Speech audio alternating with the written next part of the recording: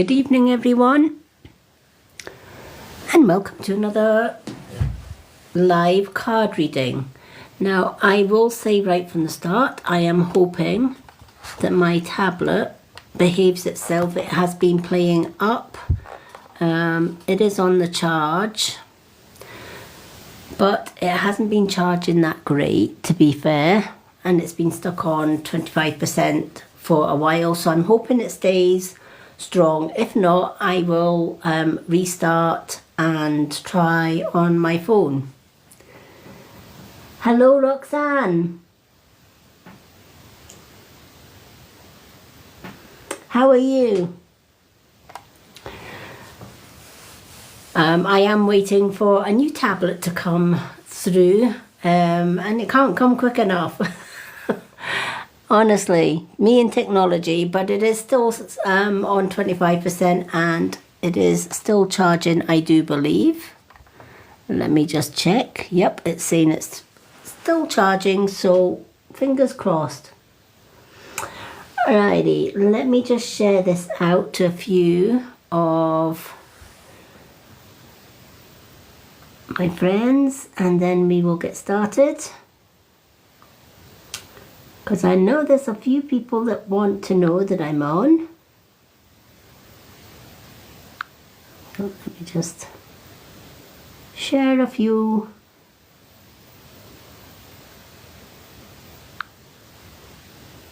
Kaza and Steph. Let's see if we can find our Jenny as well. She's here somewhere. A lovely Jenny. Let me just search for her. Let's see if we can find her. She will be there somewhere over the rainbow. Let's have a look. Just bear with me, folks. I am just searching for one of our mods. There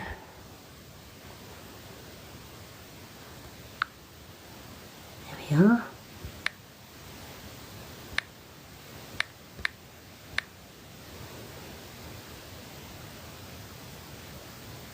There she is.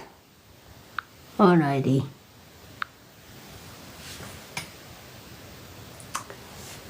Alrighty, let's catch up with some of these messages that I've missed. Hello, Lucy. Yay, Lucy's in the building. Alright, I've just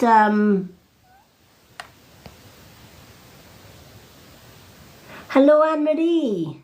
Anne-Marie's here as well. Anne-Marie's here as well. Welcome in, everyone. All right. Hello. Thank you for the shamrock. Thank you so much, honey. Now, of course, if thank you, Dolphina. If anyone wants to, friends-wise, people that I know, thank you for the heart me. Wants to pop in the box, just send me a little request. I don't accept everybody. It's just the ones that have supported me for a long time or have spoken to me in DMs and stuff like that. If you want to come into the box, then feel free to come in the box. Lucy, I don't know if you want to come in the box. Now, Dolphina, because you have sent the heart me and you've also gave me a gift. Do you know what?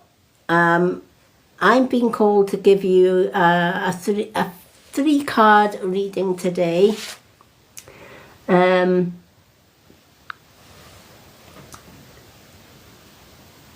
Thank you. And also you get a yes no question if you want one. If you don't want a yes no question, you can opt for a message from the book as well. It's entirely up to you. So for those that are just joining me, If you would like a reading today, it is gift readings only. But for those that do stay and interact in the live, from time to time I will be giving out 1-card readings just to say thank you for supporting the live, because not everybody can afford to gift, and I get that. But I do like to reward those that do stay, interact, and listen to the readings as well. Alrighty. Oh, thank you. Hello, Mischief Mayhem. Hello, Michelle.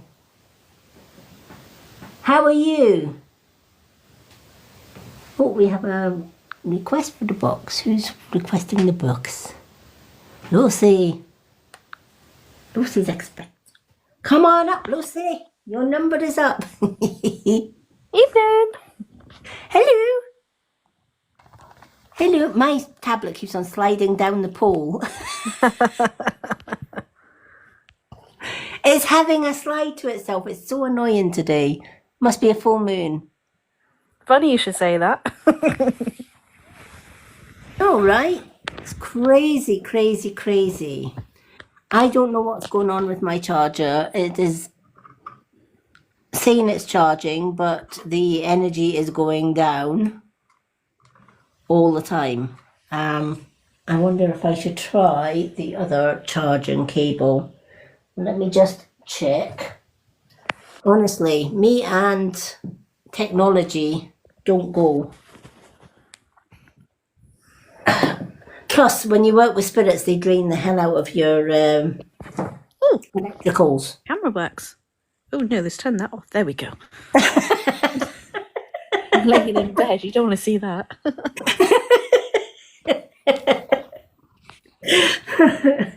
Oh dear.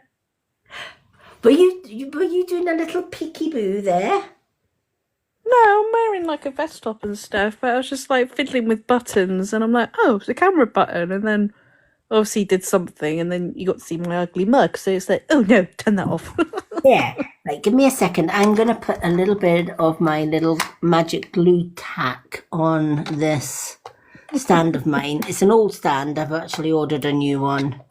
But the bit that sticks the tablets has kind of worn away after so many years of me abusing it. So I sometimes use the old faithful blue tack. Comes in handy for all sorts, that does. How's your day been, Lucy? I know you've been busy doing your arty stuff. Yes, did a few prints today. I can't remember what else I've been doing today. Did some full moon stuff this evening.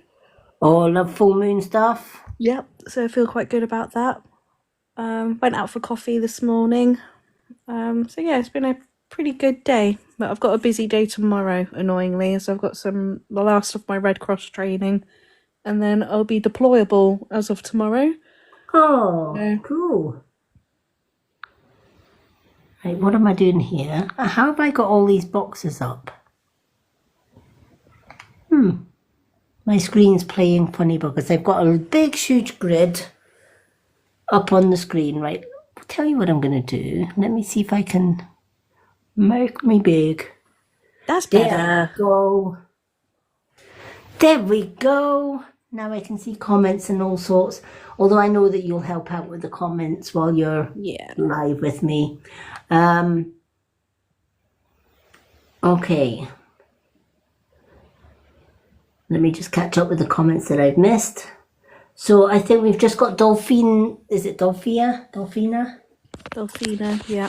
Dolphina. Dolphina, I'm going to give you a 3-card reading, and then you can choose whether you would want a yes, no, or angel message from the book. The cards that I've got tonight are moon cards, soul truth, Angel Healing.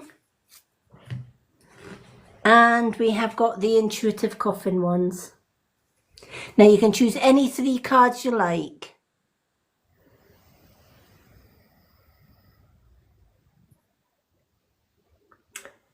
Hello, oh hello Jen. We've got another Jen. We've got a Jenny that's one of our mods as well. So Jen's an easy one to remember.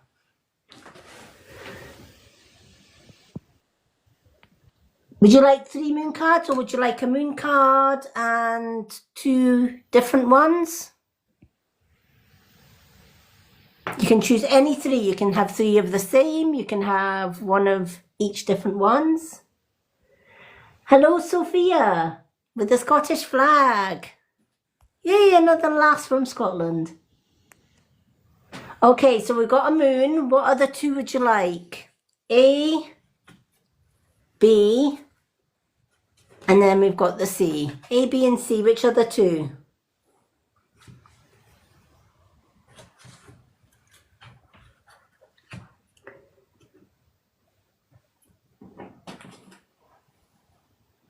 B and C. Alrighty. So that would be the angels and the intuitive ones. Yay, Lucy got a gift. Number 2 gifter. You got number 2 gifter. Number 2. Number 2. She's a number 2. Could it be worse? It could have been a number 1. Oh, honestly. Oh dear, it's going to be one of those nights. You can just tell. Yeah. You can just tell, can't you? It's just going to be one of the nights. Oh dear. It's been one of the days, to be honest. Hello, Rachel.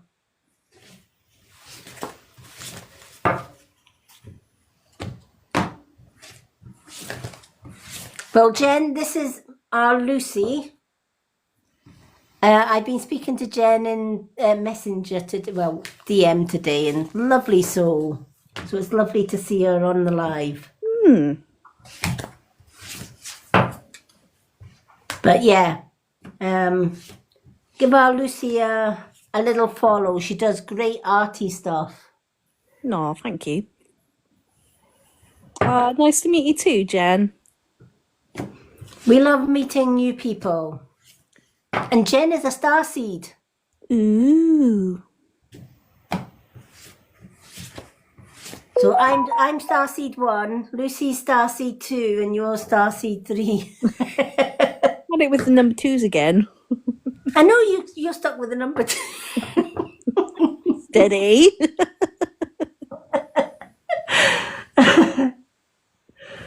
Do you know what, Jen? I'm not from. Do you know what? I've always said that. Earth's not my home. I'm just visiting. I'm passing through. Shining my light and burning everybody as I go through this life, but I'm passing through. But yeah, I'm certainly not. I don't always blend in with the earth. Human beings. I tend to vibe with the higher vibe tribes. Oh, I've got a flash goal, whatever that means. Everybody's flashing tonight. Lucy started it. I did no such thing. You did? Not. You put your camera on flashed. I didn't flash. Rude. Me? Rude? Aye, you, rude. Never. Not me. I'm in my PJs. No one wants to see that. Well, it depends on what you've got on your PJs. If it's fluffy bunnies, I want to see it. No, they're actually stars and moons and stuff, actually. Oh. Yeah, Dinksy, how many of us here are starseeds? I'm curious. I know I am. And what is star? For those that are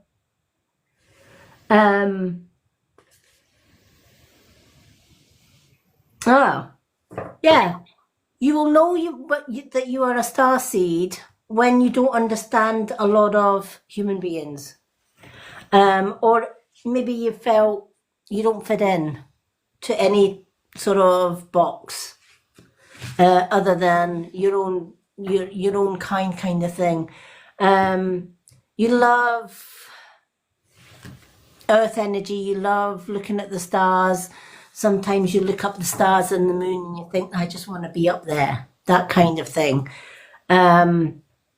You tend to sit with the high vibes, but you can't be around sort of negative vibes, negative energies. Crowds can be a little bit overwhelming for you because you've got a mix of energies, that kind of thing.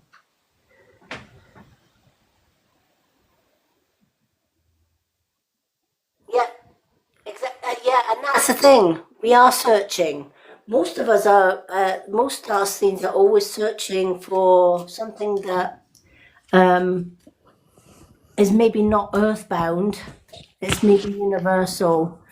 A lot of star seeds are drawn, and the earth angels are drawn to crystals, just because of the energetic properties of crystals.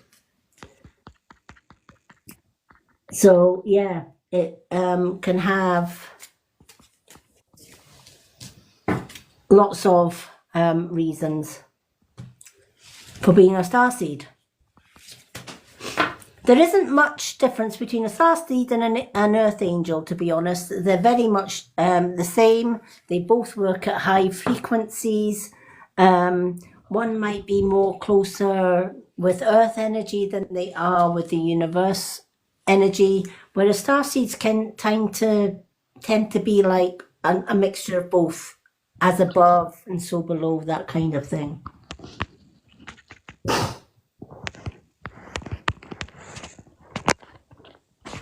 Are you having a glitchy? Sometimes I get glitchy on here. I wouldn't say you've been glitchy so far. Oh, that's a good sign. I think sometimes, Michelle, that TikTok can play up. Because sometimes I go live and it's glitchy, and then other times I go live and it's not. Oh, I love crystals. I would be, do you know what? If they stuck me in a room with no crystals, I think I'd cry. Literally. If I can't have crystals nearly, I am not a happy bunny. It's like people that have to have their coffee put, well, that's me as well.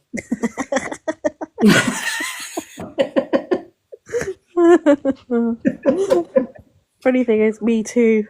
As soon as I get into work and I'm like, oh, I need a coffee. Like, one of my colleagues will do coffee, like, make tea and coffee, and they just look at me and I just go, yup. Have you seen those coffees on TikTok? They're all different flavors. No. Oh, they come in a big tin, and it's instant coffee. They come in little sachets, and all the sachets are different colours and different flavors. Right. So you got like mint flavored ones, caramel, and I thought I need to try them. So bad, I know. She's drinking coffee right now. Is it decaf or have you gone full calf? Oh, it's got to be full cut. Oh, Dinksy is Dinksy, you're a coffee holic too. Let me give you a little cheeky follow. Do you know what? I'm like, don't speak to me until I've had my first coffee. That's my vibe in the morning. It's like, ooh.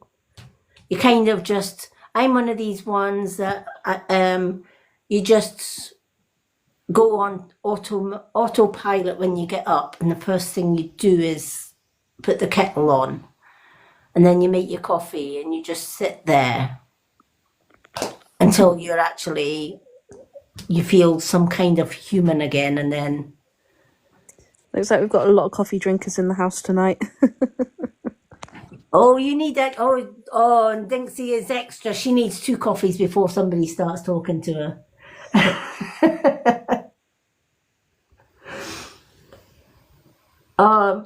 You like? I think we've got a lot of coffee drinkers in here. That's why we're as high as kites tonight. We've had our caffeine fix. Mind No, you, I'm there's just, worse things to be addicted to.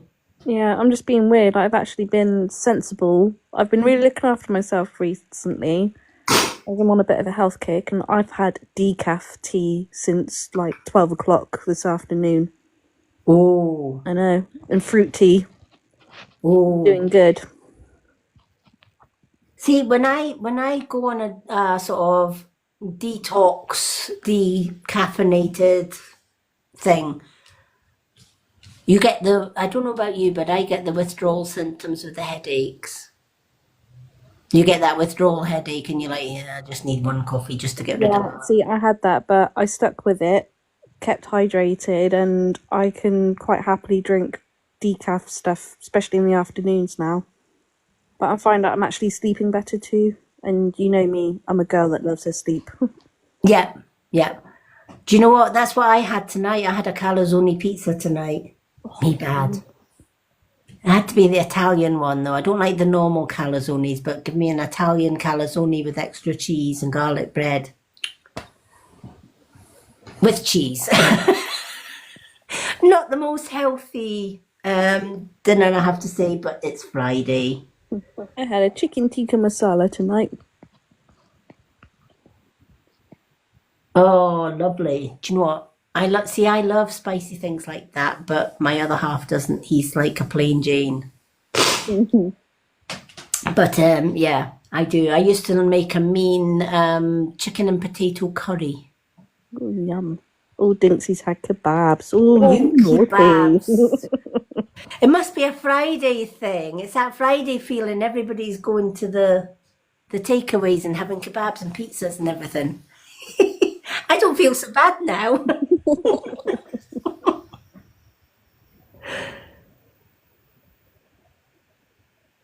I can have a coffee, then go to bed and fall straight to sleep. No, you're not strange. I can do that as well. Witchcraft, that is. That is. Absolutely. Do you know, years ago, you won't believe it, seeing me today, but years ago, when I was going through a lot of abuse with a narcissist, I yo-yo dieted a lot, just because of comfort eating. And believe it or not, I went up to size 26 in clothes, which was huge for me. I was at my unhealthiest. And you just get to a point where you say, no, enough is enough. And I decided I'm not going to call it a diet. Because the minute you say that you're on a diet, you're on a path to failure. So I said, you know what? I am on a health kick. I'm on improving myself and not depriving myself. And I joined a weight loss thing, and back then it was Scottish Slimmers. And they had their own meal plan. So did I. And it wasn't theirs. And I decided I'm just going to take a large plate, dinner plate, and turn it into a side plate. And I'll have the same meals as I always have, but on a smaller plate. When you fill a smaller plate, it still looks like it's a full plate, right? Your eyes get deceived. And you actually still remain full eating from a smaller plate than you do a big plate. It's you just load your plate. And then I decided Monday to Saturday, or should I say no, Sunday to Friday, I would be really, really good and stick to a relatively healthy small portion meals. Saturday, however, all bars out the window. I could eat whatever I want. So if I was craving cake or biscuits or something that I needed, I knew if I stayed good I would have that cake on the Saturday, and I would probably have them at 10, to be honest, to make up for the ones that I missed during the week. But, and a lot of people say, oh, that you're not going to lose weight that way. You're still eating the bad stuff. But believe it or not, I lost 4 stone in 4 weeks, which was crazy. But I was just more determined. It's not, you know, the minute you say you can't have, that's when you want. Oh, crisps.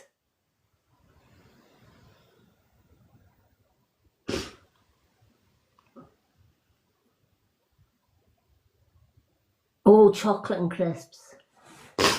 Yeah, I'm a sucker for chocolate and crisps.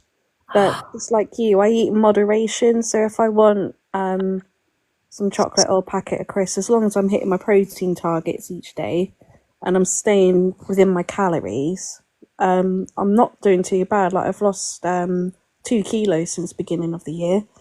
Wow. It's going slowly and steadily, but yeah, you can't just deprive yourself of all things that you love. Like it is all about balance, and it is important. Okay, your mum lost half a pound and she's not impressed, right? £2 is a bag of sugar, right? £1 is half a bag of sugar, right? So half that. So your mum has lost a quarter bag of sugar. Now, if you weigh a quarter bag of sugar and hold it in your hand, that's a lot of weight, believe it or not.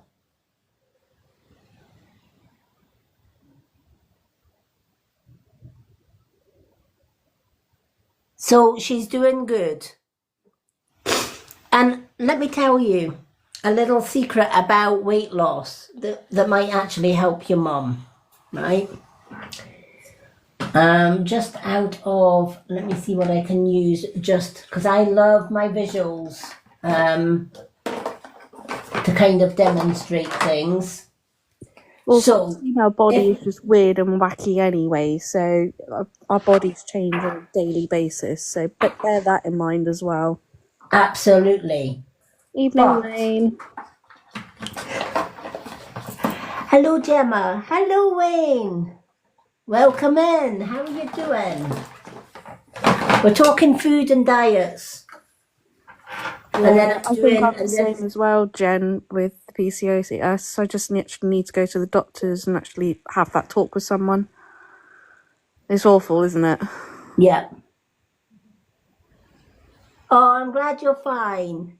So imagine this is a pound of fat, right? Looks big, fat, and bulky, right? And it's heavy. Imagine this is muscle.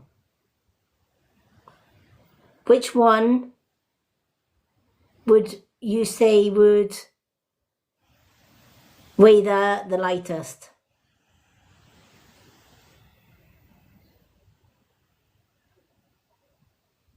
Which one would weigh the lightest? The big, fat, bulky one or this one?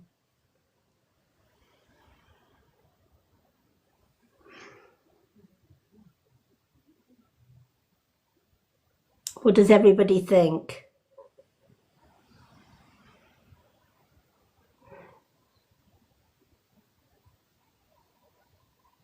Wayne's going for the muscle. What if I told you that both weigh a pound? Right? Both weigh a pound. How can that be, right? Pound of fat is more dense, but still weighs a pound. When a pound of muscle is leaner, right?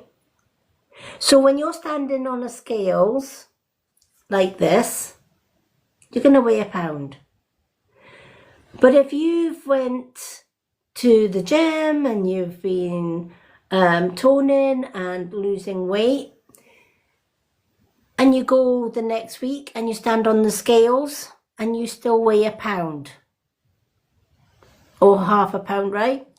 You might think, I've done all that work for nothing. No, because you're standing on the scales with a pound of muscle. You went from a pound of fat to a pound of muscle. You're still losing the fat, but you're gaining muscle. So always remember that if you are losing weight and the scales do not tell you that you're losing weight and you stay the same, but your clothes are getting looser. I threw my scales out the window. I won't lie. I threw the scales out the window. Because your scales will weigh weight, right? But if you go by your clothes, if you're losing, but you're not losing on weight, your clothes will get looser. If you're not losing and you're gaining a little bit of weight, your clothes will get tighter.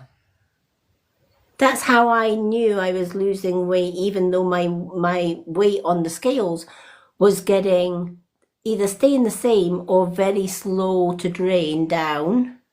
But my clothes told a different story. My clothes were pretty much falling off me.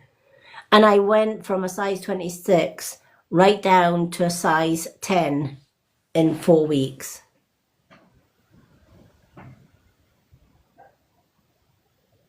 Exactly, yeah. Yeah, so many people get fixed on scales, and that's why I never hardly went to the classes, because they stood on your scales and they says, oh, you've put on a pound. And you're thinking, how can that be that I've put on a pound, but my clothes are getting small, you know, my clothes are getting bigger. And you go home and you think, sod it, where's that apple pie? Sod it, where's that biscuit? I've done all that work and it's just gone out the window, right? That's why many diets fail, because the diet industry will want you to rely on your scales, right? Even though you're losing and the scales are telling you you're not losing, but your clothes are getting smaller, clothes are getting bigger, should I say, and you're getting smaller. Listen to the clothes, right? If your clothes are getting bigger, you're losing weight. If your clothes are getting smaller, you're gaining weight. You don't need scales to tell you that.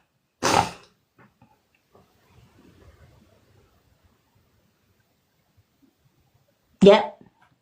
And when you get to the menopause, that's a whole different ball game. That's when you get the mum tums and the, like, where did that come from?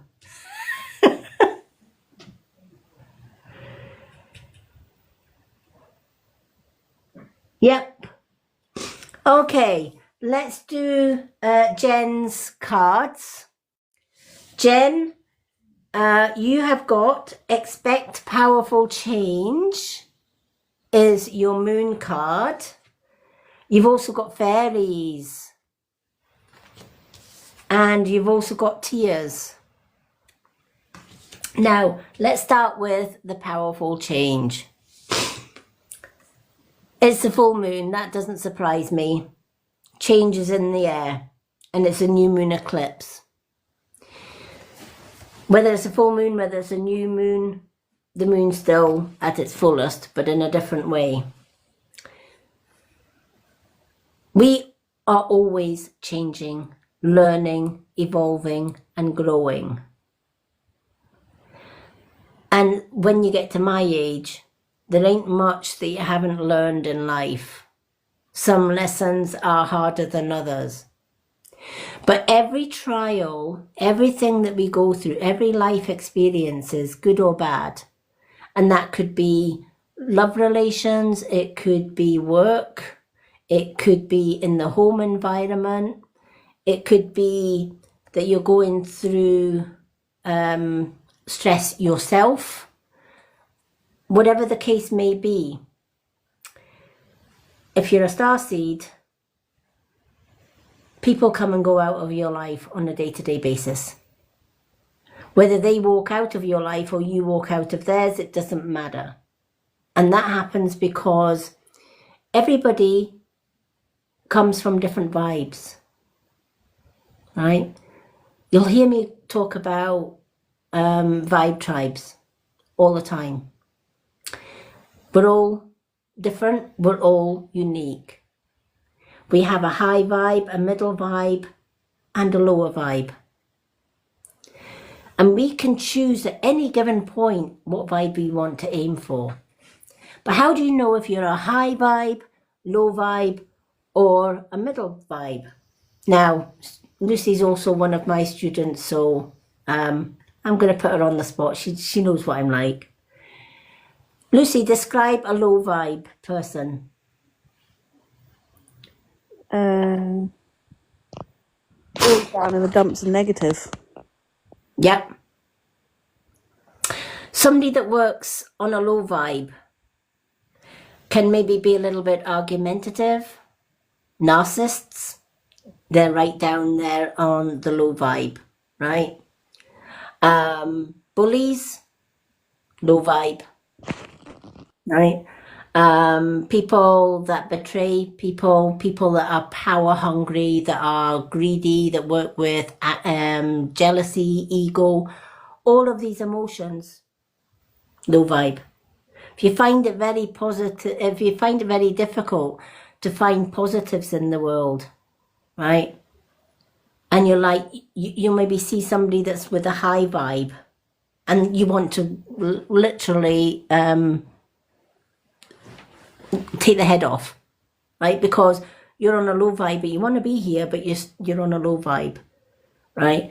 And a lot of low vibes do not get on well with high vibes, right? And a high vibe will constantly be attacked by a low vibe, constantly, right? That's because a high vibe has a brighter vibration than a low vibe. I mean, literally blind the low vibes.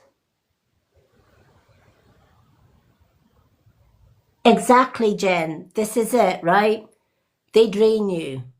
And the reason that they drain you is because your light is blinding them, right? And the only way they're going to dim your light is to bring you from here to there. And the only way they're going to do that is they're going to chip away at your armor. But they don't come in wild and fast and chip at your armor. They love bomb you, right? They don't come in as a narcissist. They don't come in as a low vibe, right? Their aim is to put that fishing hook out there, right? Throw the fishing line out. Dangle the worm until you actually bite that worm. Then they'll reel you in. Once they've reeled you in, that's it, you're fish on the plate, right? So a low vibe that is blinded by a high vibe is going to love bomb you. I think you're wonderful. I think you're amazing. Right? So if I was going to low vibe Lucy to bring Lucy's vibe down, I'd say, "Oh, Lucy, your art is wonderful," which I always do anyway. You know, or do you know what? I envy you. You've got a wonderful complexion. You've got a wonderful home. You've got a wonderful dog. And, oh, me and you could be besties for life. And here, I'll buy this for you. And I'll buy that for you. And, you know, this, that, and the next thing, right? And Lucy's like, "Oh, this is great. I found my wee bestie here. We're going to be besties for life, right?" And then you share each other's stories, right? Lucy's telling me her life story. And before you know it, I'm telling her mine, etc., right? Yeah, those low vibes are gathering their little info, right? I want to know all about Lucy. Want to know what's making Lucy click, what's making Lucy vibe, all of that, right? Then when they've got that, that's when they go in for the let's kill Lucy. Let's just pull her down now, right? So they might criticize. Do you know what, Lucy? That last print wasn't as great as your other one. You could do better. Oh, do you know what? I think, you know what, you're wearing too much makeup. Or, you know, maybe you should change that. Or maybe you should do that, right? Or, you know, I think you're wonderful, but then they'll go behind Lucy's back and try and get the world to hate on Lucy, right? I call that Chinese whispers. By this time, Lucy's went from here and she's slowly going down, right? A vibe is getting pulled and drained. That's where the draining comes in, if you allow it, right? Now, Lucy has a choice. When Lucy feels that she's getting pulled away from her high vibe tribe, what would Lucy do?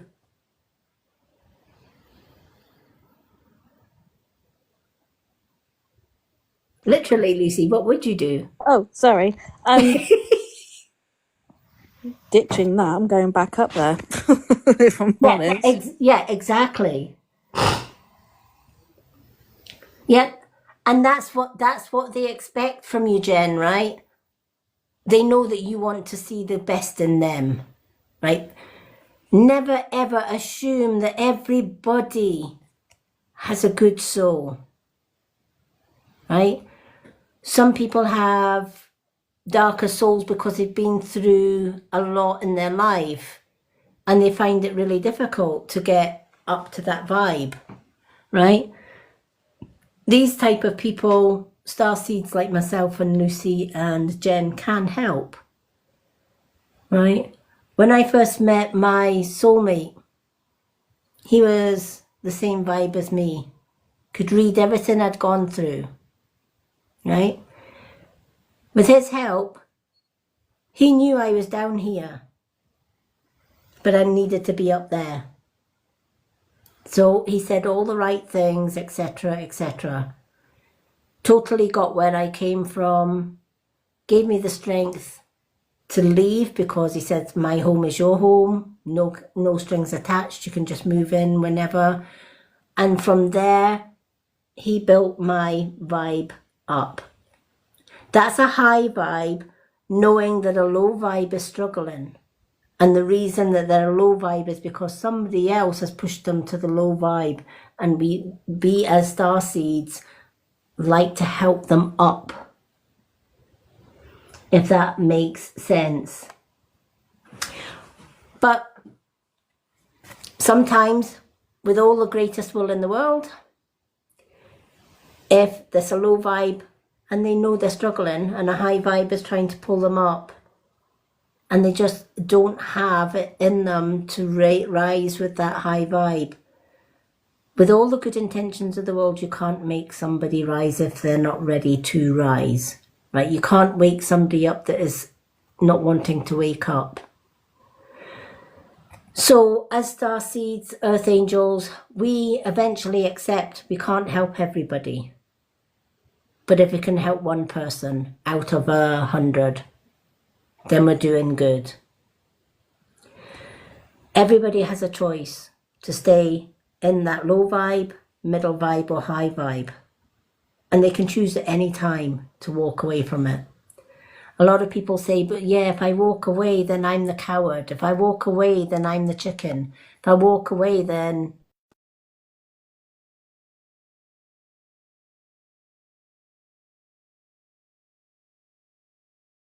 I hate these little messages that come up. And that's where they can kind of fall into, I don't want to be helped kind of thing. Yeah, that's a good one as well.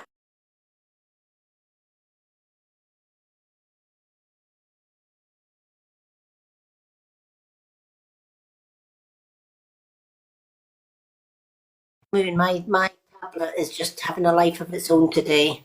I'm back. My tablet is having a life of its own. Let me just see if I can just tilt this a little bit. There we are. So yeah.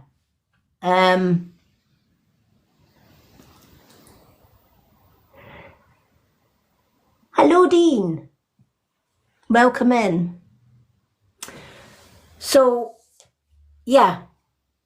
Sometimes that can happen, Jen. Do you know what? I'm going to lower my stand a little bit because now I'm up in the rafters. This is just one of these nights. There we are. Just so that I can tilt my tablet a little bit. I am getting a new stand tomorrow, so we should be fine tomorrow for tomorrow night's live. There we are. That's a little bit better.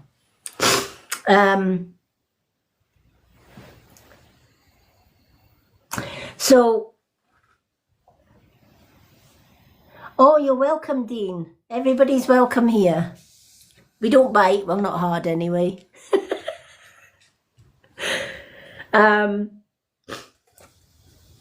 So where does this powerful change come in for you? The powerful change will come in for you, Jen, when you realise, one, you can't help everybody. And you know what? You are going to help some people to rise. And when they rise, that goes to the head. And it's like, well, thanks, Jen. You got me up here. Now I'm going to kick you. That kind of thing. Hello, RKP. RKP, sorry. To get a reading, there are different ways of getting a reading. You can, if you look at the gifts at the top or the goals at the top, a heart me gets you a yes, no. A sign language gets you 2 cards. And family heart gets you 3. But throughout the live, for those that do stay and interact, etc., I do give away free 1-card readings as well. Just to reward all the ones that do stay long term and support the live.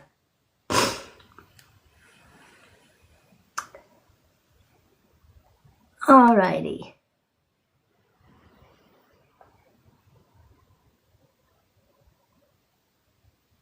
Thank you for the, let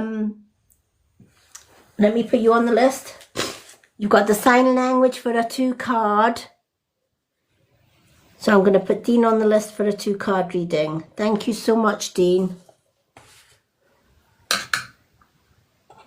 Alrighty. So you are on the list, Dean, so hang around. You're more than welcome. I'll even throw in a little angel book reading for you as well. So you can get a 2-card and an angel book reading as well. So for Jen, your first card is all about big changes, right? Realizing that, one, you are a starseed. You are going to have people going for you. You are going to have people gunning for you, etc. All right? But they're the low vibes. Remember, you're up here, right? Do you have to put up with their behavior? Absolutely not. Walk away. Walk away doesn't mean to say that you're weak. Walk away doesn't mean to say that you're coward. It's just your way of politely and quietly and non-dramatically taking yourself out of the equation, right? I'm a Capricorn as well, and typical Capricorn style. If I feel under threat, I take myself away from the equation and I walk out. And they never see me again. And a Capricorn, once a Capricorn walks out of your life, game over. I just never go back. It's just you set yourself, you set boundaries, basically, right? If people respect you and they honor you, etc., that's your vibe, right? They're working at this higher vibe, right? Remember, low vibe. They're not happy with their lives. They've maybe been bullied in their lives. They've maybe gone through trauma, etc. It's not their fault that they're in the low vibe. There are some people that are low vibe that are absolutely, they own that crap, right? Because they are maybe narcissists, power hungry. They may be abusers, that kind of thing, right? So they're quite happy being at the low vibe because that's where they get power hungry, right? Middle vibe. Middle vibe can be somebody that's healing from the low vibe. Middle vibe might be somebody that's maybe got out of a narcissistic relationship and they're kind of at the middle, but they're still being attacked by other people, other low vibes, right? Because they're rising a little bit, so their aura is a little bit brighter. And they're trying to push up here, and they're kind of getting pulled down. They want to be up here. They don't want to be down there, but they're kind of stuck there. They're the middle vibes. They're the middle vibes that just do not want to be down here. They want to be up there, but they've still got a bit of healing to do. They've still got a bit of detachment, as I call it, to do. Then you've got the high vibes. There's just no way when you're up here that you want to go down there again. And to stay up there, you have to set boundaries. There is no ifs, buts, or maybes about it. You have to basically grow a thick skin. And you have to tell yourself on a day-to-day basis, this is not my fault, right? I did nothing wrong. I did nothing to deserve getting pulled down. In fact, you did everything right, right? And it's because you did everything right that you're getting pulled down. Once you realize that, this is where the powerful changes come in. This is where you've reached this point and you think, do you know what? No, I actually like it up here. It's peaceful. There's no drama. There's no bullying. There's happy vibes. I can go into my own little meditative world. I can meet other starseeds. I can link with other starseeds, etc. And I can be a happy bunny. I don't want to go back down there, right?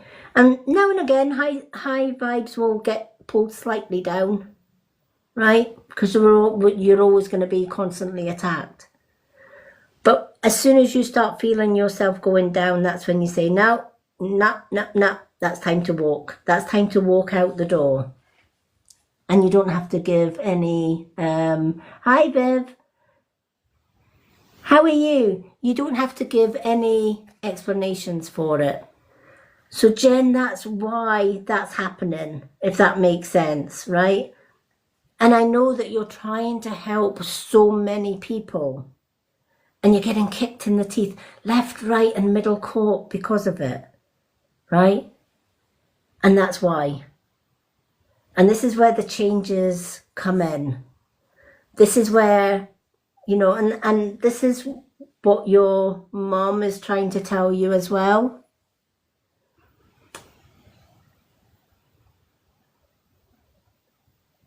Yep, it is. It is. But that's where you've got to break off, honey. All right? That's where you've got to, you know, kind of say, well, do you know what? I have to protect me. I have to protect my energy. If that energy around me doesn't feel right, I have to just step back, right? Because if you stay in that energy, you're going to get hurt.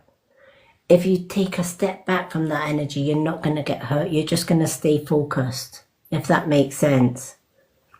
Now, certainly I can help you along with that. Anytime that you want, just drop me a DM, which I know you do anyway. But this is what this card means, right? You're changing. You're waking up, right? You're going from the low vibe. Right now, you may be in the middle, right?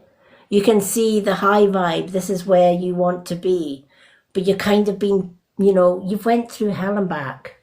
So you're kind of getting pulled down here, right? And people are going to keep pulling and pulling and pulling. You just need to then say, nah, I'm setting my boundaries. Setting down my boundaries. I want to be with my higher vibe. And that's where you rise. Now you can be honest with somebody and say, do you know what? I'm just going to take myself off. If you need me, I'm here.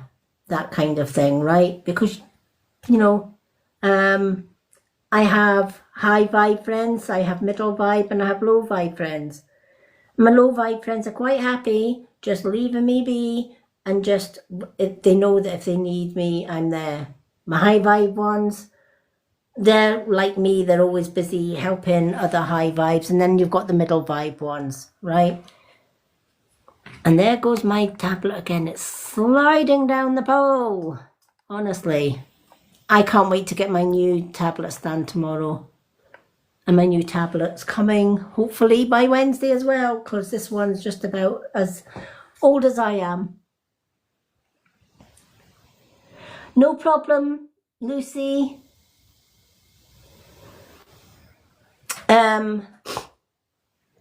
So definitely watch out for these changes, all right? If there's something you don't understand, especially when you're waking up, especially when you're rising from that vibe, give me a shout, give me a message. I'm there, all right? Your second card, fairies. This is where the magic happens. You've got the fairies. Let's see who we got. Oh, there she is. You have the fairies, and the fairies' message. You have a strong bond with the fairies, and your life purpose will involve helping Mother Nature. Again, there's that energy that works with the high vibes, right? This is why you have that strong urge. Why do I not fit in here? Why am I feeling like I'm the black sheep here, that I just don't understand everybody that's around me? That's why, right? When you're in the high vibe area, it's Mother Earth, Father Sky. You find that Earth's not your home. You feel that the universe, the Earth is all, you know, the Earth is part of it, but you're more universal.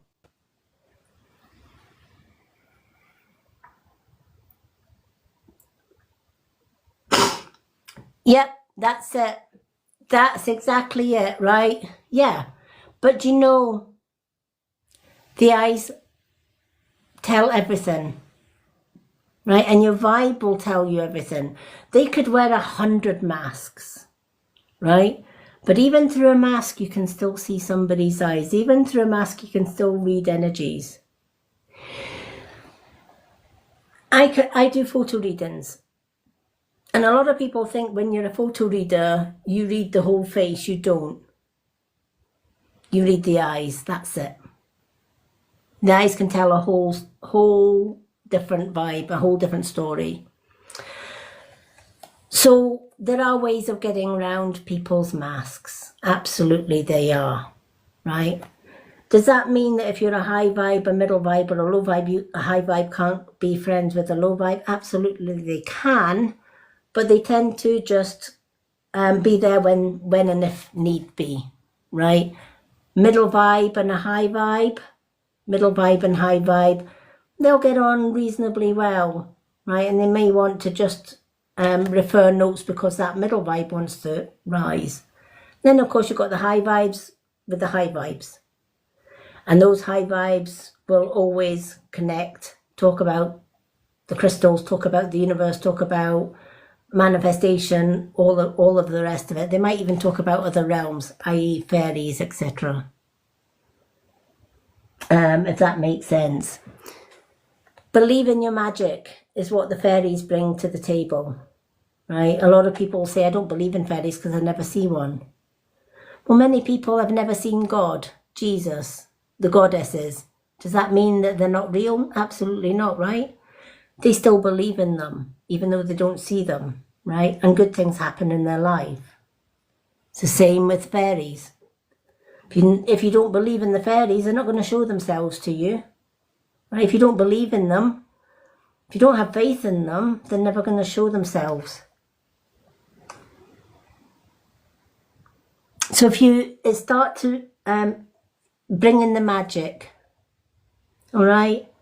Start believing in the magic. Believe that, yes, you know, and accept. This is the thing. It's accepting that you're different. It's accepting The higher vibes are just struggling with the middle and the lower vibes. We definitely struggle with low vibes. I do very much so. But my way of dealing with that is just keeping a distance. I have 3 circles of friends. I have a teeny tiny small circle, right? They're friends that have maybe been with me for many years. They may know my friends, they may know my whole family circle.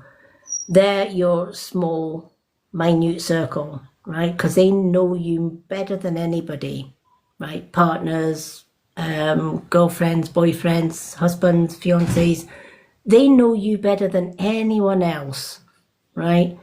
And they're with you because 1, they want to be with you. 2, you vibe with their tribe, right? And 3, you know their story as much as they know theirs. That's your small, tiny inner circle. Then you have your next outer circle.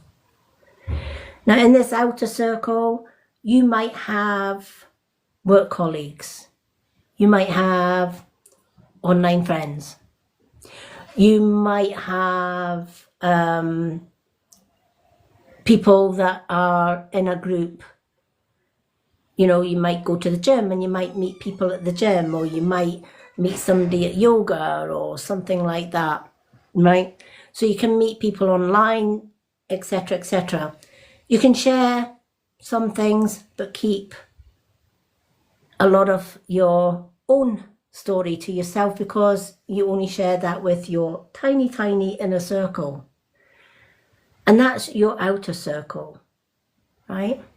And then you got the big circle, right? You got the bigger circle. That's everybody else, right?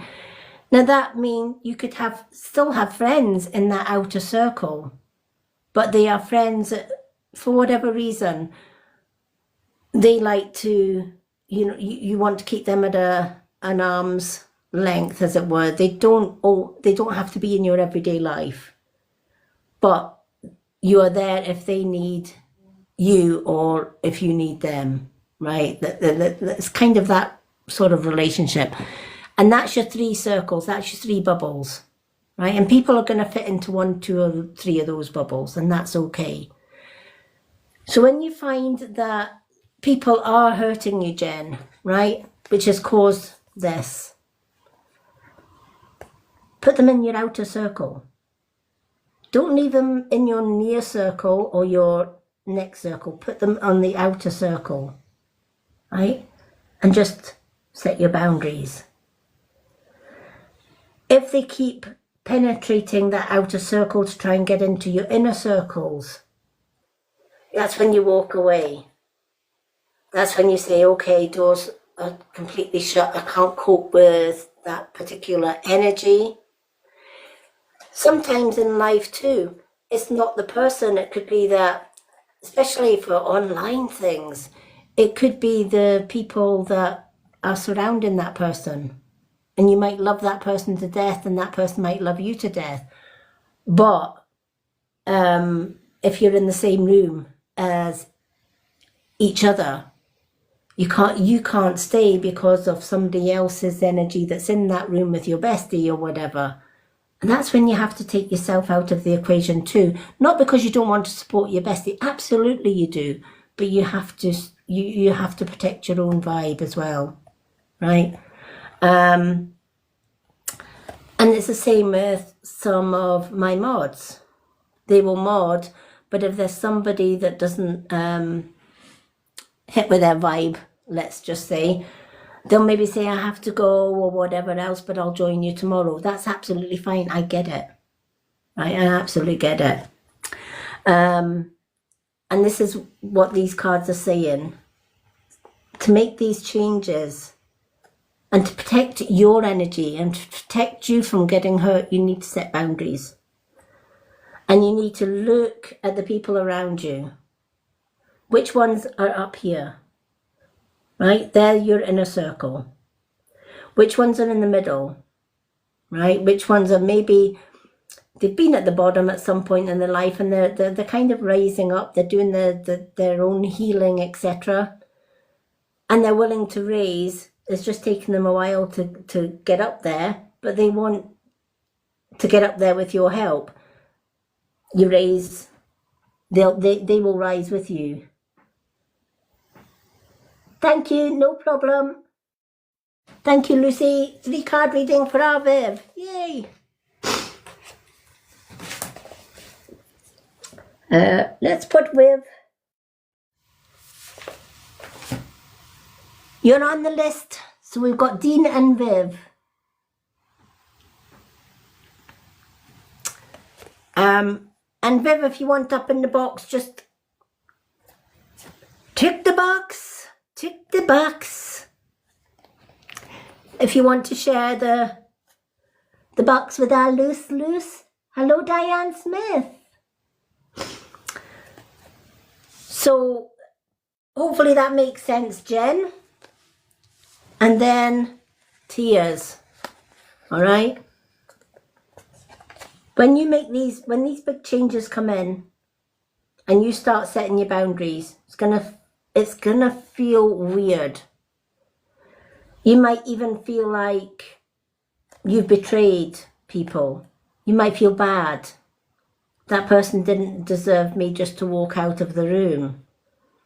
But if they get where you're coming from, totally, they should understand that there are people around them that you can't be around. That doesn't mean to say that you completely ignore. You just kind of walk out of that particular room and wait till you're in an environment where you feel safe or you feel better. Oh, I'm glad you popped in to say hi. Always lovely to see you, Diane. I hope you're keeping well.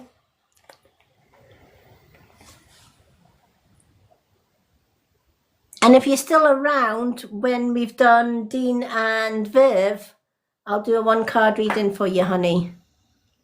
Haven't done your reading for months, for a long time.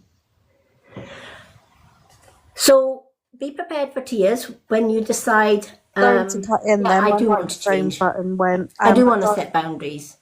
I do have to sit and I do have to work out who I can be around, who I can't be around, who's going in my inner circle, my middle circle, and my outer circle. Once you start working on you, once you start working on yourself, that's when these big, powerful changes are coming in, right? You have that light bulb moment, right? Some people will always be on a lower vibe.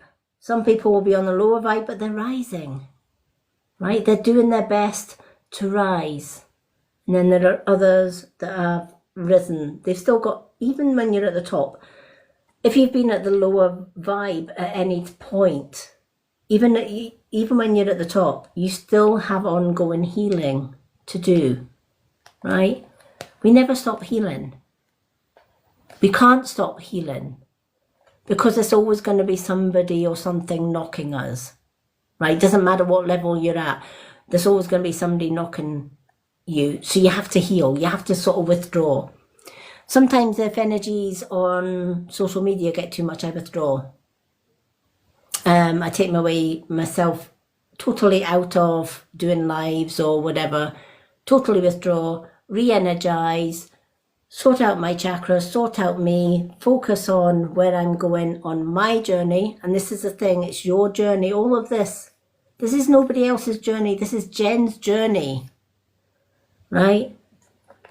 Everybody around Jen doesn't have to understand Jen's journey. They don't have to understand Jen, right? Because you're never going to get everybody understanding you, right? It's only your very tiny, small inner circle that's going to ever truly understand where you're coming from. But once you've sorted your little circles out and you realize this is my small circle, I'm safe. This is my safety circle. This is my middle circle where I'm there for friends, etc. Unless I'm in a room with those person and there's a lot of negative people in the room with my friend, then I'll retreat. I don't expect them to retreat from the room because they've got a right to be with their friends as well, right? But I will retreat. That's how you kind of look at it. That way you're still there for your friend if and when they need them, but you're also protecting your own energy, if that makes sense. So I hope these cards make sense to you, Jen. Is there any questions you want to ask?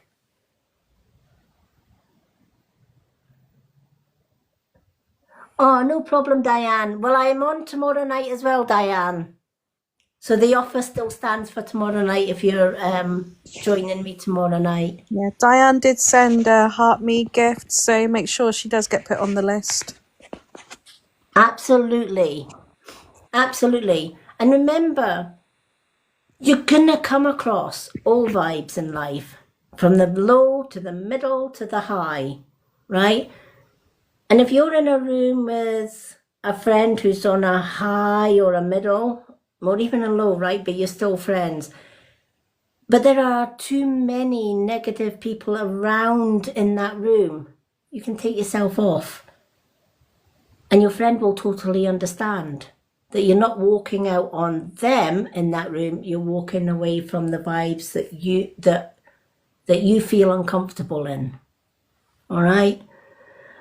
Once you've set those boundaries, and it's a work in progress, you're always going to be adjusting your boundaries, right? As you said, there are people that wear masks. And it's only when they take off their masks or whatever else that you realise, wait a minute, that person's in the middle one. She shouldn't be in the middle one. She should actually be in the close one, right? But she's worn a protective mask. So therefore, she was protecting her boundaries or his boundaries. But now that I see her or him without the mask, I'm adjusting that one. I'm putting her or him in the smaller one. Or, wait a minute, that person's mask come off. Maybe I don't vibe very well with that person. I'll put them in the outer circle at the minute because that's where I feel safest. So it's setting out your boundaries and protecting your vibe if you need be, whilst fitting into everybody else's vibes. You're more than welcome. I'm glad you got that reading. Do we still have Dean here? Yeah, I do believe he's still in.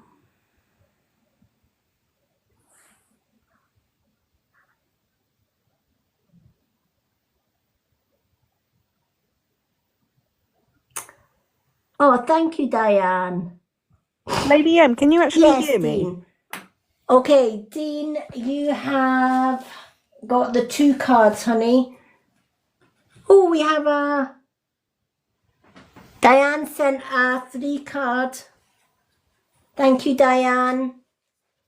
I'm going to put Diane with a heart next to it, so that if Diane's not around for that and somebody else needs it, and even if they don't need that, Diane, I will gift it to yourself or somebody tomorrow as well. It's on the... Oh, Diane sent a heart me as well.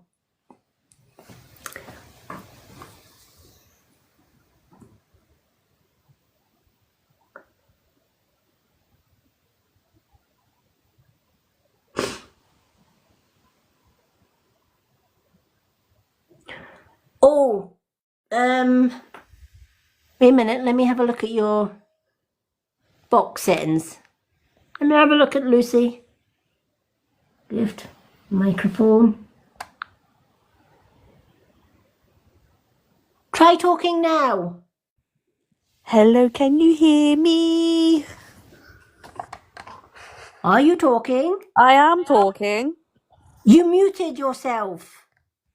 I was on mute earlier. I took myself off and I'm yapping away and nobody could hear me, so I don't know what happened. Yeah, I've just checked your settings, honey. You muted yourself. I definitely came off mute because I was like, Diane sent a heart me gift. Diane sent a heart me gift. And nobody was acknowledging me. Stupid microphone. Yeah. Just make sure you're not muting yourself all the time. Well, I know that. Even when Viv gifted, I was like, Viv sent a gift, Viv sent a gift. And again, like, Mike didn't work out, so hence why I typed it out. All right. I hate technology. Tell me about it. My honest to God, I'm going to swing for my bloody tablet today. I've actually ordered a new tablet yesterday and a new stand. They were half price on the TikTok shop. Woohoo.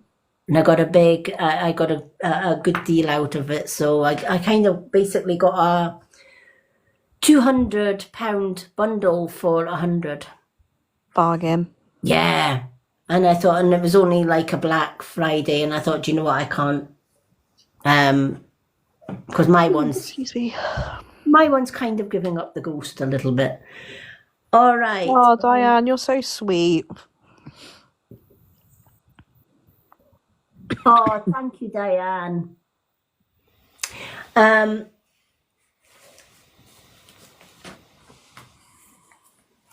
Before I do Dean's, I don't know if Jen wanted an angel reading, but if you do, Jen, I'll do an angel book reading for you as well, because you did send a heart me as well. And I'll do if Diane, if you're around, I'm going to give you an angel book reading, even though you've gifted a 3-card reading for somebody else.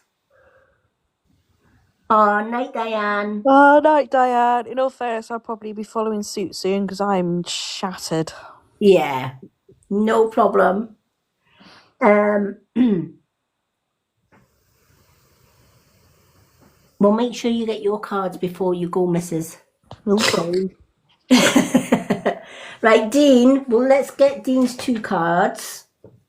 So, Dean, you have a choice of Soul Truth, Angel, or you have the intuitive ones. Any 3. I mean, it has the moon cards as well. So any 3. You can pick one of each types. It's up to yourself.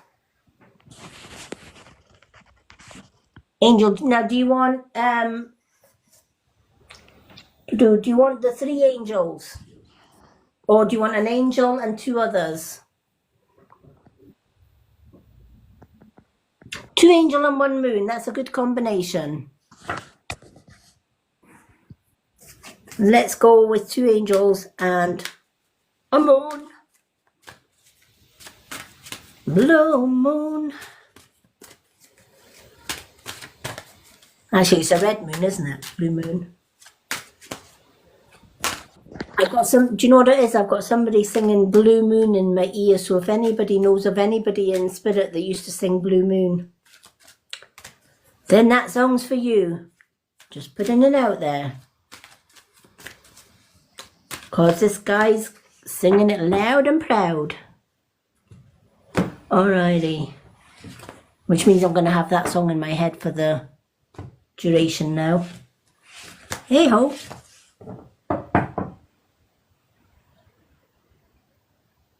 Oh, it could be your granddad Jack. Was that one of his favourite songs, Jen? Was he a singer? Because I feel this gentleman loved to sing. He was a bit of an entertainer as far as singing goes. That's what I'm picking up from this gentleman.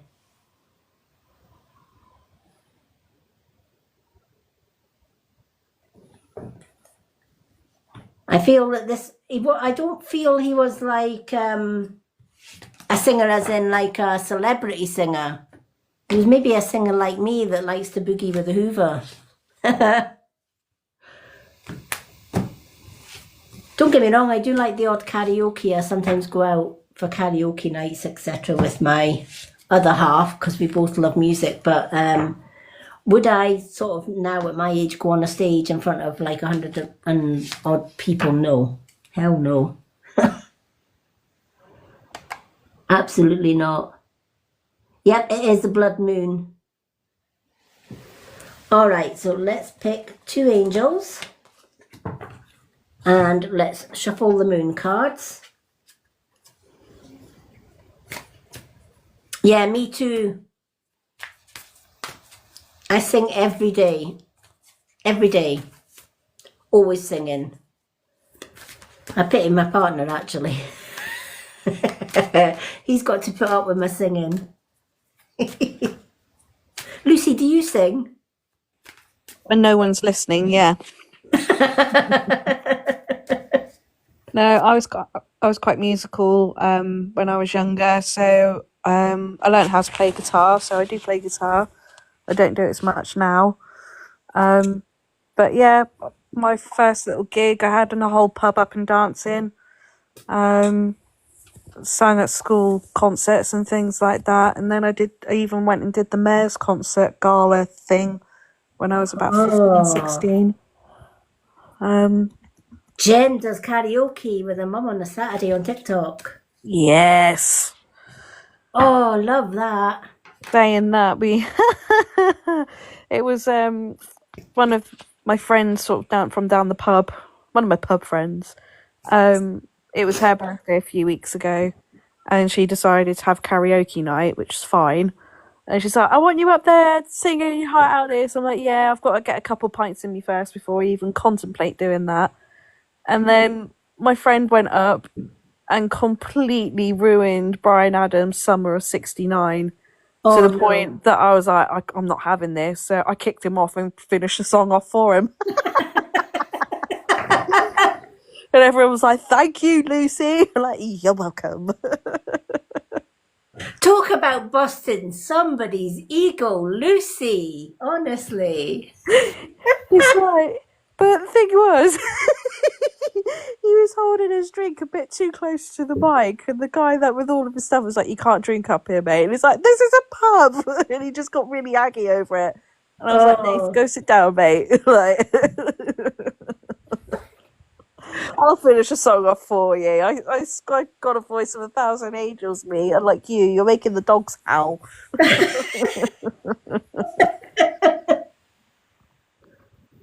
Oh, no problem. No problem, Wayne. See you when you get back, pal. Thank you for the roses, Viv. Viv, you want to come up in the box? Alrighty. You can come up on the box. See you all soon, Wayne. Let's get Vivi up. Let's get Viv. Where is she? There she is.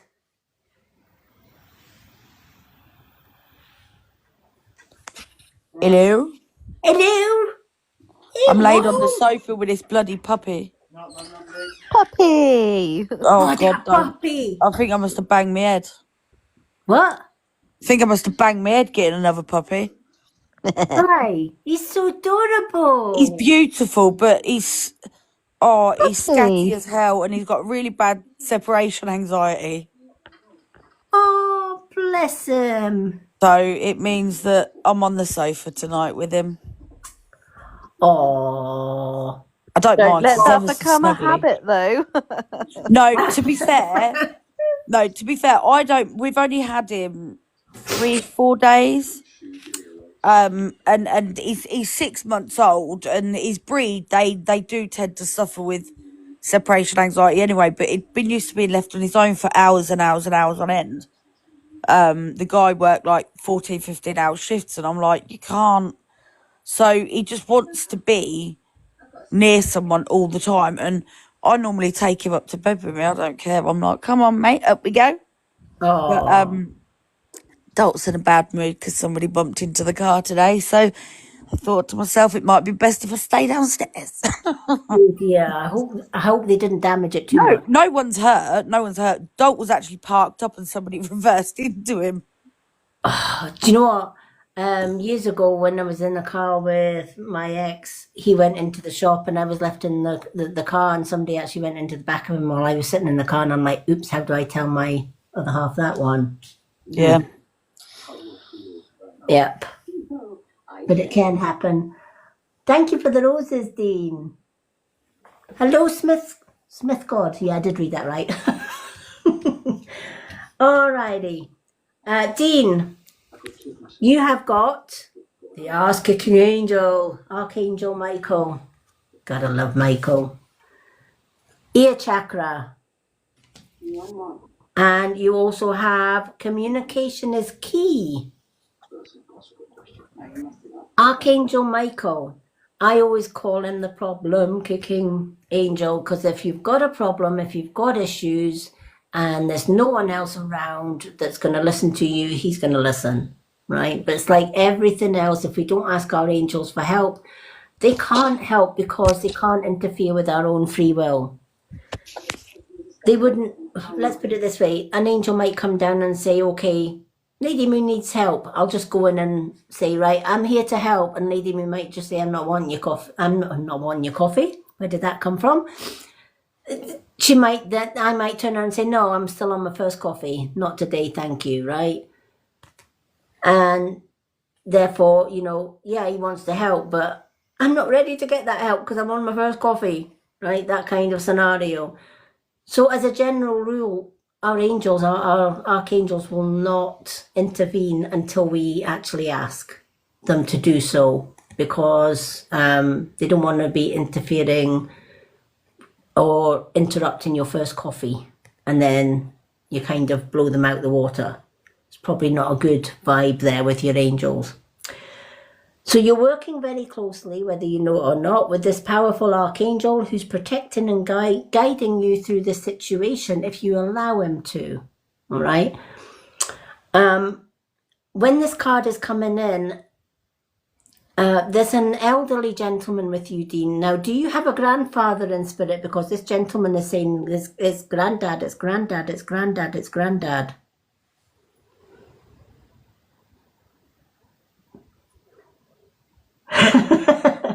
I know, right, Jen? All right. Thank you for confirming that, right? Because your granddad's bringing this. He's coming in with this angel, right? There's a lot of stress around you just now.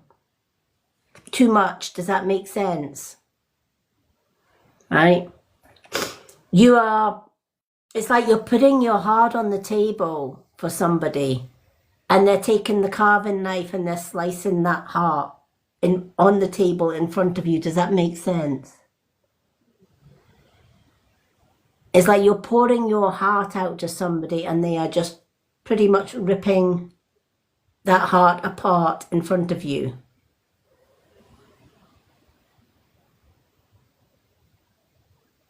It's like you can pour out all of the love and all of the emotions.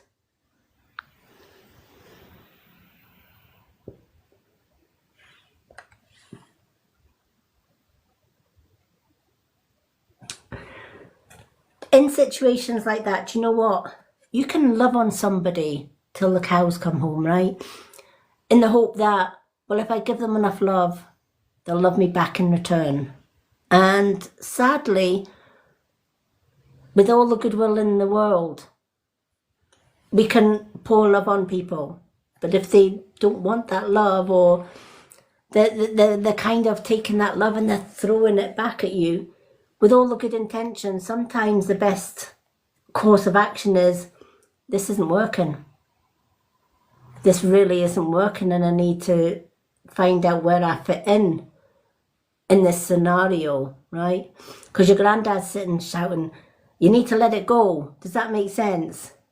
I feel that this gentleman was very much old school. It's like, if they dish you, if they disrespect you or whatever else, you're giving them everything on a plate. You're giving them all the love. You're giving them all the whatever, and they are just slicing that heart up on the platter in front of you, right?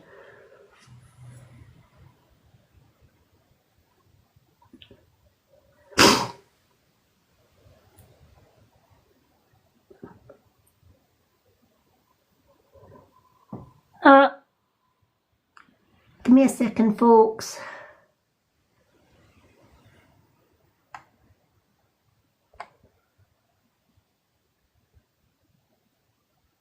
Cameron, what are you doing? There we go.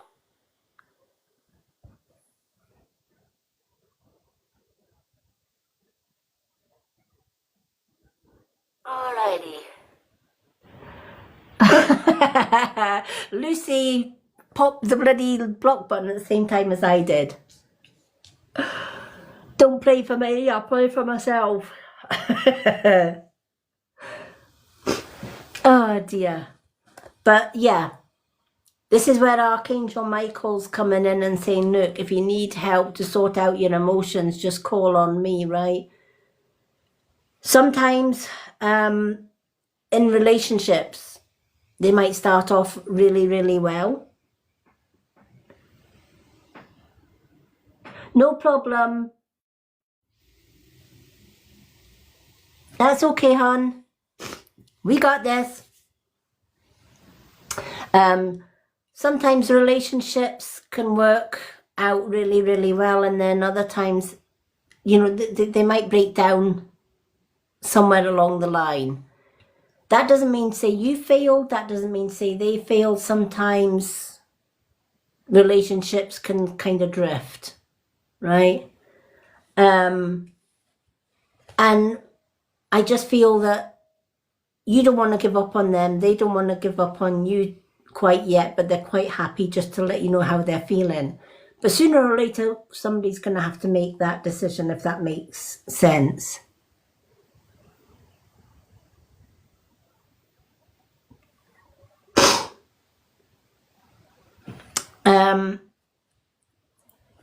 Don't be somebody's doormat, is what your granddad's saying. I don't know if that makes sense, but he's saying don't be somebody's doormat. Self-respect has got to come in here. You've got to think of you. If a relationship is one-sided and you're giving and giving and giving and you're not getting back anything whatsoever, then sometimes something has to give, and sometimes you just have to walk away. And it's not easy to do when you love with all your heart, because you do. When you give your heart 1,000%. But if that's not being returned to you with all the goodwill in the world, sometimes there comes a point where, okay, it's not working. Where do we go from here? Do we split and remain friends?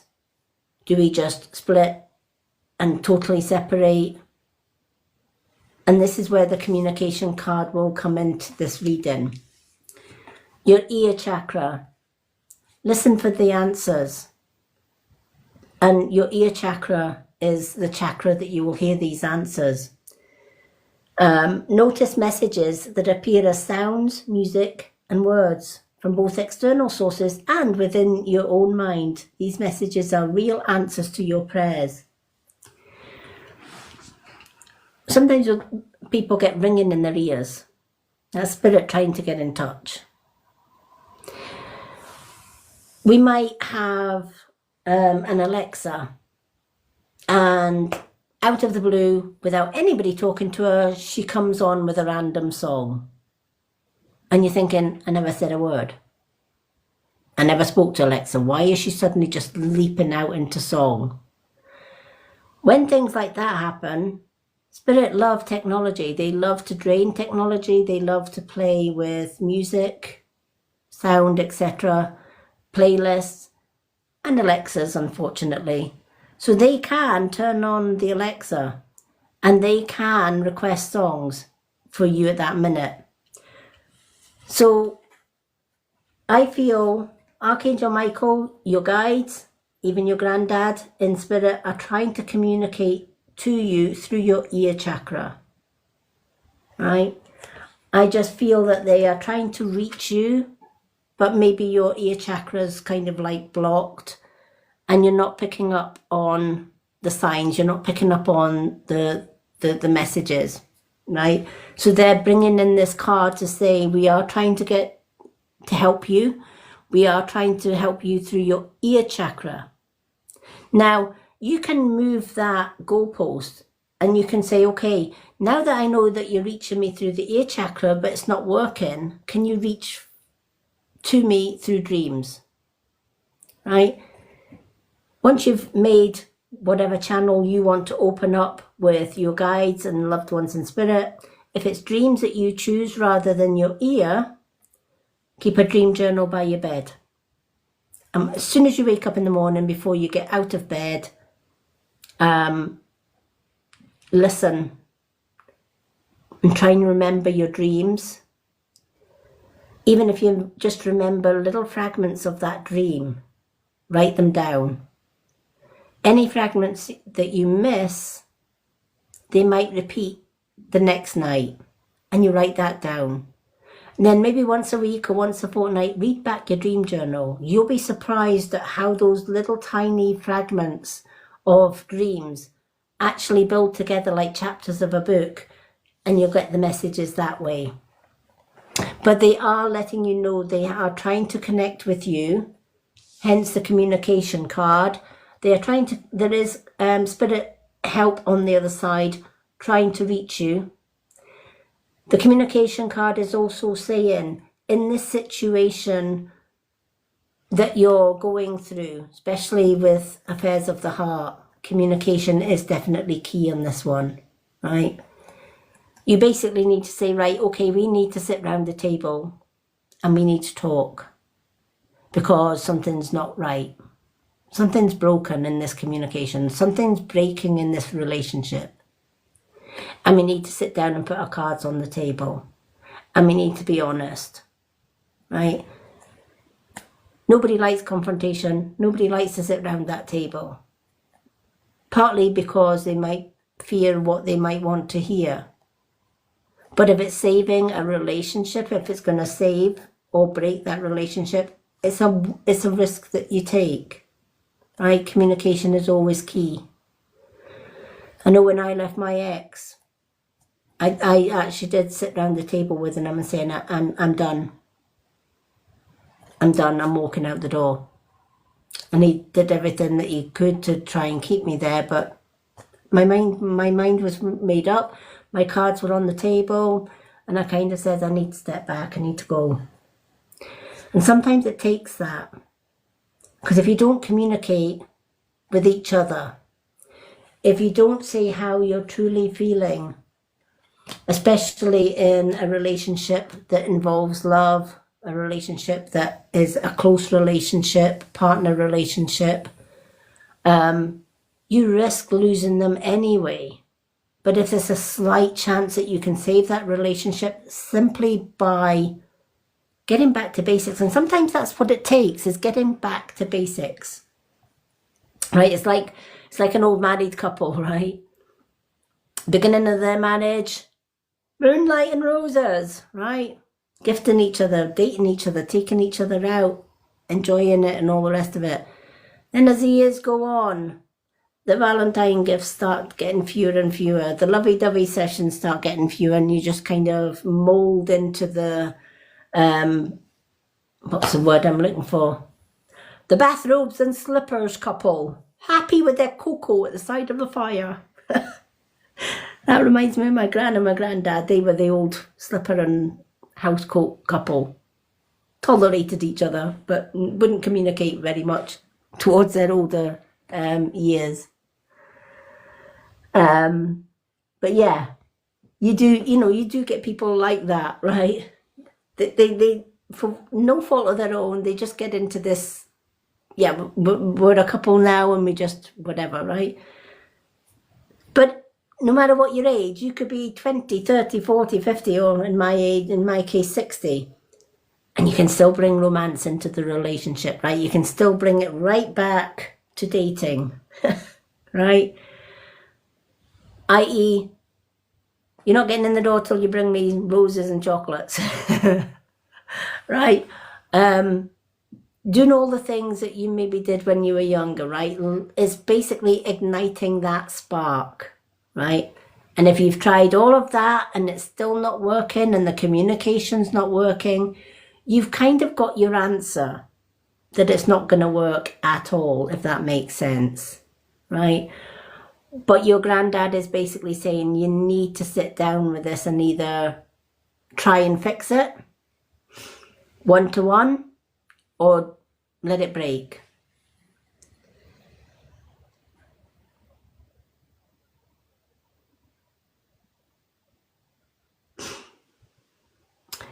Now, Wayne, welcome back, firstly. Never seen you sneaking back in.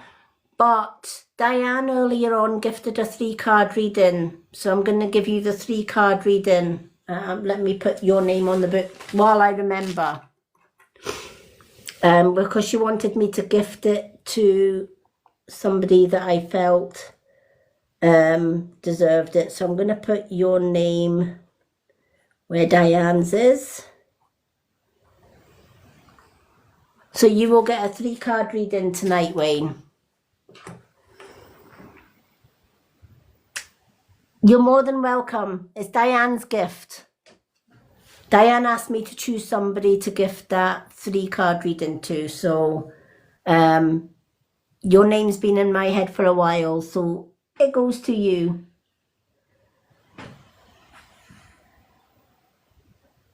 So Dean, I hope that made sense to you. I'm going to pick an angel reading from the book for you as well, Dean. So Dean, if you're still here, if you can let me know when to stop flicking the book, I will see what the angels have got to say for you.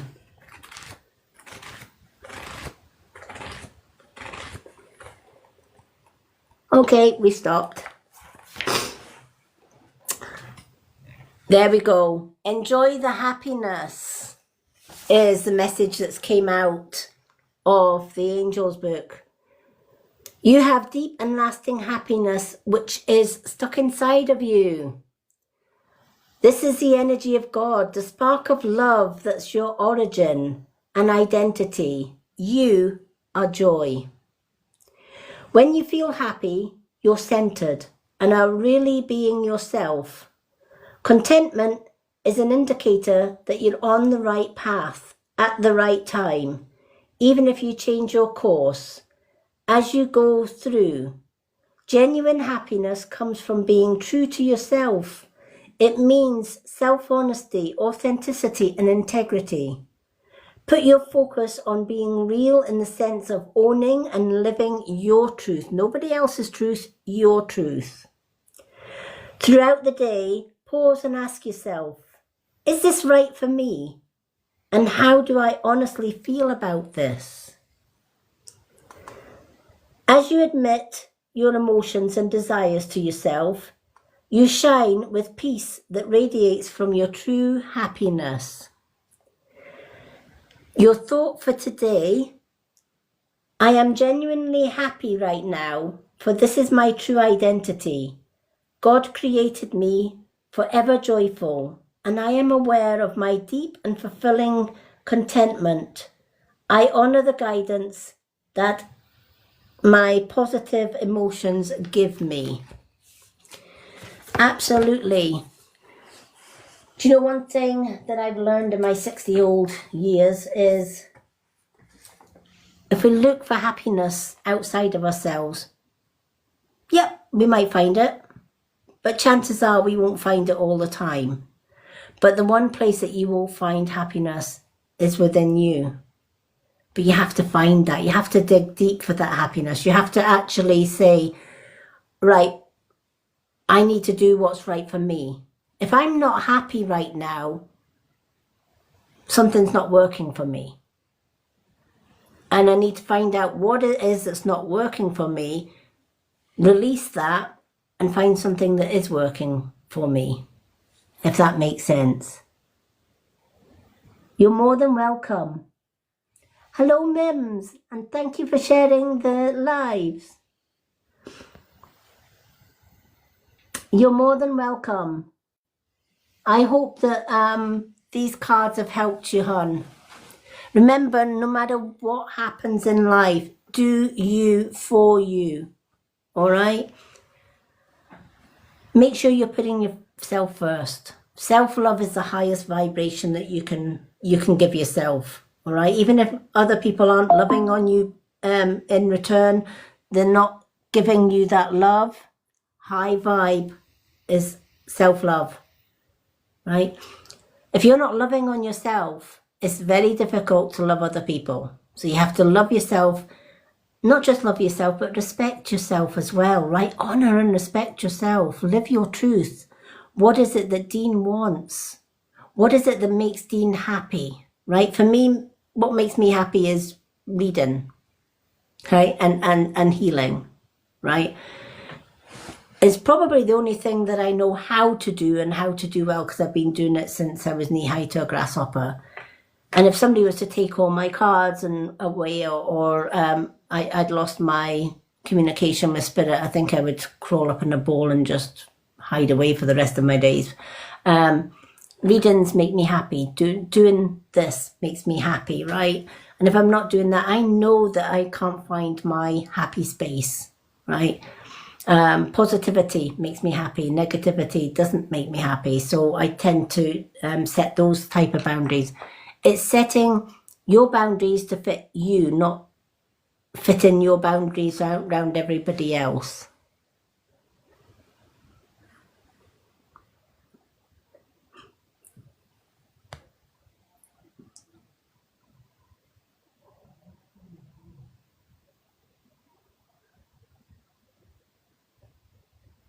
Hello, Cheris.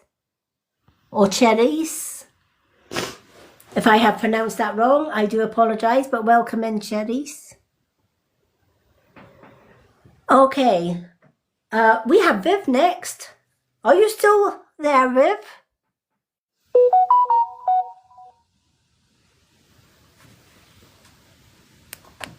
Viv.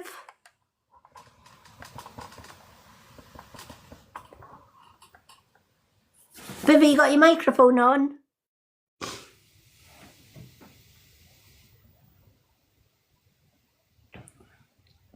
I don't know if Viv's got a mic on.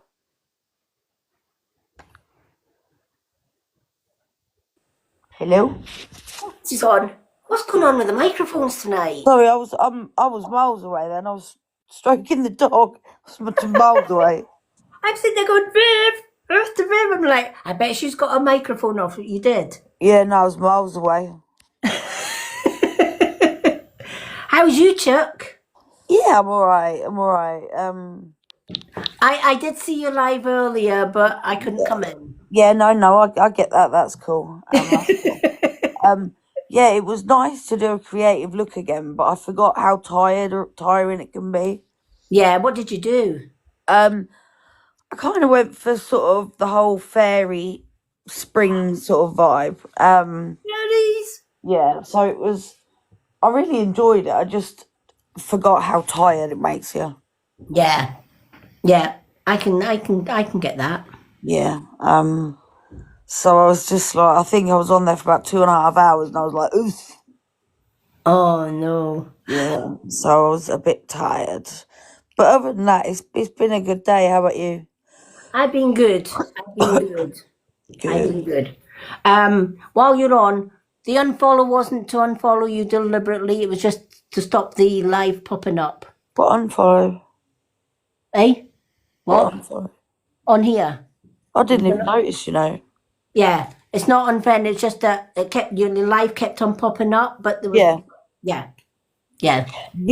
What you can do is if you go on notifications, you Right. do it so that like you can still be friends with someone, but you can do it so that they don't get notifications all the time. Oh, right. You'll have to show me how to do that then. Yeah. Because I'm like, because when I was scrolling, your live kept coming up, Yeah. and I thought, you know, and I'm like, how do I do that? Yeah, I get that. Like, let me The just. sound isn't working. I'm not sure, Marie. I think TikTok's affected by the full moon, to be fair. Do you know what? Everything's affected. Who's is my sound? Is it my sound or is it their sound or is Look, I it? think Marie just said her sound isn't working.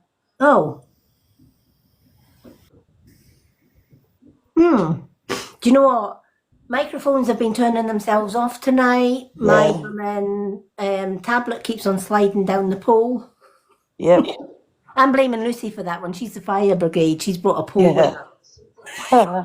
She's got a greasy pole. blame Lucy. Well, she's the only one that comes in with hoses and poles. Let's face it. So Yeah, yeah, I'm just gonna blame Lucy. yeah, blame Lucy. Yeah, we'll blame Lucy. Yeah, you have to show me how to do that because I'm Yeah. like, how can I stop Yeah, because your basically what life? you do is say, like, if you go on to my profile, at the Right, top you've got like a little share button. If you click on it, it will come up with notifications, right. and then you can do it so that videos pop up but lives don't. Oh, right. And Because I'm like, wait a minute, how do I do this? Because if I unfollow her, I'm gonna have to keep checking on your yeah, profile to like and comment on your videos. Marie can hear now. Yeah, no, you can go on and you can still follow, but you can just do it so that lives don't pop up and things like that. Perfect. Yeah, it's just the little share button. This Perfect. dog is snoring in my ear and mate, you're wigging me out a bit now. Do you know what? Who made the little hat, by the way? Little hat. Yeah. Did he not have a little hat on in that photo? Oh, I don't know. I'd probably put something stupid on his head. It was like a little red. Well, I thought it was a little. Well, it looked like a little red bonnet, and I went, "How cute is that?" I'd probably put something stupid on his head. Oh, Maria, I'm glad you can hear us now. Honestly, it's a full moon. Things happen on a full moon on our lives, honestly. Everybody in this house has gone fucking do-up. Oh no, they're not affected by it, are they? Always, every time. We've had Zach not left his bedroom all day. You got, well, I'll just let him crack on and do what he's got to do. Do you know what I mean? Yeah. Oliver has been, for a 16-year-old, has absolutely gutted the bathroom. And I'm like, he's the only one that I like how he's affected. The other two can bore off. Yeah. See, I don't know. Maybe it's just me, but I get I get hyper on a full moon. Mouse just I swear to God, Mouse just looks at me and says it must be a full moon. Do you know what, right? It's really weird, but this bloody dog of mine has been on one all day, and I reckon he gets affected by it as well, because he's been such a little shit today. Not even gonna lie. Been a little shit. Is he a Baffy chewer? No. Do you know what? He doesn't know how to play with toys. So we're trying to get him playing with his toys, but I have to get him to play with. Oh no. Oh, Marie. I have to get. Oh no, That does not sound good, my love. my crazy waiting on. Oh my gosh. She doesn't even take off through the door. She kept the screen in her window, in her bag. Yes, literally, like, I had a hairbrush sample come. Well, if I've not took that box off his dog about 10 times today, Oh. he just creeps past, grabs the box, and off he goes. I'm like, get here. But he's normally really, like, placid and chills and sleeps, but today, Yeah. no way. He's got the devil in him today, I tell you. He's got that full moon vibe going on. He's got something, little toad. All right, you got 3 cards, my love. Oh, have I? What you got? I got Moon. We got Angel. We got Soul Truth. And we got the coffin ones. Moon, angel, and coffin, please. That was very decisive. You know what, right? Because you said moon, and I'm like, yep, I like the moon cards. They're always my cards. You said angel. And then I was like, I want coffin. And they I came. said I wanted coffin before you'd even finished saying angel. I was like, it made him like, I want coffin next. So I kind of knew what I wanted, go straight in. Oh, brilliant. Marie, I've got osteoarthritis in my kneecap, and I swear to God, today, I'm like, normally I have to keep moving my leg, but today it's been horrific. Oh, And I realized that for a little while I was just doing everything. right. Let's. Dog's heavy breathing in my neck, and it's really starting to like. I don't want to raise a family. Oh, Feel a bit freaked out. He's got his head on my makeshift pillow.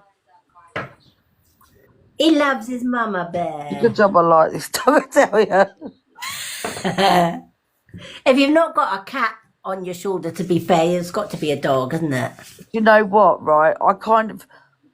The one thing I have noticed today is I'm like, I really miss my little Frankie cat coming in and sitting with me. Because he Oh, won't come in here with the dog because he's petrified. He's like, what the fuck is that? oh no. And I do miss my little Frank coming in and having a cuddle. I'm like, oh, my baby. But you know what? As time goes on, little Frank will realise he's not actually a threat. Oh, no, Frank should know by now. Frank battered him the other day. Absolutely nailed him. Don't know why he's still scared. He literally smacked him straight around the face. No claws, nothing. And the dog done a runner. Marie's just sent a heart, me, my love. Oh, thank you, Marie. A You're flame gonna- heart, sorry. Oh, what? It's a flame heart. Oh, thank Yeah. you, Marie. Thank you, Marie, my lovely. Right, let me get my pen. Honestly, my pen keeps moving from. Marie, I'm going to give you a 3-card, honey. Just because you are one of our regulars. 3 for Marie. That's some. Moving along to our next entry, it is from Nathan. Thank you, Marie. Hang around because you're going to get a 3-card reading tonight as well. Whoop, whoop. Whoop, whoop. Oh, I was going to say, fancy doing a bit of modern I can Tonight. do. because Lucy has slipped down the pool. I've got nothing better to do other than the dog heavy breathing in my fucking ear hole. Right, wait a minute. I can get your box up. Where's the box? Oh, there it is. No, it's not. That's not your box. That's somebody else's box. What am I doing in their box? Jumping in everybody else's box. That sounds about It's right. funny when I say that. I can't help it. Oh dear. Right. Let's see. Where am I? There we are. Right. Oh, that one.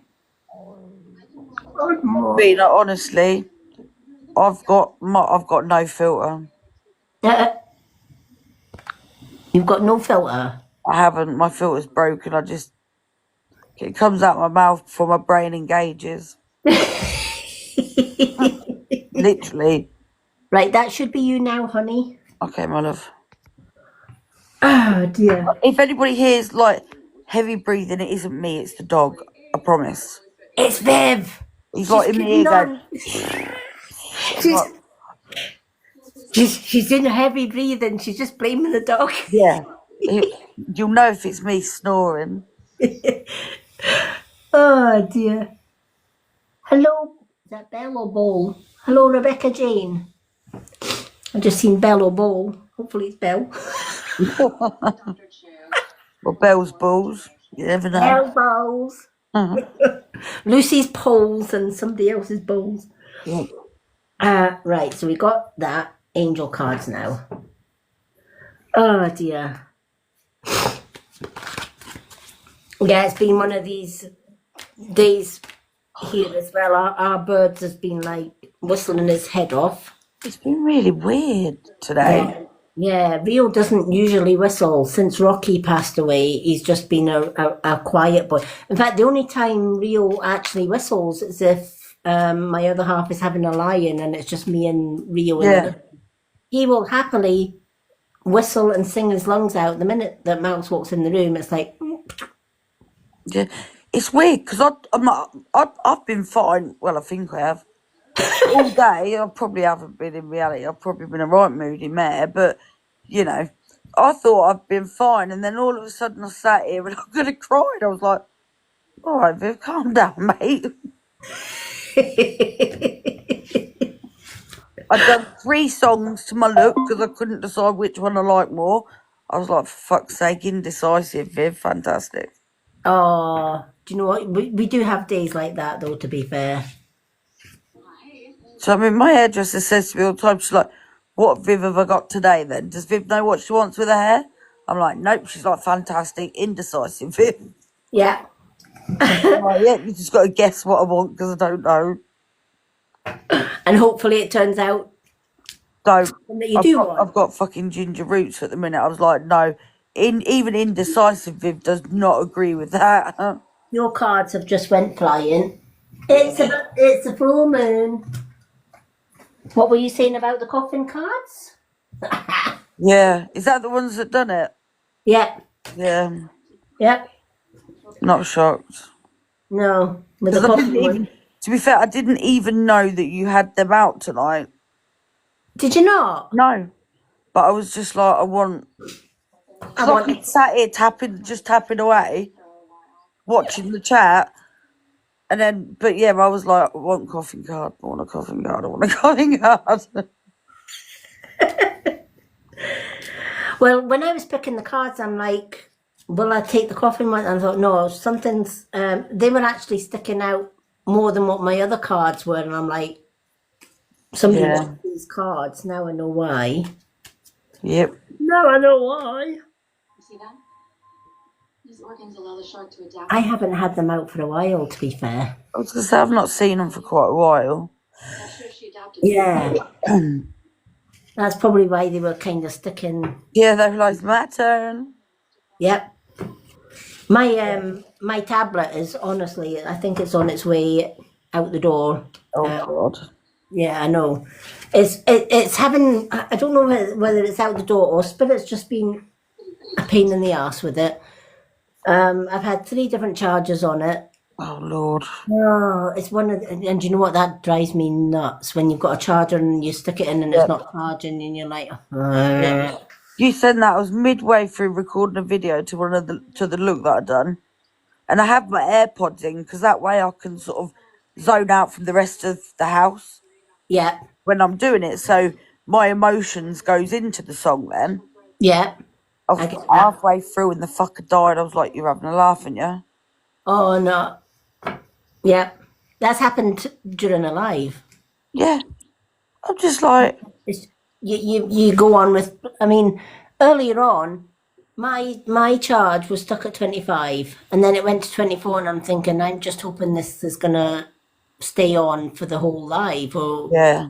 and then it started going up on its own, and I'm like, I give up. Fuck's sake. I give up. But I was saying to Lucy, it was kind of driving me nuts anyway. The sound sometimes was a hit or a miss. Yeah, you hear, yeah, when I said it sounded like there was you were stood in a car park, which was quite. And then Marie thankfully calmed my nerves and said that she could hear it as well. Yeah, yeah. And it's like, no, I definitely need to get another Yeah. tablet. And I thought, I'm not getting another Samsung. Me and Samsungs do not go. Do you know what? Right, I've got an iPhone, and Dalton got me a Samsung tablet, right? And I remember years ago, Oliver had a Samsung tablet when he was little, and it was phenomenal. It was amazing. Yeah, That thing, can I work it? Can I fuck? It's got a mind of its own. I press one thing and it does 50 million other things. yeah, yeah. I'm like, "Ugh." But Honestly, the other night I was trying to do my recorded videos and stuff. yeah, And you would play it back and you would get that in and out volume. I'm like, Yeah. I'm going to have to do this all over again. yeah. But to be fair, I'm kind of glad I've got that. What's that? Because What is it? that's this is the best thing ever. Honest to God. See if you're having sound issues. Yeah. This bad boy is phenomenal. What does it do?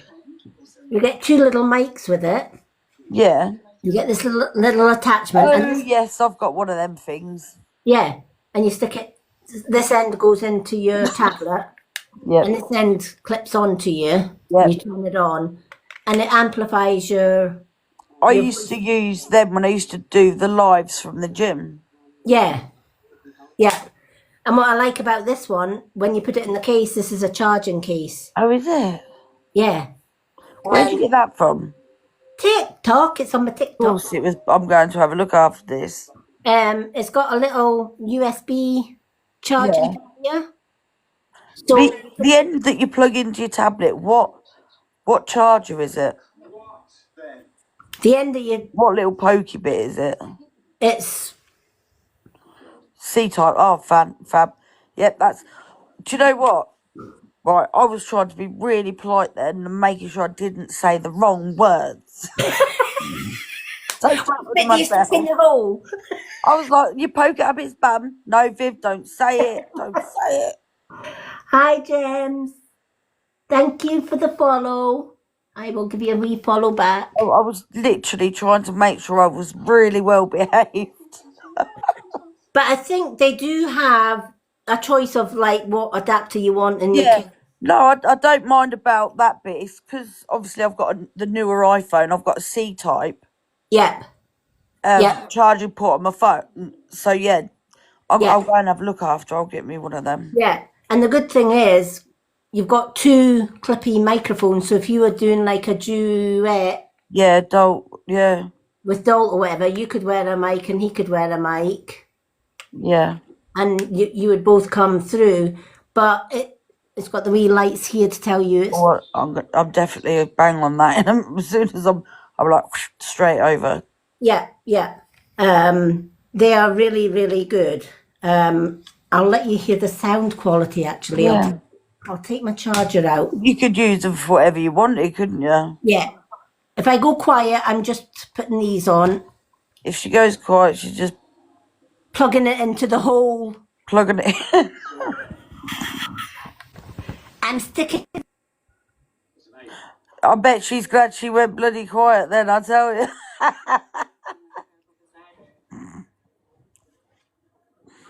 Right, there we go with the sound on. Oh yeah, that's really clear.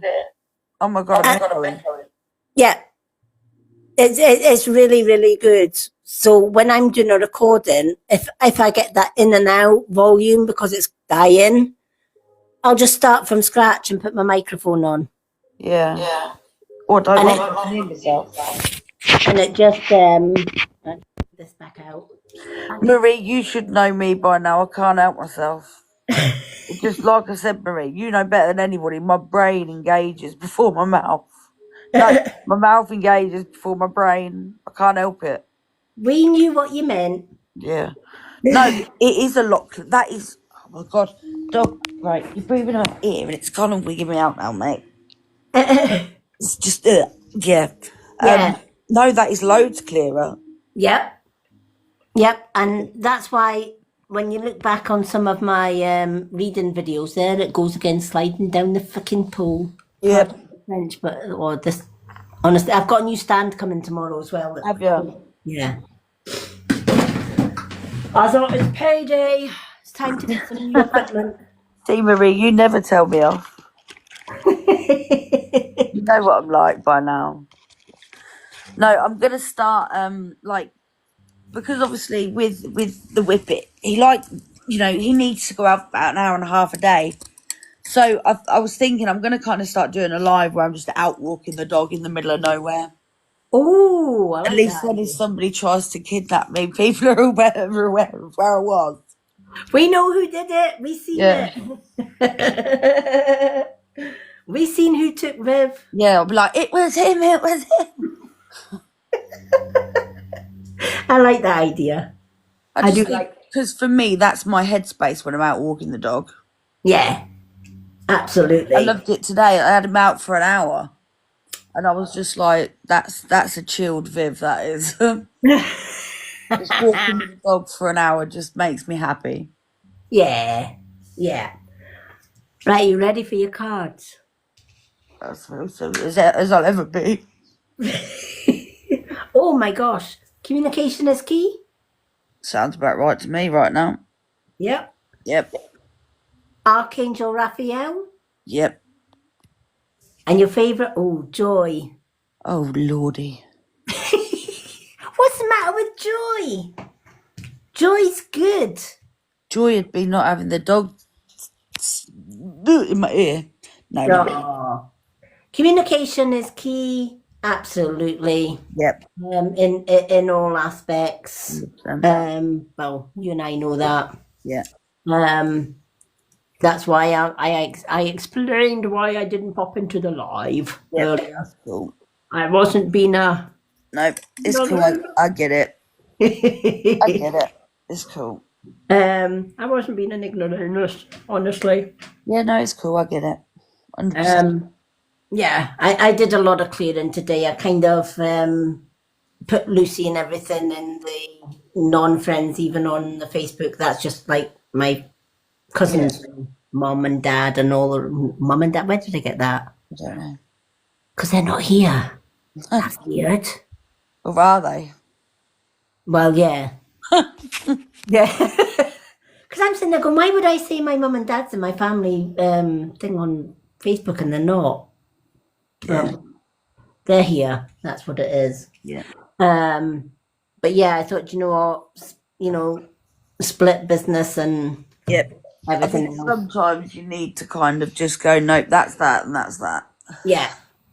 And But I think it's healthy, isn't it, to be like that in some aspects, I suppose. yeah. Especially with good friends. Especially, yeah. Because you don't want to lose the bibs in this life. No, I'm far too fucking random. Who else is gonna come out with random shit? Nobody. Who else is bringing their bowls with Lucy's poles? Exactly. Yeah, exactly.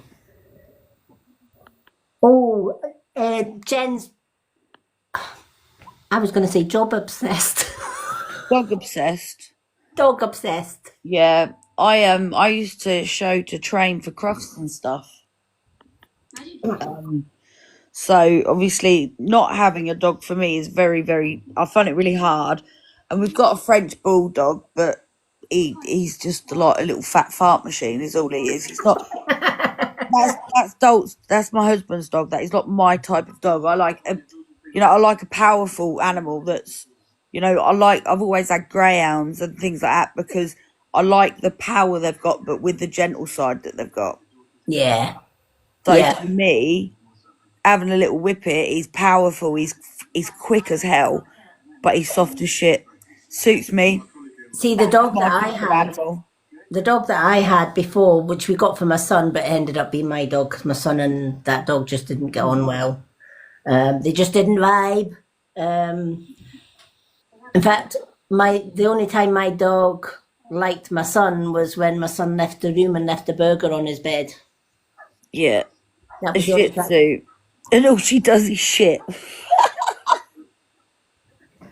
Oh, bless. Oh, I'm sorry, Dolphina. Oh. See, I used to show Bernie's mountain dogs. That's what I showed and trained. So again, it's a big dog, it's a powerful dog, but they're soft. So for me, a fucking flat-nosed French bulldog is just not my cup of tea. Yeah.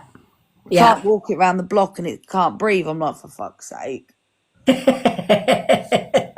So having this little jitterbug. Yeah. So absolutely, with Yep. your card, communication is always key. Keep the lines of communication open. I'm all for that. Yeah. It's when you're trying to communicate and the other person's not, and you're like, Yeah. that's when it gets a bit Yeah. ugh kind of thing. Or communication's one-sided, and you're like, well, that's not working. Oh, Marie.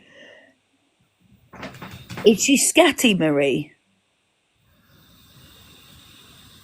Oh, Because I've seen some people with some Shih Tzus and they're mad as a box of frogs.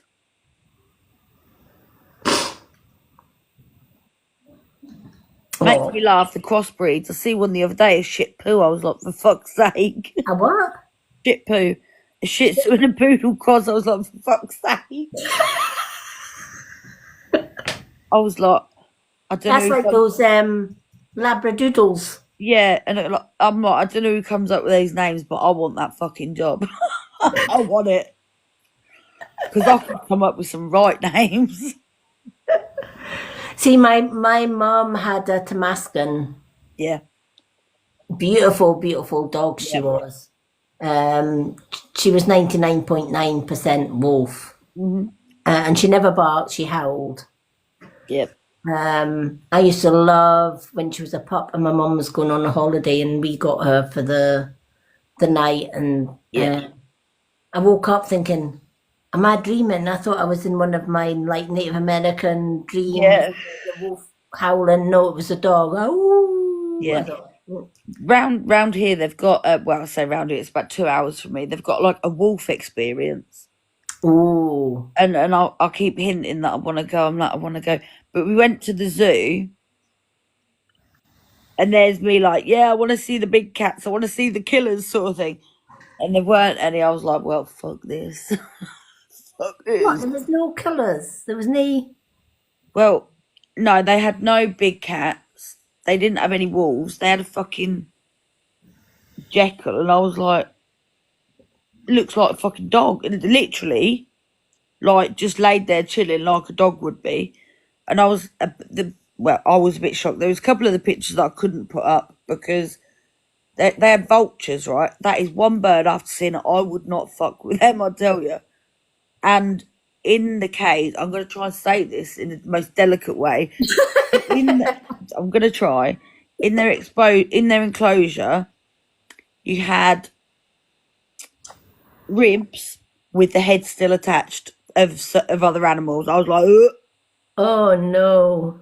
I was like, I wouldn't mind, but like, fucking kids are here. Do you know what I mean? You've got half-eaten whatever it is, and then they've not got any of the baby deer-looking type things. And I'm thinking, no, it's because they're all in there being eaten by the vultures.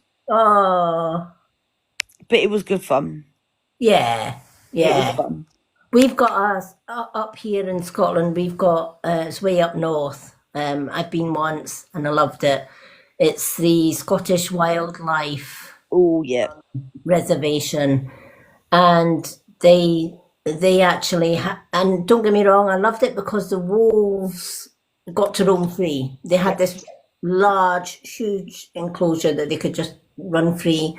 yeah, I always meant to go back because you can actually book to actually spend the day with them and feed them, and yeah. See, that's what they've got round here on this yeah, experience. It just seems so nice. But then I'm a bit like, for me, I want to see them where they're natural. They're not made into glorified pets. They're natural. yeah, Yeah, yeah. And I remember going to this wildlife place and us and watching the wolves and just watching them just doing yeah, their own thing.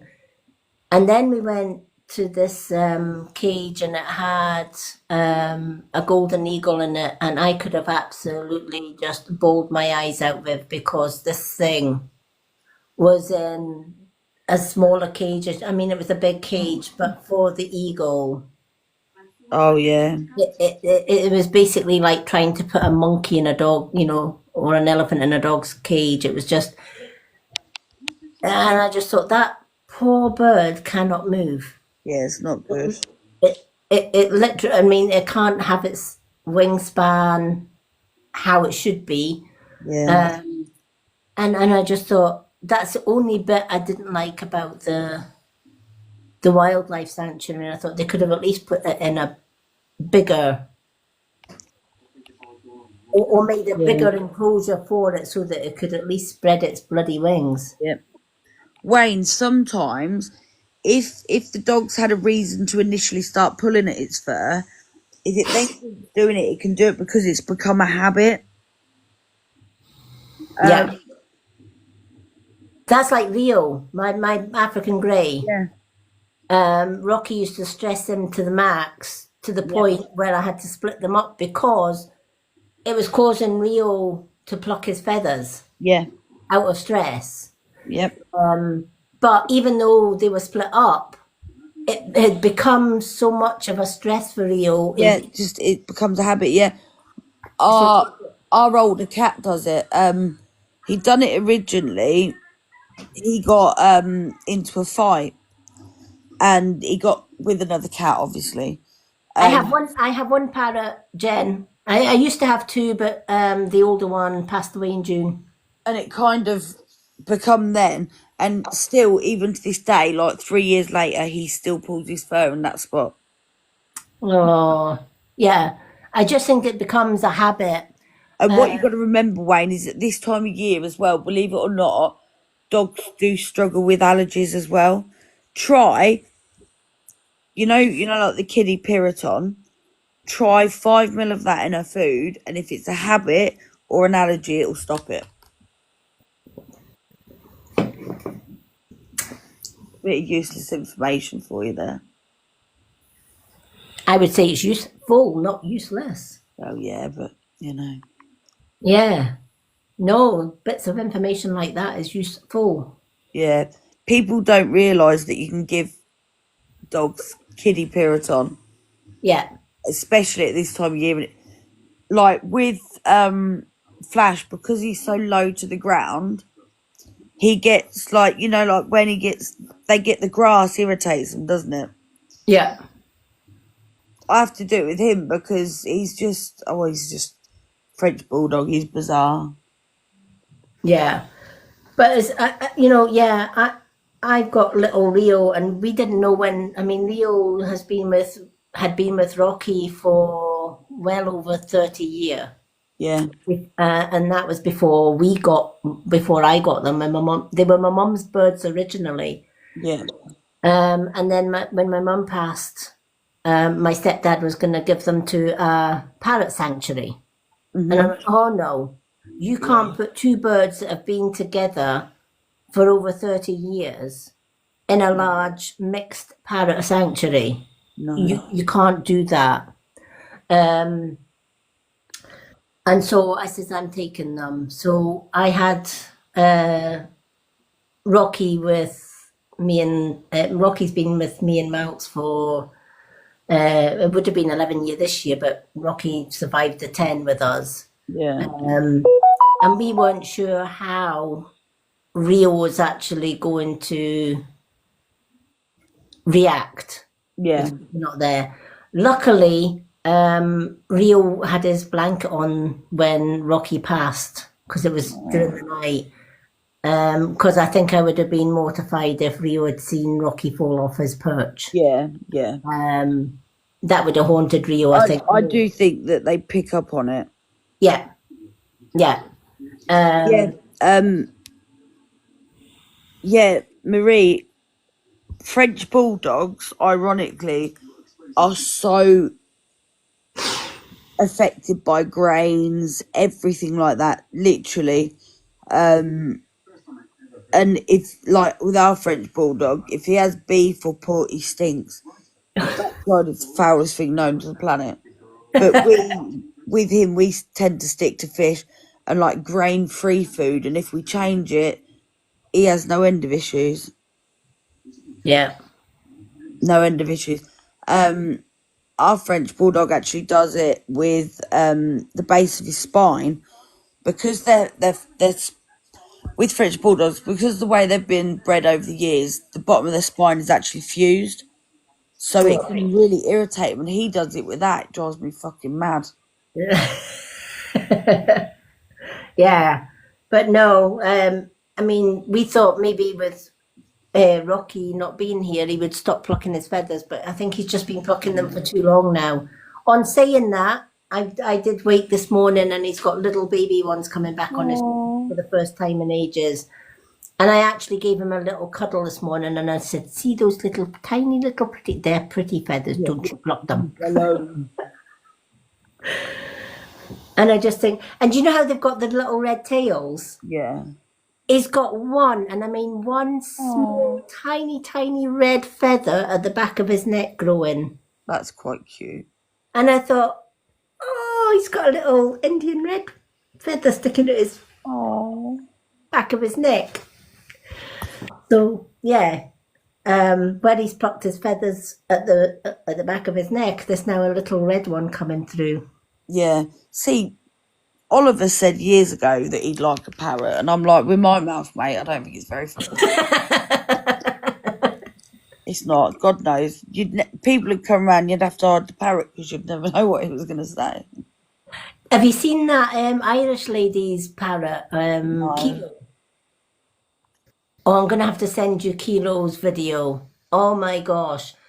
Follow this lady that's that has this parrot Kilo. Now, don't get me wrong, she's the most loving soul on this planet, but the bird runs the house, literally. And I mean, to the point where if she's eating, it'll eat from a plate. Yeah. You know, and it's That just, drives me mad. yeah, and it's ripped her wallpaper. Oh, God. It's chewed her lamps.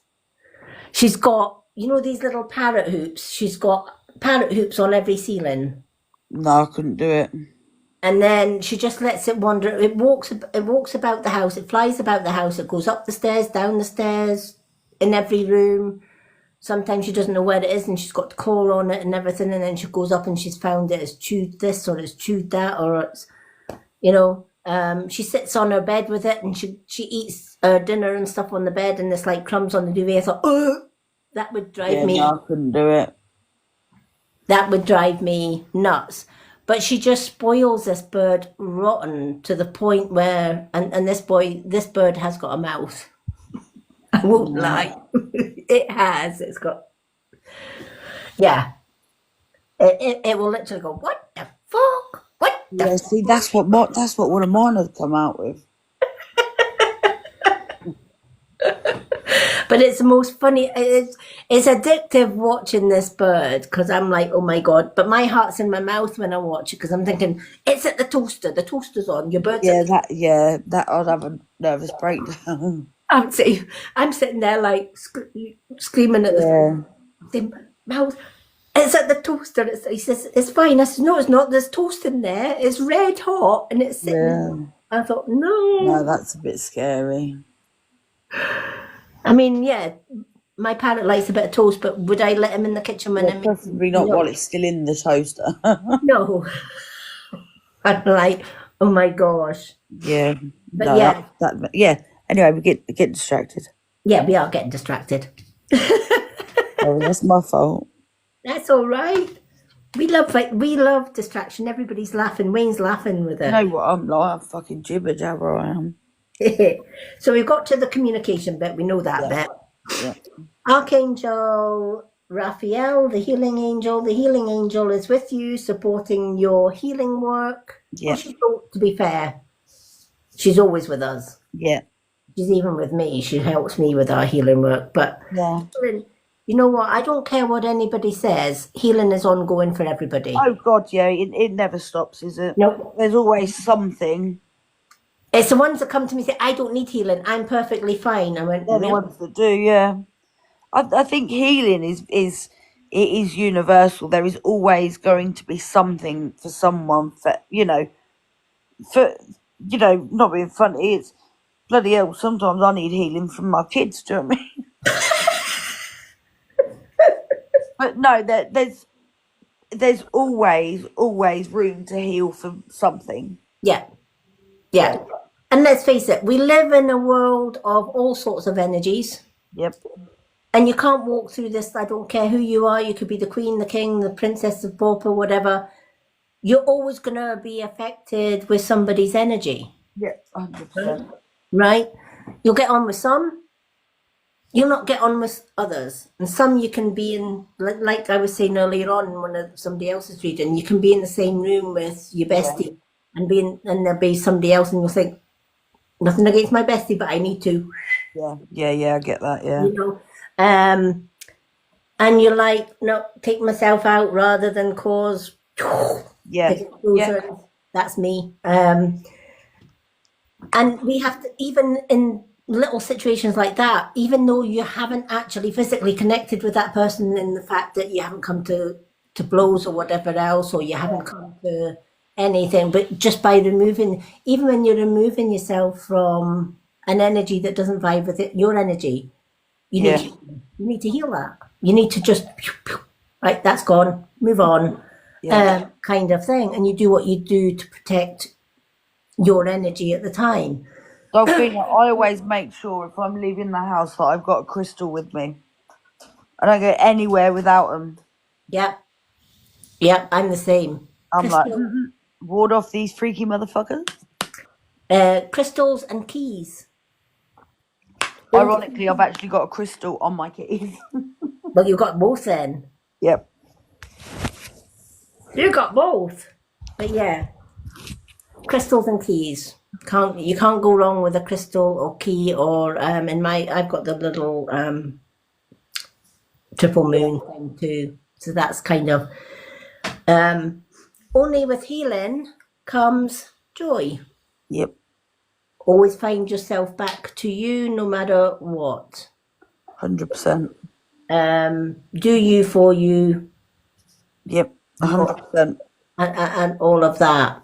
Because when you start loving on yourself, you start loving on other people. So when I love on myself, I just throw it Viv's way. Yeah. And then when Viv loves on herself, she throws it Yeah. everybody. Yeah. Marie and Delphina is asking why keys. Keys are, if you look at Hecate, the I like goddess. Hecate. Oh, She's my favourite. I got Hecate today. She's on my She's one of my not guides. What is it? One of my goddesses. Yeah, Helen? goddesses. Yes, and Isis. Isis, yeah. Isis was my main goddess when I was going through a lot of crap. Yeah. And then when I released my ex and got rid of all that dumpage, it was only the last, I would say, Hecate's always been in the background, Yeah. along with the Seven Sisters. The Seven Sisters is Isis, Astarte, Diana, Hecate, Demeter, and Kali. Right. That's your Seven Sisters. And they've always been in the background, but Isis was always in the forefront. Yeah. Just because I've got ancient connections with Egypt, which, funny enough, my mother was drawn to Egypt as well, and she never ever knew why. Yeah. There's somewhere in one of my past lives, this Egyptian somewhere. That's the only past life I haven't really searched and Yeah. deepened that one. I've done my Native American one, done that one, done the witchcraft one, where I was burned as a witch. That wasn't the best. No. Travel. Anyway, keys. Getting distracted. Why keys? Yeah, keys. Yeah, keys. Keys are keys to doorways. Keys are also these, and if it's a key to a doorway, you have the power to open doors, but also you have the power to close doors. So having a key on you at all times, especially if you've got a key connected with the crystal, right? You've got your protection of the crystal, etc. But if you're coming against somebody with negative energy, you've got the protection to close that door. Oh. Basically, shut the door in the face and lock it. Do you know what, Dolphin? I'm really intrigued by places like that. But like if I look at the type of dog that I go for, if you look at the Egyptian images and stuff, they're all very sleek and slender, and so are the sighthounds kind of thing. Yeah, absolutely. And if all else fails, if someone's annoying you, you can just stab them with a key. It's fine. Hello, Wayne. Hi. Hi, Wayne. Hi. How are you? Fine. Fine. Good, Yourself? good. We're doing fine. Yeah. We are. But yeah, that's where keys come into protection. Oh. Yep. And with Hecate as well, she's also the pathfinder. So she can open doors to the different paths. If you're stuck at a crossroads and you're not sure which path to take, and you consult Hecate, she'll unlock the path that you're supposed to walk down. So that's her connection with the keys, her connection with the torches, you'll also see Hecate with torches. The connection with torches is to light your way. Yeah, I done because I done a sound a makeup look to a sound for Hecate, and it's definitely Yeah, she's definitely one that if I feel a bit lost, I'm like, help a girl out, come on. yeah, yeah. For some people, Hecate can be a bit overpowering for a goddess because she just dishes it out.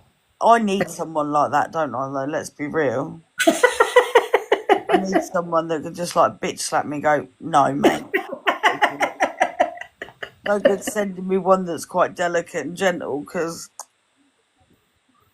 it just wouldn't work, I don't think. Yeah, yeah. Oh, she's definitely bitch slap material. Yeah, I think Yeah, that's why I've got her. yeah, yeah. Um, you need to have a strong character like ours to be able to handle Yeah, Hecate. yeah. We need to have that strong to handle her, sort of thing. It's like, ooh. But early when I sat there, I thought I was going to cry, and then I'm like, bitch, what are you crying for? But yeah. So, yeah, healing's an ongoing thing. Do you know what? I would say healing's an ongoing for everybody. Yeah, 100%. I don't care who they, even me. Yeah, You know, I heal every day, yeah, and you know, I've had people say to me, "Oh, get over it." That is one thing. That's one term that really grinds my bacon. Let me tell you, get over it. yeah. You never get over stuff. You know, and I'm like, don't sit there and tell me to get over it. Yeah, You know, there are some things you can't. no, You know, you're constantly healing it, yep, constantly. And I will, even when I'm sort of one foot in the other side kind of thing, I will still be healing it right till I pass through the bloody door on the other side. and that's it. I think especially now with how life is now, it's a lot. Life is a lot the way it is at the minute, and I Yeah. think all of us, whether you've had the best childhood in the world or whatever, we've all got our burdens that we need to heal from, and it's Ah, such a vast array because like the world at the minute is absolutely bonkers. yeah.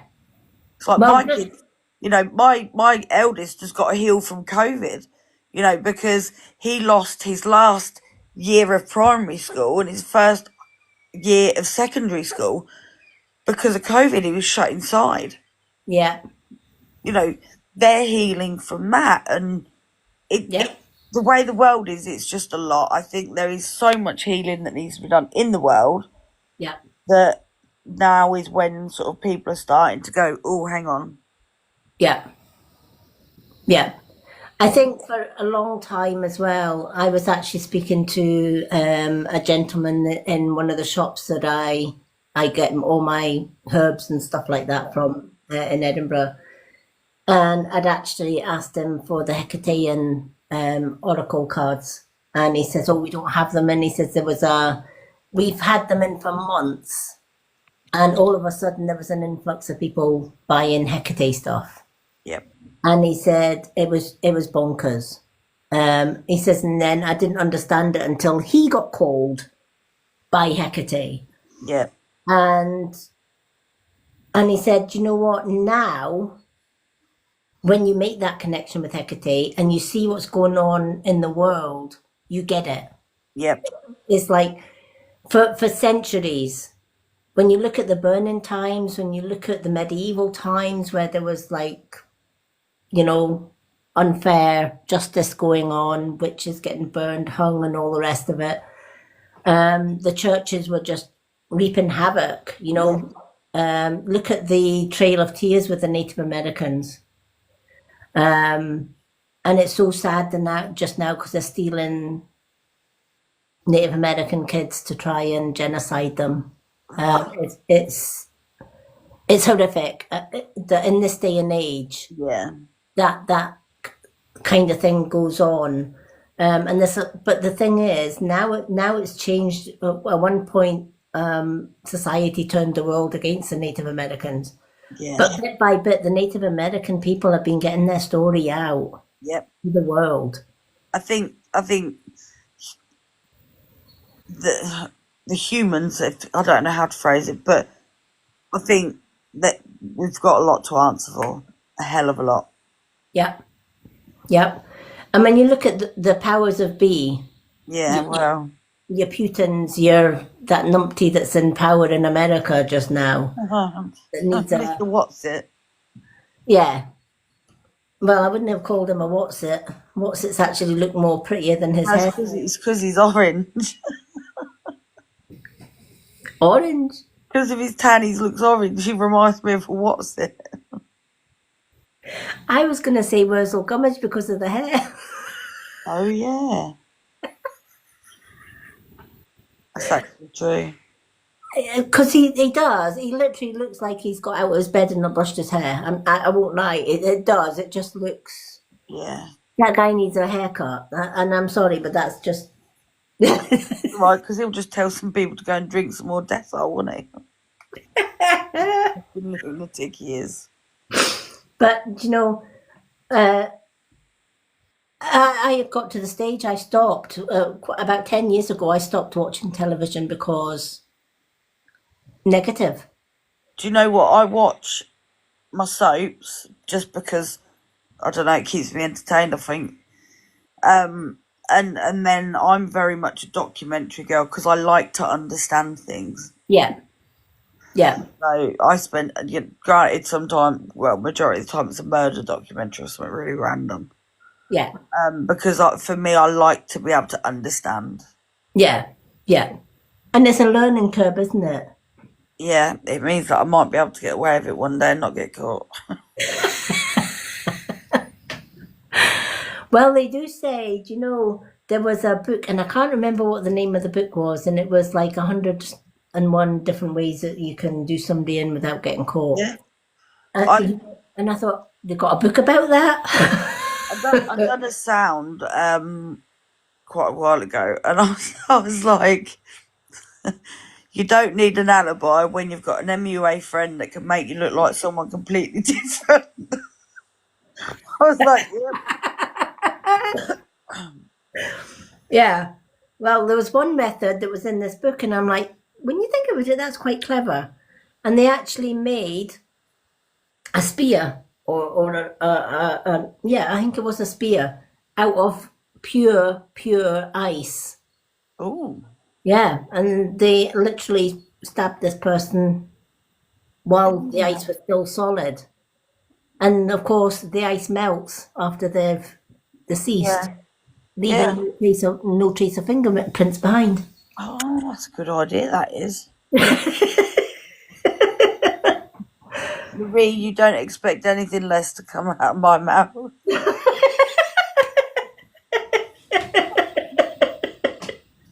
Seriously. I question myself sometimes. I like that. It was the OMG, Viv. I know, Marie knows me. Oh, that's a good idea, that is. Go get some ice cubes, babes. What you want them for? Oh, nothing. Just I'm gonna make an ice sculpture. Yeah. We're gonna practice ice carving. I'm gonna carve you out. Oh dear. But yeah, and I actually read it and I thought, do you know what? That's actually quite mastermindish. I can't believe no one's done it, to be fair. Yeah. And it was, the more I thought, it was one of those things you read and you think, have I just read that? Did I just read that somebody made a... Just putting it out there, though, if that now happens, it wasn't me. Wasn't me. Wasn't me either. I've done it. It wasn't me. I haven't got a big enough freezer. Exactly. That'll fucking come up on the news tomorrow. I'll be like, oh, lordy. Don't post this live until we know it don't happen.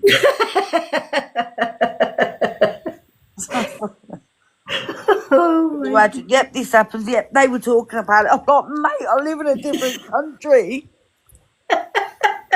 We don't have ice. We just have rain. Oh my goodness me. Yeah, exactly. It's like, oh my God. But yeah. So out of healing comes joy because healing brings you back to you. You brings you back to a happier you. Yeah. Certainly when I did a lot of cleansing, let's just say, and sorting stuff out before the full moon hit. Because I thought if I do it on the full moon, it's going to go tits up. Yeah. I won't be fair. It will. It has to. For me, it has to be before the actual bloody moon hits. Otherwise, it's gonna go in the soup pot. Yeah. Marie, it wasn't me. I'm on here. It can't be me. What wasn't you? Marie said somebody might try it tonight. I'm like, it's not me. Nope. We're live. Didn't do a thing. We didn't do nothing. Saw her in the corner. Wasn't me. Literally, it wasn't me. Even though she's on the wrong side today, she's on that side today. I know. I'm in the naughty box. She's in the naughty box. That's because Lucy got in there first. Tonight. Hi, Bex. Wayne's in the basement. Wayne's in the good corner. Yeah, the basement's always a good corner. I don't know how he ended up down there when there's lots of boxes up here. But would you like an angel? Yeah, you want them. Do you want a flicky dicky? Yep. Fuck yeah. Just like a decker. Flicky dicky. Let's have a flicky dicky. Right, you'll say when. When? Right, what we got? Make healthy life changes. Yes. I love that. It's a good one, isn't it? Good one. Your desire to improve your life will involve making some changes. The natural resistance that you feel about this process is an ancient pattern among all human beings. Yet there's another part of you that feels excited about beginning anew. Yeah. Know that your push-pull feelings are entirely normal. We angels are with you during every change that you implement, walking with you through each new doorway. Talk to us continually, for we can help you summon the motivation, courage, and the energy to transform your life. We can also bring about the material support you need and help you to discern the best choices to make. Yeah. Thoughts for today. I am open to making healthy changes. I choose to take excellent care of myself and follow my inner guidance about life decisions. The angels will fully support me as I adjust to living with more integrity. I love that. Yeah, and that's very, very relevant to a lot of emotions that have gone through me today as well, to be fair. Yeah. Do you know what? I always say, if you can't be honest with the rest of the world, at least be honest with yourself. Yeah. No. Ironically, that very much is the reason why I felt like I was going to cry earlier, because I was like, no, I need to do this, and this, and I've got to do it, and that's it. Yeah. Yeah, I completely understand that one. Yeah. It's like when I was doing a clear out, it felt, I don't know, I wouldn't say awkward, but it didn't feel wrong, but at the same time it felt, ooh. Yeah. It's like coming out your comfort zone, isn't it? Yeah, it is. Yeah. It's kind of like, I don't really want to do this, but sometimes you have to do. You've got to protect your inner peace, haven't you? You've got to protect you. Yeah. And that's it. It's as simple as that. Yeah. And you've just got to do what you need to do. Yeah. Which not just only helps you, but it helps the ones that you are besties with. Yeah, and this is it for me. My way I help myself is through my self expression, and like for me, information's key. if I'm unsure on something, I look into it to the finest detail so I know. Yeah, Because that's my power. I know, I understand. Doof, done. yeah, yeah, I'm very sort of based on information's key and so as you know, self expression with my makeup and all that, and it just yeah. Whereas me, I do like to learn, but sometimes when I'm reading with Spirit, and Spirit's communication and my communication is like, all right, I have to say that because Spirit's the saying it, and I just go with it. And then if they're telling, even with myself, if I'm asking my guides and stuff for guidance from me, and I'm trying to fathom it out, and I'm like, why are you telling me this? yeah Why are you doing that? Why are you doing that? And why am this don't feel right, but you're asking me yeah to do yeah this kind of thing. And I even question myself with it, and I don't always get the answers, yeah to be fair. yeah To be fair, I'm like trying to, but sometimes when I'm doing readings and I blurt things out that come from spirit, yeah and then trying to explain something like that, I'm hopeless at that. I'm yeah really hopeless at explaining why this came out and this yeah came out. I'm just kind of like the channel. But on saying that, do I like to learn things? Absolutely. But my learning, I can learn from spirit to a certain degree, yeah but I tend to find that when I'm learning, it's either learning from something that, like if I find a crystal that I've never come across, I want to know what that crystal is, what it does, what its compounds are. yeah. Um, I'll send you a link to because I've got like not I've got umpteen books on crystals telling me this, that, and the other, crystal prescriptions and all that stuff. But I've got flashcards so that ooh, if I'm not sure on one, I can quickly swipe through the flashcards and find it. I'll send you a link to them. They're amazing. oh, are they on Amazon? Yeah, See, I like Amazon for that. yeah, I do too. I do like I don't get me wrong, I love TikTok Shop. I'm addicted to TikTok Shop. For some things, and yeah, Amazon for others, to be yeah, fair. yep, definitely. But yeah, Um, they're amazing because you literally can just swipe through. because let's face it, there are millions of crystals, God, yeah. and I I know a lot of them, but I don't yeah. know all of them. I've got a book. It's just an index book, and it's literally from start to finish, different crystals, their compounds, how to put intent into them, and things like that. And it was by far one of the best purchases I've ever made.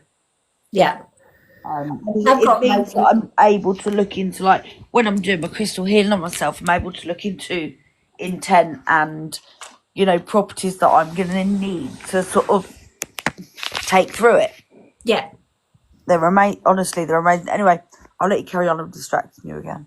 That's all right. I think everybody's enjoying the conversation. But yeah, so I hope that all made Yeah, sense. no, 100%. Yeah. 100%. Especially with I do love it when Raphael comes in because see the amount I get him quite a lot lately. yeah, the amount of people that come and say to me, if that comes out in a reading, I had one woman, oh Lord, bless her, and she's like, Raphael came out, so Yeah. the healing. Oh, this woman, she must have been about 90, honestly, Yeah. and she's like, Hen, I am 19 years old. I don't need healing. There's no me that's needing healing. It's you that are like, fine. Raphael, go back in your box. Yeah, back in you go, matey. You're not needed today. Yeah. But you will get, the healing angel coming out and saying you need healing. And Yeah. most people will say, yeah, I do. But Yeah. you will get the odd one that will say, nah, not Yeah. me. Definitely. But do you know what? I take it on whenever I see Raphael. I do take him on board, because he's like, Archangel Michael. When they come in, you know they're in for a reason. Yep, Absolutely, they are. 100%. Right, I have got, who have I got next? Wayne and then Marie. Yep. So, Wayne, are you still awake?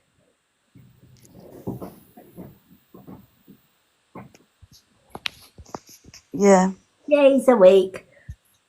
You get 3 cards, Wayne. We've got Moon, Angel, Soul Truth, or Viv's Coffin. This coffin. Nail that coffin. Lock 'em in. She's a werewolf tonight. Yeah, that would be a good look. I've had a dodgy head all day, though. That's the moon. You've been drinking plenty of water. Yeah, I've been having to wear my bloody glasses. I'm like, oh, Lord. Hopefully they're not the rose tinted ones. No, they're definitely not. They're my funky. They've got a rainbow frame, which suits me down to the ground. Oh, I love rainbows. Anything rainbows. 2 angel and 1 moon. Let's get the moon and angels out. I'm going to mute myself while you do. You don't have to. We're fine. Right. So for Wayne, 2 angel and 1 moon. I do admit the angels are really, really good. I do like the healing angels. They were actually gifted to me, and I can't even remember, to be honest, who gifted me the angel cards, but they have been amazing cards, I have to say. Out of all, I've got quite a few angel decks. Yeah, see, I've got my goddess cards. I only use them on myself. Yeah, I'm like that. Guidance, yeah. Yeah, see my Hecate ones and my Witch's Tarot ones. See, I I'm always looking. leave them for myself. Yeah, that's what when I got the goddess cards, when I was giving them, they were like, "Look, but you use them for you, not for anybody else, just for you." I was like, "Yep, that's cool. I don't plan on using them for anybody else." Yeah, because let's be fair, if you're reading a goddess or a witch's card for a non-pagan or whatever else, are they going to get it? No, No. probably not. So yeah, it's the only ones I kind of keep to myself. Is the I've got the Witch's Tarot one. I've actually got an Isis deck. Yeah. That's really nice. Beautiful. I have to show you the ones. In fact, I will. Oh, we're doing a reading tomorrow night, so I can bring the Isis ones. Yeah. I will dig out Isis. I haven't used them in a while, actually. It's usually Exciting. they are beautiful cards for the Isis ones. And when I was working with Isis, they got used an awful lot. Yeah. But since Hecate's kind of taken front row, Yeah. Isis is still in the background. She's kind of taken a back step to let Isis in. And they are 2 opposite energies. That'll be the mood swings. Who we got this morning before my coffee? If it's Isis, you can talk to me. If it's Hecate, don't talk to me till I've had my coffee. To be fair, nobody in this house talks to me till I've had at least 2. And it's because cups of coffee anyway. They're like, yeah, just fucking leave her to it. Have you tried those TikTok coffees? I'm just curious because I'm thinking about getting them to try, and I thought I'm going to ask you. Eh? What? I've not seen them. They come in a big tin and they're all in different flavours. Oh no, that's weird. I know, but I am weird. I'd probably be alright during the day, but like in the morning, I need coffee. Yeah. I'm on about like for like in the evening when I'm wanting like my hot chocolates and stuff like that. There was a guy on TikTok and he was showing them, and it just came up on my For You page, and I'm like, oh, wait a minute, big tin. Ruby loves coffee. She drinks about 10 a day. Oh, I can't live without coffee. Do you know I used to be a tea Jenny until I had my daughter, Tea makes me feel sick. and I couldn't drink tea after I gave birth to my daughter. it just made me feel I See, can't. when I was pregnant with Oliver, I could only drink hot chocolate. I couldn't drink tea, couldn't drink coffee. But like, I don't like if I have tea, it can't have any milk in it because it makes me feel a bit queasy. Yeah, Now I don't have milk in coffee either, yeah, and like Dolt made me a bowl of cereal the other day and he put milk in it. I was like, I don't like the taste of it. yeah, Marie was the same with not being able to drink tea and whatnot whilst pregnant. yeah, yeah. I used to. Oh, I never drank coffee at all in my teens and stuff like that. When I was growing up, it was always tea. I think it's because my mum was a tea Jenny. So, in my mum's case, the coffee was for the visitors because she was a tea Jenny. Yeah, So there was a kettle on and the teas and tea bag and the teapot and stuff like that. yeah, So we were kind of brought up on cups of tea, you know. The yeah. way we put to rights with a cup of tea. You know, you come in crying, wait a minute, I'll put the kettle on and we'll have a nice cup of tea and talk about it.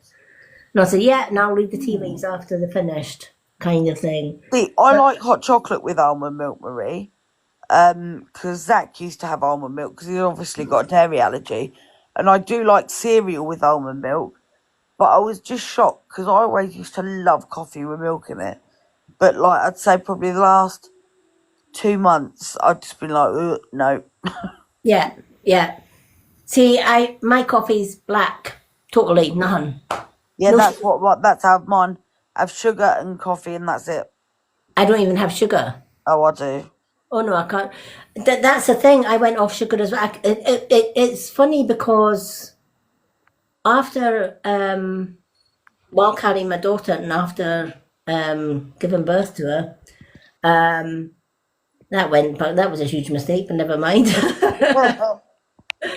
But it's like I can smell sugar in coffee and tea. I can actually smell it. Yeah. Somebody gives me a coffee and it's got sugar in it. That's got Yeah. sugar in it. And I don't know what it is. I used to always drink. Actually, at one point, I used to drink coffee with 3 sugars in it. Believe it or not. Yeah.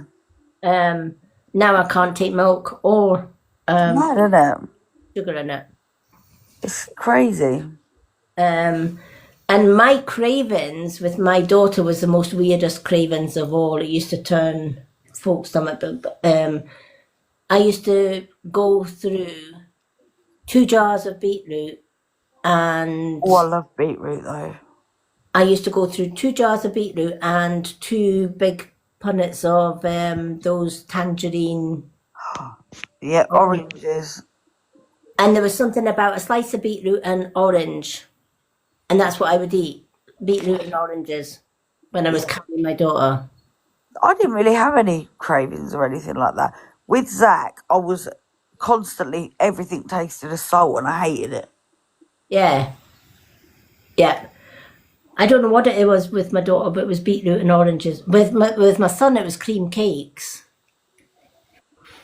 Anything with cream in it, like cream donuts, cream biscuits. Yeah. It was just cream. Yeah. I was at the baker's every day. I think the baker knew me by name by the end of it. But my daughter, it was always. I used to open a jar of beetroot and I used to get my wee tangerines. Yeah. And I used to just dip the tangerines in the beetroot juice, and then I used to eat the beetroot. It was bizarre. I do like beetroot. Yeah, beetroot's fine. Oranges are fine. Beetroot and oranges together. Yeah. I can look at that now. I like squashing a bit of Mars bar in between 2 crisps. I've never tried that, to be Oh, fair. it's amazing. A Mars bar in between 2 Yeah, crisps. like cut off a little bit of Mars bar, get Right. some smoky bacon or Frazzles crisps, kind of squash the Mars bar down a bit with a crisp, and it's just amazing. Guess what I'm trying? Honestly, you'll never look back. Chocolate and crisps together are fantastic. Hi, Debs. No, I would never have thought about crisps and chocolate in the same Oh, yeah. sentence. You're To be never fair, going to look back, honestly. we were just talking about sweets and stuff like that. A couple of years back, we had a friend called Bluebell who came from Ireland, and we kind of lost touch touch. And she just disappeared off the face of the planet, Yeah. which was weird. But I know she knows where I am if she needs me and stuff like that. But she used to send me the Irish stuff, like the Irish crisps and the Irish sweets and stuff. And we went to Edinburgh to get Scottish macaroon and Scottish tablet. Yeah. And her. And I remember having macaroon bars and tablet when I was a kid. Yeah. And it was the genuine handmade or homemade macaroons and tablets where they would make them, bag them, and you would get wee boy and girls coming around the door selling them in the boxes. That was the Scottish macaroon. So I remember buying like a box for her and a box for me and Malks. And I was looking forward to like getting these macaroon bars because I hadn't had them in years. Viv, they were nothing like what I remembered.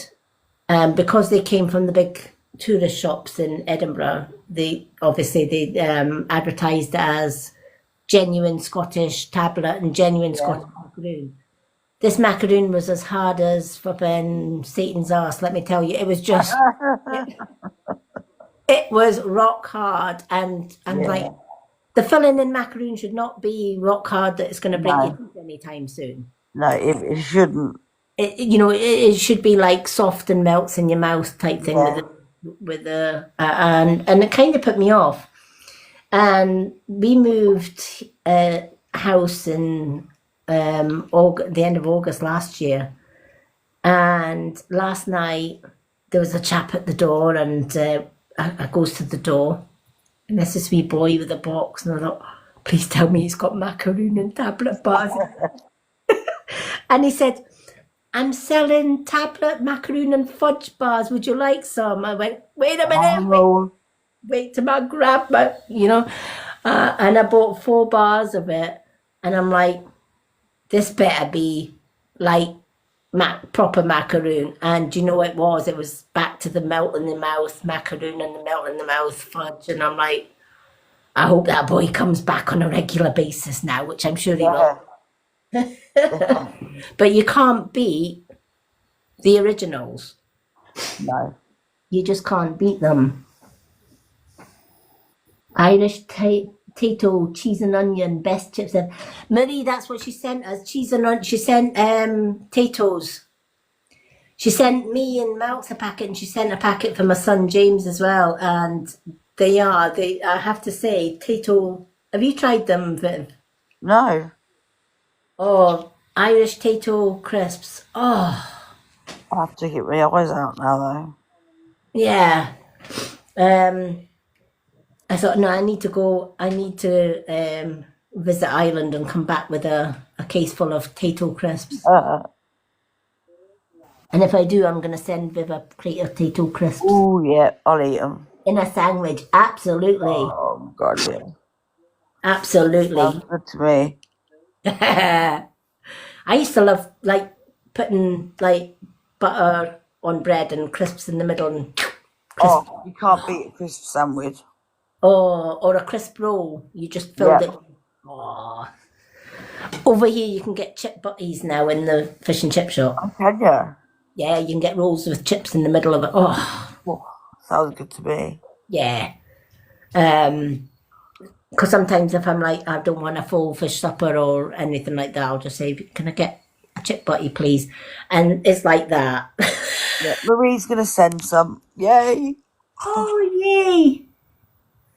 I love Tato crisps. Yeah, we used to have a friend called Bluebell, and she used to send us all the Irish crisps. That's how I know about Tato crisp. On the sofa, silly puppy.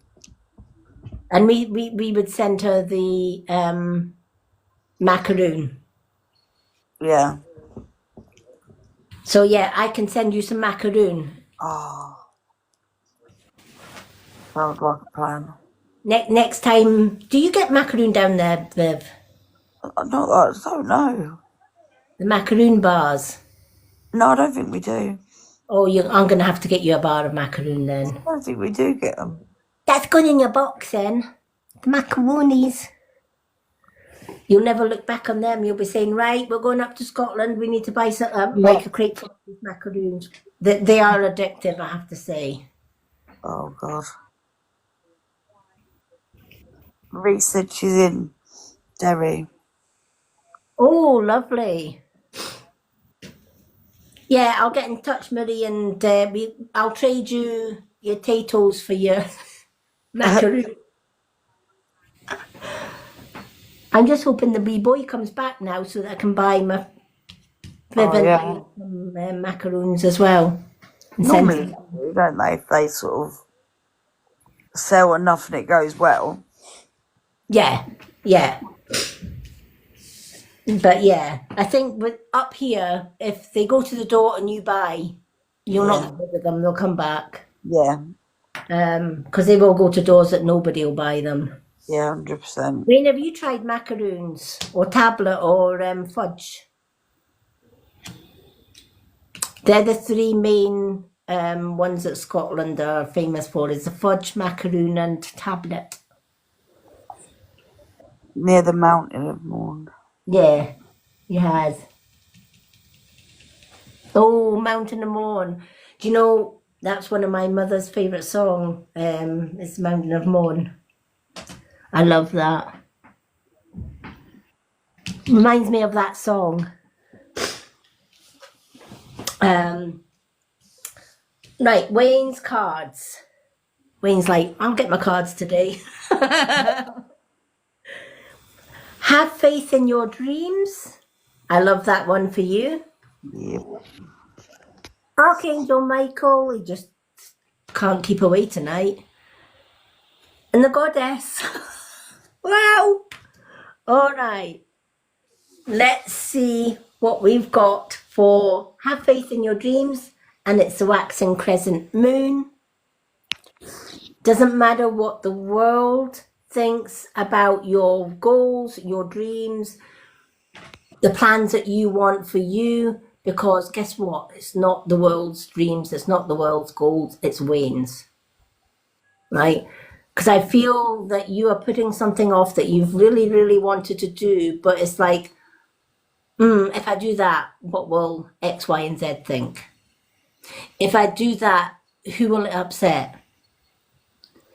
If I do that, am I doing it okay for everybody else? It's like you would want to, you really, if it was just down to you, you would do it, but you've got a considerate heart as well, and you like to consider the people that are around you, etc. But this card is saying, why are you neglecting what you need for the sake of others? Right? And at the end of the day, if you were to tell somebody else, I don't believe in your dreams, don't do it, they probably would tell you where to go, right? And they would say, this is my dreams, my world, this is my goals or whatever, right? Absolutely they would, because you should be doing the same, right? Years ago, we were brought up into a society that is totally different from today, where people respected their elders, people were more polite in general. You know, the local Bobby would flip and clip you around the lug if he found you were doing anything wrong, rather than just go and tell your mum, kind of thing.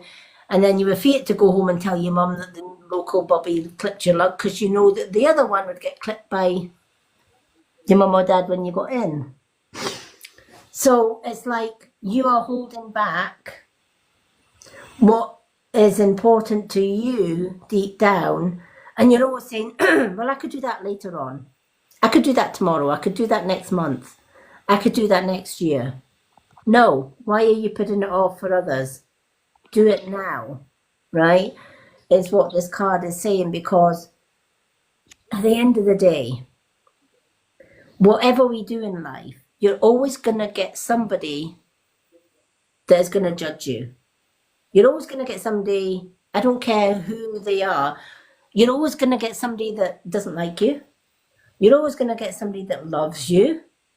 You're always going to get somebody that's maybe not so sure about you and is a wee bit standoffish until they get to know you better. Or you're going to get somebody that really just saying, "No, staying away from you. You're a scary woman," right? Either way, do you, right? Because nobody has the right to judge you because one, they're not you. How can they judge something or somebody that they don't know 100%? And let's be fair, nobody knows everybody's story 100% because there are certain parts of us we share, there are certain parts of our story we don't, right? So do you anyway, right? The people that talk to you this side, they're going to talk to you about you. Keep doing you. People on that side, they're going to talk about you. Guess what? Let them talk. Do you, right? People behind you, well, if they're going to badmouth you behind you, they're behind you for a reason. That's what I always say, right? Let them talk. Does it really matter? Should it really affect Wayne? Absolutely not. Because the only person that knows Wayne, the only person that knows Wayne's dreams and his goals is Wayne at the end of the day, right? Nobody else can get into your head completely. Nobody else would want to get into my head. Let me tell you, they would soon leave. Yeah. But nobody gets into Wayne's head or knows his soul better than what Wayne does. So everything that Wayne wants to do because that's what's in your soul to do. And if people don't like it, guess what? Those people that don't like it probably shouldn't be in your circle. Let's face it, right? Friends will support friends, no matter what, right? And that's the way it is, right? I might have friends around me that maybe Viv's not keen on. Does that mean Viv's not my friend? Absolutely not. Yeah. Right? Because we will gel with some, but we will keep our distance from others. And that's okay, right? Because you're not going to be liked by everybody. I'm not going to be liked by everybody, right? And that's just the way the cookie crumbles. But should we be hurt by those that don't like us? No, absolutely not. Because if they're in your life to hurt you in any way, shape or form, they should never be in there in the first place. So stop putting off tomorrow what you can do now, in the here and now. This is Wayne's life. This is Wayne. This is who you are, and never ever let anybody take that away from you. You've got the Archangel Michael saying, you need somebody to kick your butt. Call on me. I don't mind kicking butt, right? He'll even give you the right size shoe to kick butt with, right? That's just who Michael is. But we very much keep things to ourselves a lot of the time, and that's one thing we shouldn't do. We should open up to somebody, even if it's to archangels.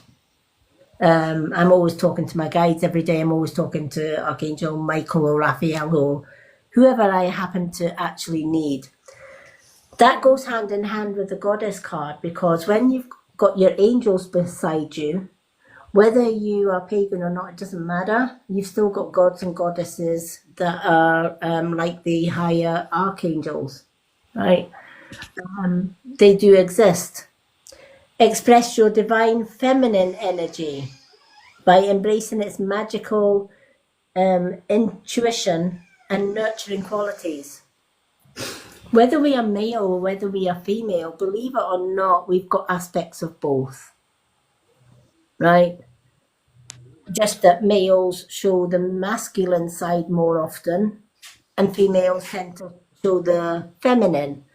But there are mixed that have a mixture of both. They might not know, or they prefer one side of their genes to the other. Does that make it wrong? Absolutely not. Right? Absolutely not.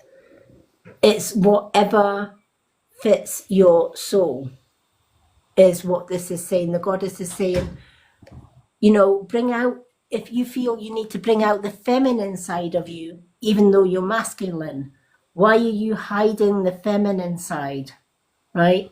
At the end of the day, whether you're a male or female, right, you came out of a woman. Well, most of us did anyway. Right?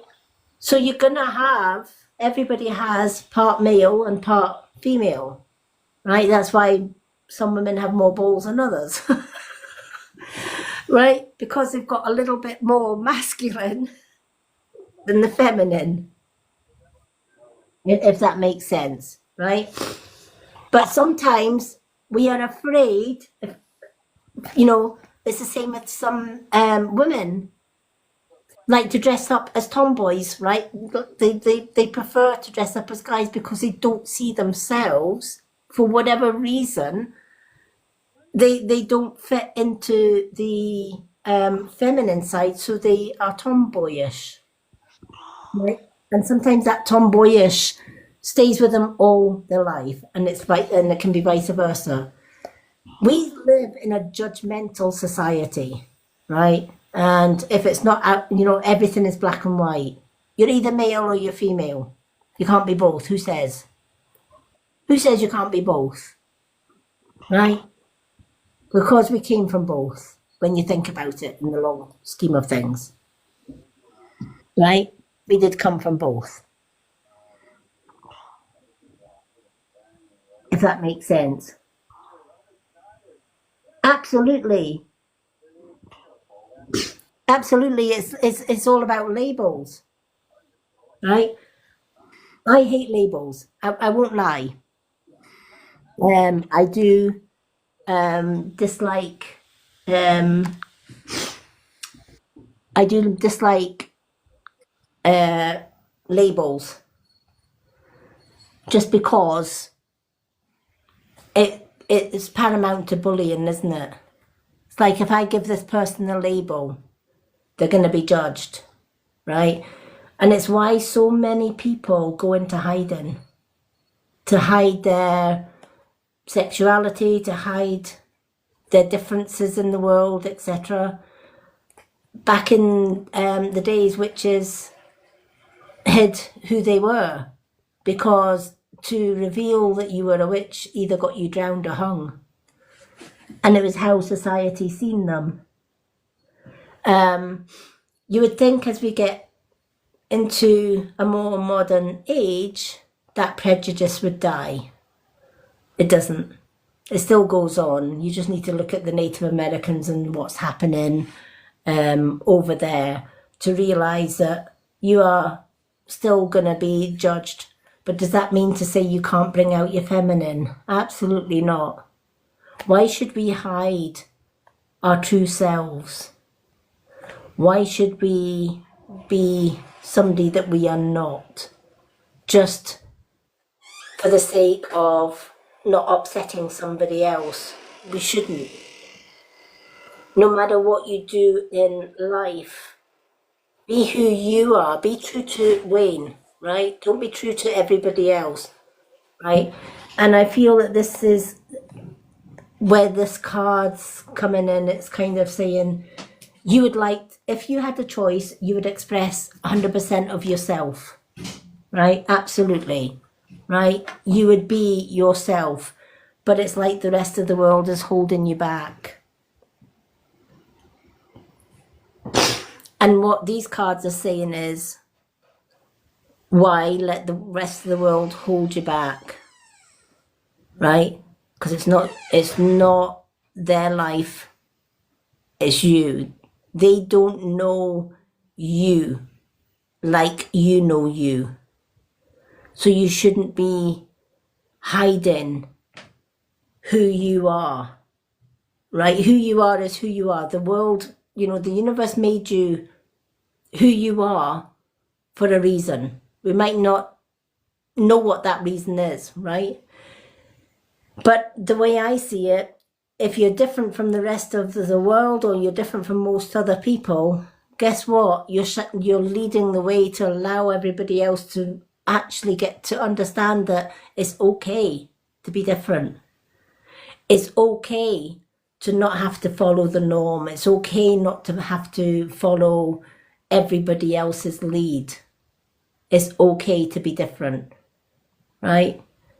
Same with witches. It's okay now for us to be witches, right? We're still going to be judged. Let's be fair. I mean, I get people coming in here, you know, chanting the Bible and Satan lovers and all the rest of it. And that's absolutely okay. It doesn't bother me. I've got the block button, right? Be gone, right? And on social media, you've got that kind of protection where you can just block, be gone. But out in society, I get it. It's a different world. You would like to just be yourself. But do you know what? Why should we hide away who we are just to please society? Because at the end of the day, do they care what we think of them? Absolutely they don't. Hello, Katrina. So I feel that you've been holding yourself back from being you with these cards. And the message is clear. Don't hold back being you just because of what society or how society would see you or perceive you. Be you. Hello, Linda Curran. Be you always. Now I'm going to give you an angel flicky book as well. So I don't know if I know that you're still in the box. Is your microphone? I'm going to put your microphone on. Let's see if we can get this mic on, and then you can just tell me when to stop flicking the book. Right, let me just flick the book and we'll see where the book ends for you. Stop. There we go. Alrighty. Connect with God in all that you do. There you go. There's the gods, the goddesses coming in to fray on this one as well. As a child, you took great pride in doing things on your own. And self-sufficiency continues to be a source of joy for you. Yet a lack of reliance on other people is far different from independence from God. You're eternally connected to the divine. It's only in your imagination that a separation is possible. The infinite love, wisdom, and abundance of heaven is available to you continuously upon request. That fits in very well with Michael. If we need him, we ask, and he'll be there. Your free will prevents God from imposing. Again, that's what we were saying earlier. They can't help unless we ask. Help upon you. When you ask for assistance, you're automatically connected to an unlimited storehouse of gifts, much like all that's available when you log into the internet. Remember, this connection is everything that you do. With every task, decision, and question, turn to heaven as God's trustworthy messengers. We angels will help you remember to do so, and will clear your channels of divine communication if you ask us to do that as well. Your thought for today: I remember to connect to heaven throughout the day. I ask my divine support with every decision, question, and action. Thank you, God and my angels, for your steady help, which I now gratefully accept.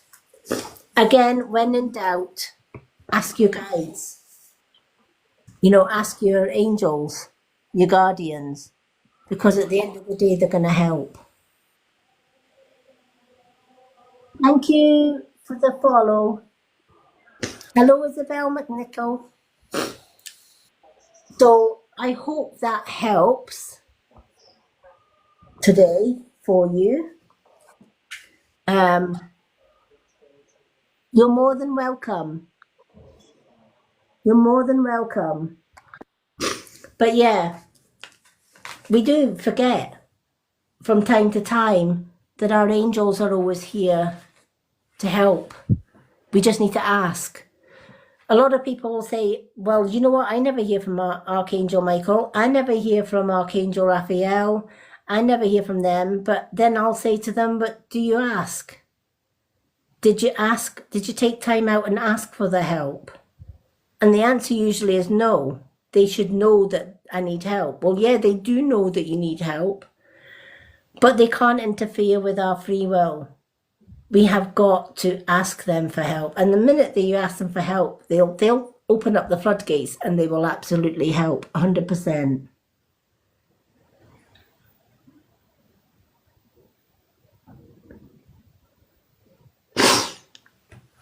Unfortunately, spirit, loved ones in spirit and angels and stuff, they're not into the materialistic. Materialistic, winning the lottery, it works hand in hand with ego, so they won't answer such questions.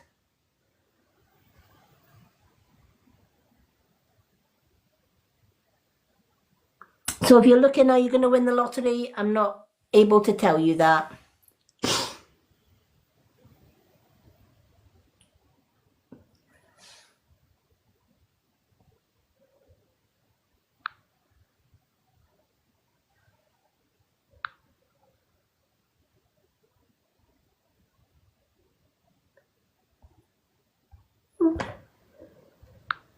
There we go.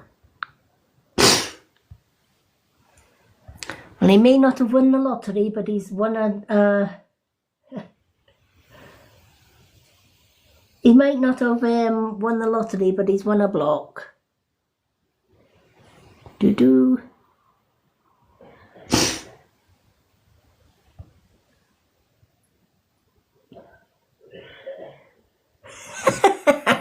I know, right?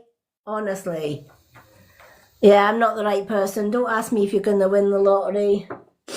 With a name like that, probably not. Yeah, they don't give lottery winnings to blanks. That's like writing a blank check, isn't it?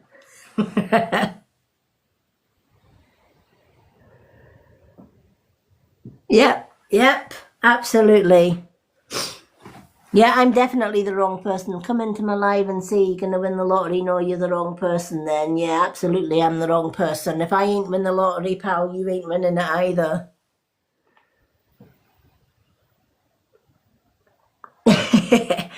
All right, Marie, you have got 3 cards. Now, I don't know whether you want to come up in the box for your 3 cards or just stay in the comments. Absolutely, yeah. Do you honestly think if I knew what the lottery numbers was, I was going to give it to a blank face? Hell no, I'll keep that to myself. I'll put the numbers on myself, thank you very much. If anybody's going to win the lottery, it's going to be me. Stay in comments, no problem. Marie, what 3 cards would you like? We've got moon cards, angel, we have got soul truth, and we have got Viv's coffin.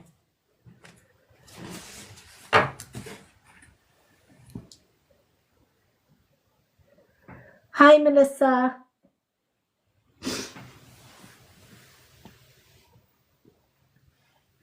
Pick any 3 cards, honey. Moon, angel, soul truth, and coffin ones. Any 3.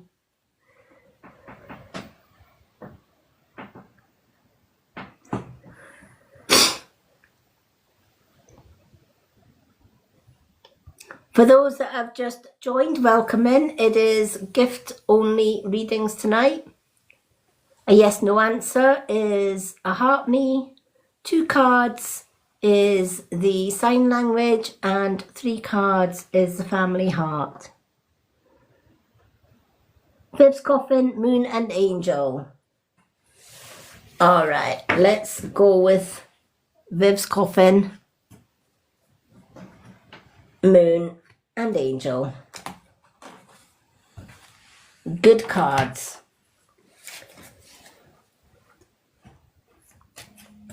Hello, Gary. I think Viv's having a wee snooze. Alrighty. She's been working hard, poor wee donut. I love her, Viv. She's the best.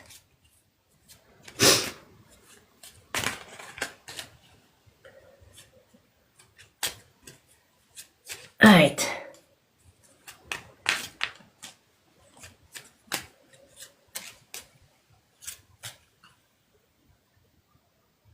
Yeah. I kind of put her down just for a little while. I think she was kind of dozing off a little bit. She'll be back when she wakes up. To be fair, she's had a busy day today. She has.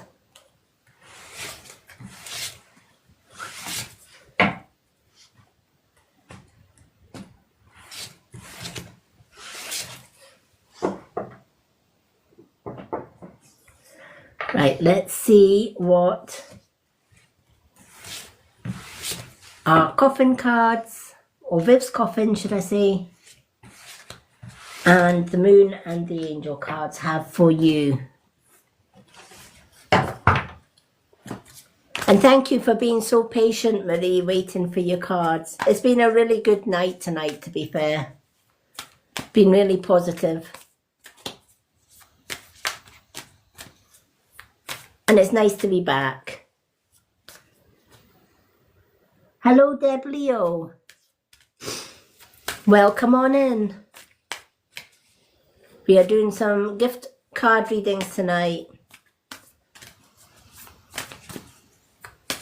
It is a heart me for a yes, no. It is the sign language for a 2 card and the family heart for our 3 card reading tonight. Oh, thank you, Marie. That means a lot. It has, Wayne. That's what I love about my lives. You'll find that me and Viv and Lucy, we do positivity. And it shows. We just don't tolerate negative vibes at all, and we just be ourselves, really, which is how we should be. So it means the world when yourself and Jen and Lucy are coming in and supporting. It is. It really is. It's the best. And I mean, don't get me wrong, I do love some other readers on here. Some of them blow my mind on here. They've got some really good readers. But a lot of the readers, they just come into the room and they read and they read and they read and they read, and there's not an interaction in between the cards. I would rather be myself and bring a little bit of fun and joy into the readings as well. Make everybody feel wanted. That's kind of who I am. If I can make somebody smile today, then job done. That's the way I live with a positive vibe. And I usually walk away from the negative vibes, to be honest, just because I can't do with them. If there's too much negativity, I have to sort of back away, because it brings my vibe down.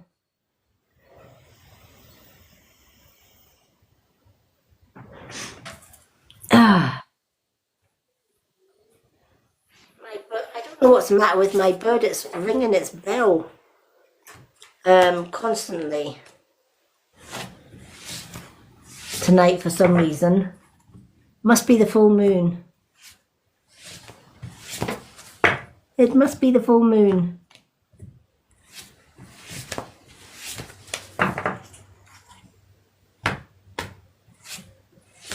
Alrighty. That's your moon ones. And then the angel as well, wasn't it? Coffin, moon and angel.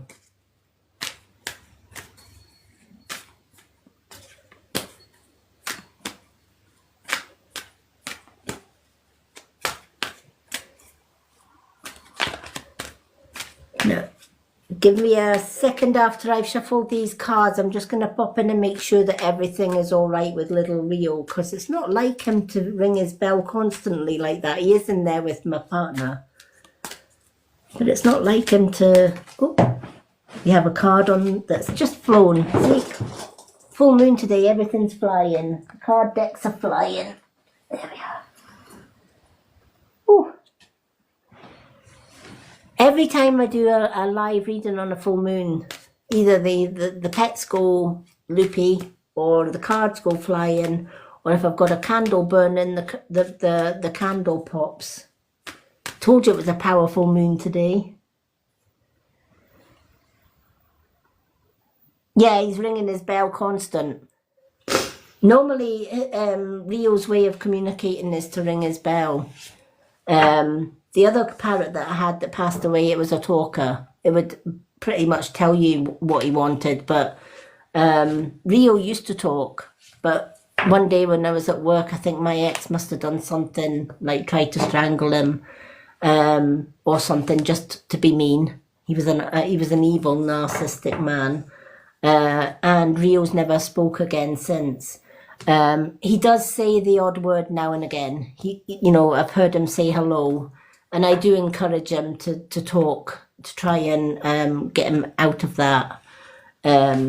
Luckily, my partner's wonderful with him. But yeah, he tends to just ring his bell to let you know he wants something. It is, but hi, Joan. Give me 2 seconds, folks. I'll be back in 2 seconds.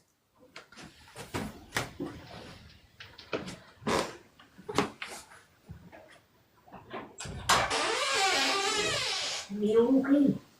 Is he okay? Ringing his bell. Aye. Aye. I just said, folks, just give me a second, I need to pick up a bird. Aye. You're right. What's the matter with you? That's what we call. Yo, what's the matter? You're right. Still got you. You okay? You okay? You good? You good? Hey, you good? What? What are you doing this down for? What's on it first? What's the matter with you? What's that room? Hey? That's right. That. It's not really a hoop. No. Yeah. No, you're all right. You just I took it for good. You. you just wanted attention, we got that. Right. Go I back to knew it. Of course, the ring. right. Good night. No, good night. Right. Good night. He was hanging upside down with 1 foot. He's got both his feet on the perch now. He's shy. Just want attention, I think.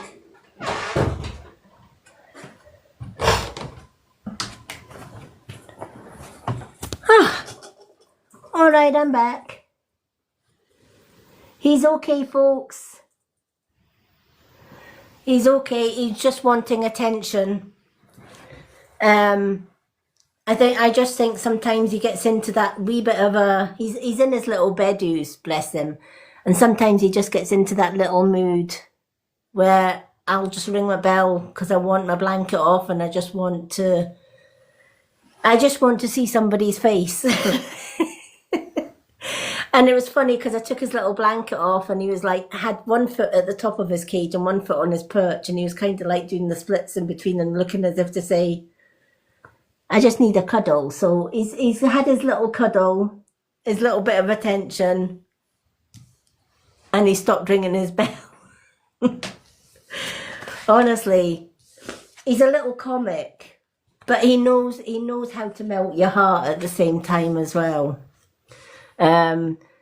And it has been a little bit tough for him since losing Rocky because he's the only bird now. He's had 30 years with a noisy talking parrot, and not to have that and just to have us. But I mean, during the day he loves it because he gets his freedom. He gets out of the cage and he's out the cage all day long, and he loves that. And then of course he hates going to his bed. But once he's in his bed, he usually sleeps. Even if he doesn't sleep, he's usually just awake, watching, peeking through his little blanket at you and everything. But yeah, he was constantly ringing his bell. And my partner turned around and said, I have checked him, he's fine. He's not caught up anywhere. I don't know why he's ringing his bell. It's sometimes with Rio, if he's hearing me in another room, it's like, oh, my mummy's been in that room for a long time. I just ring the bell and she'll come. He's a right mummy's boy. Hi, Jackie Brown. How are you? But yeah.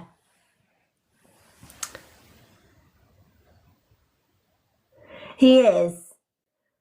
Rio's always been a mum's boy. Rocky was always a daddy's boy type of thing. Rocky was very much a man's bird, whereas Rio's more a woman's bird, to be honest. He is. He's a wee darling. Hi, Hayes. So let's do Marie's cards now. We have got opposition for your coffin, and we've also got nothing will come of the situation, but in the end we have got mediumship. Good night, Wayne. Thank you for joining us.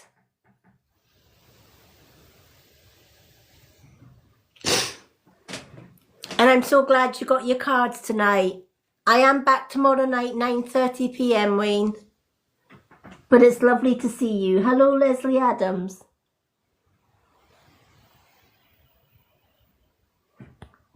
Thank you for the likes. Okay. The opposition and nothing will come off the situation kind of goes hand in hand. And I feel that you're trying to be yourself, Marie, right? But I feel that there are people around you that just are not willing to let you be yourself, if that makes sense. I feel that they think they're doing things for your good or your own good, and they're trying to be helpful in some ways, but they're being the opposite, right? It's almost like they're doing the opposite of what you're needing right now, if that makes sense. Hi, Sharon. So it's almost like the things that you want to do, the things that are important to you, it's like somebody else is kind of like trying to pull you away from that, right? Or they're trying to make you think it's not a good idea. They're trying to tell you what's best for you, what is best in your interests, and that what you want to do is something that you shouldn't be doing. And it's kind of like, well, this is what I need to do for me. Why don't you see it from my point of view, right? And you're trying in your own way to do what's right for you, but to please this other person at the same time. And it's like you're going round and round in circles trying to work a way where you can please all sides in this, if that makes sense. It's almost like, I almost like see a piggy in the middle situation here, right? That you're caught in the middle of something that really you didn't really want to be in the middle of that.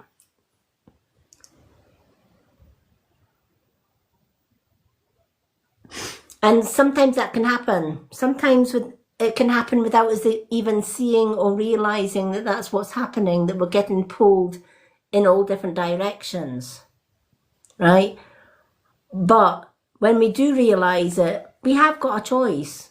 We can actually say, you know what? I don't feel comfortable being in the middle of this. I don't feel comfortable taking sides, because I feel that there's an issue here. It's like almost somebody's asking you to take sides, right? It's almost like, don't listen to that person, listen to that person. Don't do this, do that. Don't do him, do her, that kind of situation.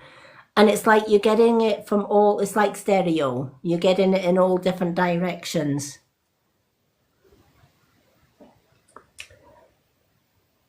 Hello, Rachel was gay. Welcome in. Right? And it's like, well, where do I fit into this? Right? Because if I take that person's side, I'm going to offend that person. If I take the one in the front, I'm going to offend both of them. If I do me and walk away, I'm going to offend all of them. And it's like you've been trying to work out, well, how do I do this without hurting any of them? Guess what? You can't. Right? You can't fix this situation. As this card says, nothing will come of this. Right? With all the goodwill and all the good intentions in the world to try and fix this on your own, you can't. Right? This is something that is beyond Marie's fixing. It's not Marie's place to fix this, is what I'm getting here. It's almost like Marie has to step back and let them fix it themselves. Right? And if it makes Marie unpopular with the ones that are arguing or the ones that are debating, let it make you unpopular, right? You don't have, you know, this is not, what's happening around you is not for your best interest, right? You are just kind of dragged or pretty much hauled into all of this, right? And we should never ever get hauled into debates or arguments, you know. It's happened to me a few times. I've been hauled into, you know, somebody saying do this, somebody saying do that, somebody saying do that. And I'm like, no, I'm not compromising friendships just because one person doesn't like that, one person doesn't like that, I can't please everybody, but I can please myself. And this is what this card is saying. You can't please everybody. You can please yourself, right? And you can step back. It's okay to step back. Because if the people that are doing this around you have your best interest at heart, they will totally get it while you are stepping back. They will totally understand that you can't be in amongst all of these different energies and come out alive, basically, right? Or come out unscathed. And the only way that you're going to come out of this situation unscathed is by taking that step back and leave them to scrap it out themselves. Absolutely, just walk away. Absolutely. If you can't fix a problem, and this is where this card is saying nothing will come out of it, walk away. Just walk away from it. You don't have to be a part of it. You can walk away from it. All right? There are some people on this app that don't get on very well with me, right? And they may do their own different lives and stuff. And I can't be in their lives. Does that mean to say that the ones that are in their lives that I am friends with, I can't be friends with? Absolutely not. I can walk away from that live, I can walk away from that energy, but I can still keep my friends. Because the friends that know me know that if I walk away from an energy, it's not them. Does that make sense? They know it's not about them. It's about the energy in the room, or it's about the energy around them. Right?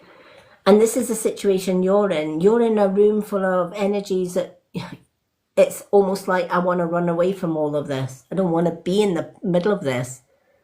And if that's the case, absolutely take a step back.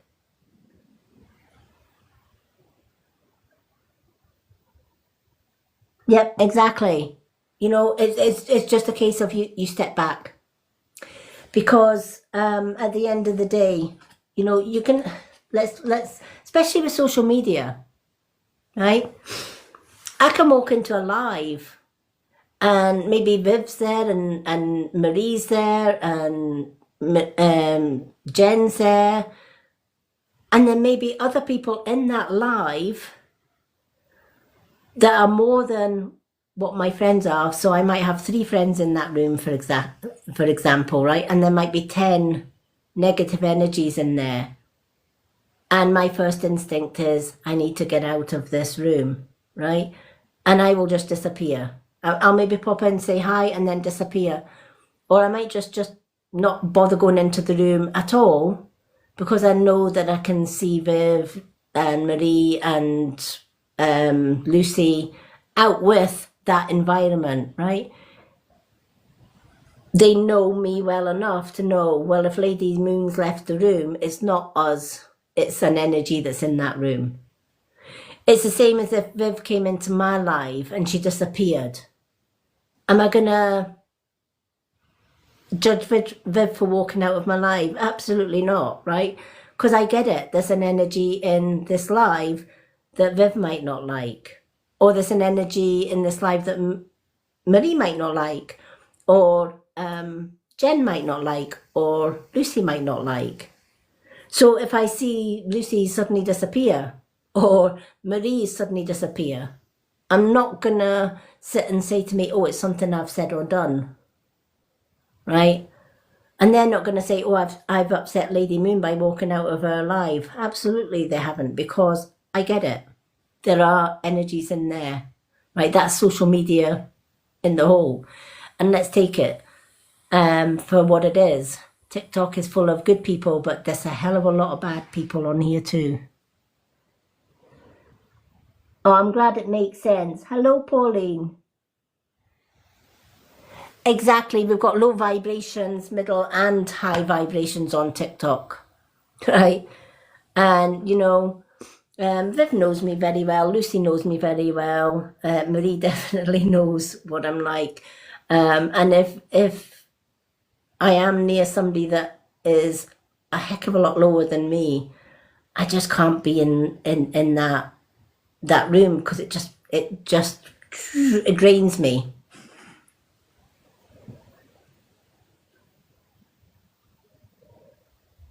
Absolutely, then you get the good people. Exactly, and that's what it's about, Jen, right?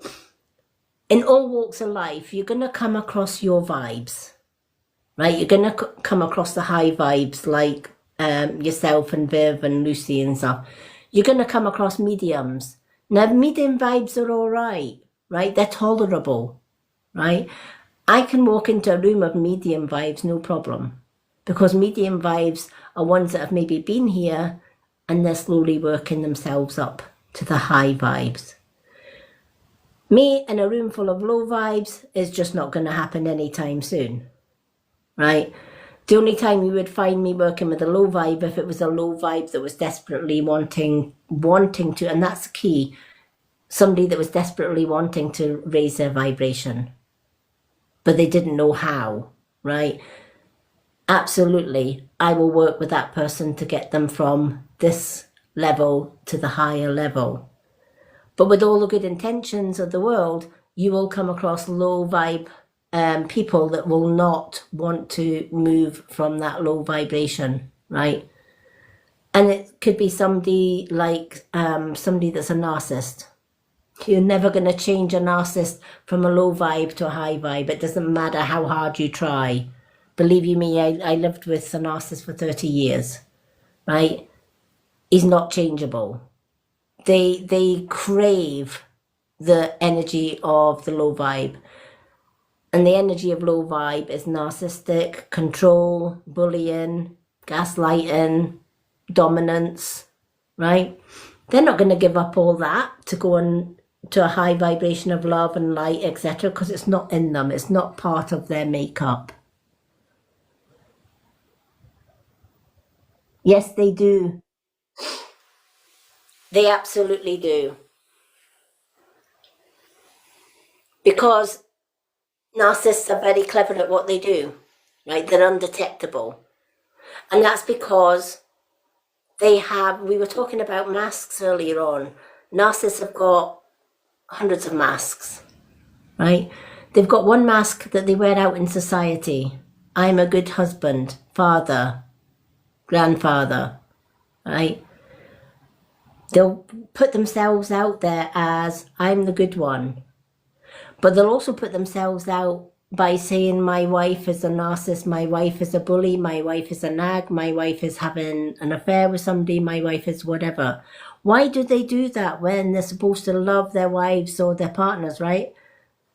To cover their backs, because they know that there's a possibility that their wife or their loved ones one day are going to walk out on them. They're going to wake up, right? They're going to be fed up of being on this vibe and they're going to want to go up here. And when they walk out, the narcissist has to keep his or her facade, right? So he's already done the groundwork, right? My wife is having an affair. So when I walked out the door and left a sorry ass behind, it wasn't because my ex was having an affair, it was because I had an affair, right? He'd already built up his alibi before I even walked out the door. That's what narcissists do, right? And that's why they get away with what they get away with. That's why you will never, ever change a narcissist vibe from down here to up there, right? They've played this game all their lives. It's in them. You can't change that. Absolutely. With a narcissist, it's you've got to look at what they say and reverse it. My wife's having an affair. No, it's not your wife that's having an affair. You're having an affair. You're going to lose your wife at some point. And rather than being caught out for it, you've blamed the wife, right? My wife bullies me. No, you're the one that actually bullies the wife, right? My wife ignores me. My wife doesn't give me love. No, you don't give your wife love, right? They're building an alibi. They're building a protection just in case something goes wrong. And that's why many women and men, because some women are narcissists as well, that leave a narcissistic relationship, especially a long-term one, they find that friends that once were friends turn their backs on them. Not because you walked out on an ex, but because of the alibis that were said behind your back before you left that narcissist, right? They're covering their tracks every step of the way. And narcissists are good play actors, right? And when a narcissist comes into your life, they don't come in as a narcissist. They come in like a love bomb, right? For example, if a narcissist come into Marie's life, right? Marie, you're the most wonderful woman in the world. I'm going to shower you with gifts. You can't do any wrong.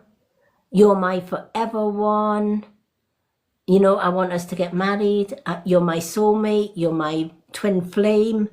You're everything I've been looking for. I've prayed to the heavens for you, etc., etc. And they are going to love bomb you till the tilt.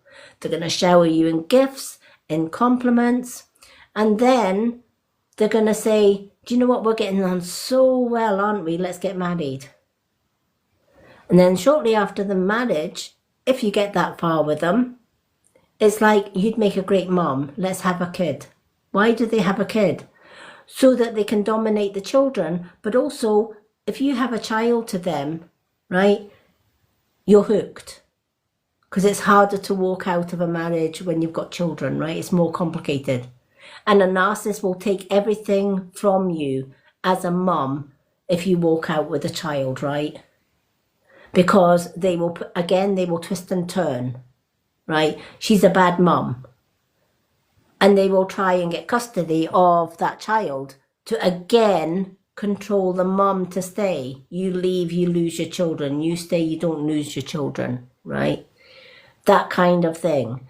This is why they do what they do. This is why a narcissist will come into your life and they will love bomb you till they get a ring on your finger, till they get that commitment. Or they'll get you to where you are just before proposing to you or whatever, and then they'll just disappear. No word, no trace, no nothing. Knowing that they hooked you in, they drew you in, and then they dropped you.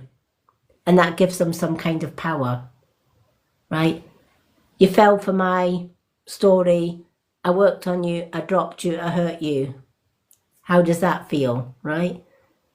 And it will hurt us if we allow it to, right? But once you know what the narcissist's game is, once you know their game plan and how they work and how they manipulate, mind control almost hypnotizing, you can change that.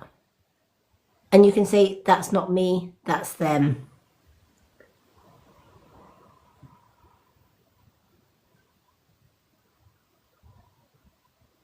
Yep, there is so many books on narcissism. Yep.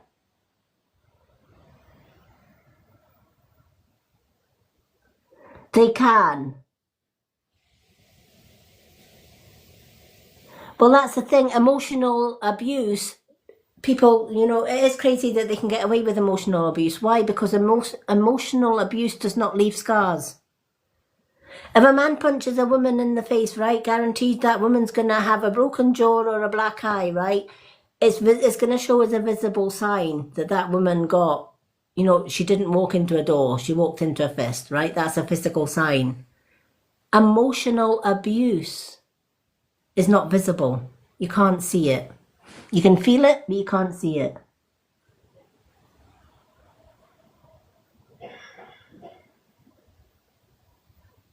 Yeah, and that's the thing. It does take time to get over a narcissistic abuse. It does.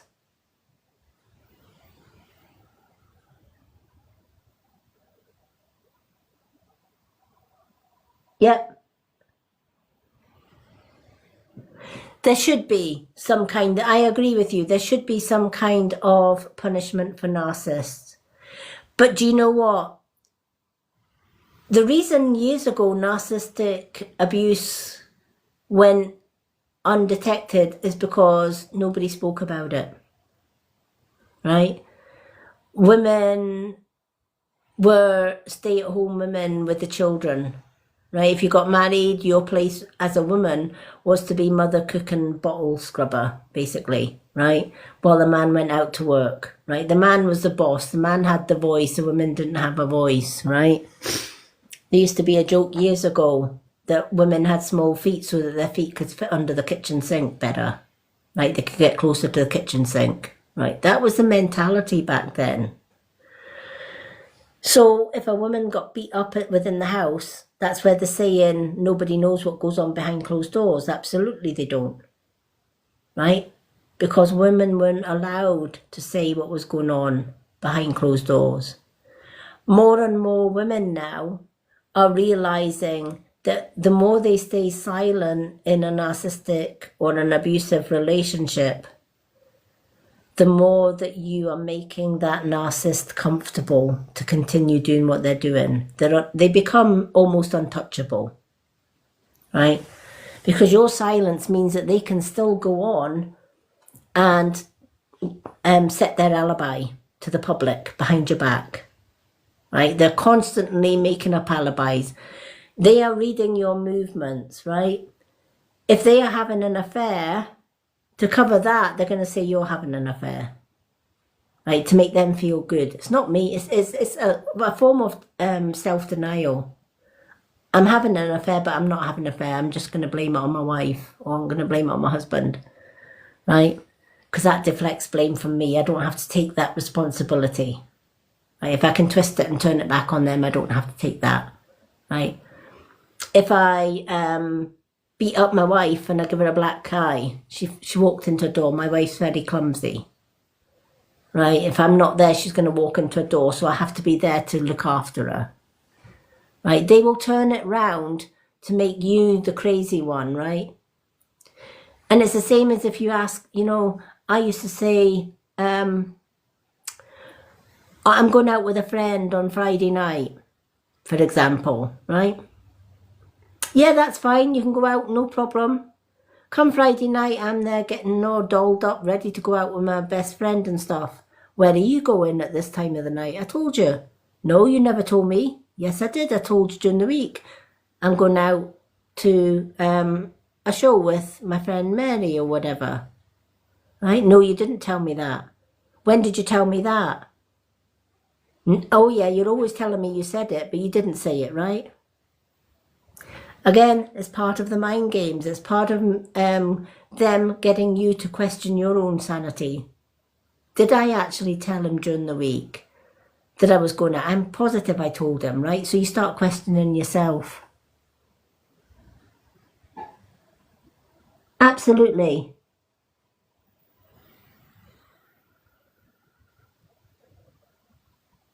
Yep. That's exactly it, Jen. That's exactly it.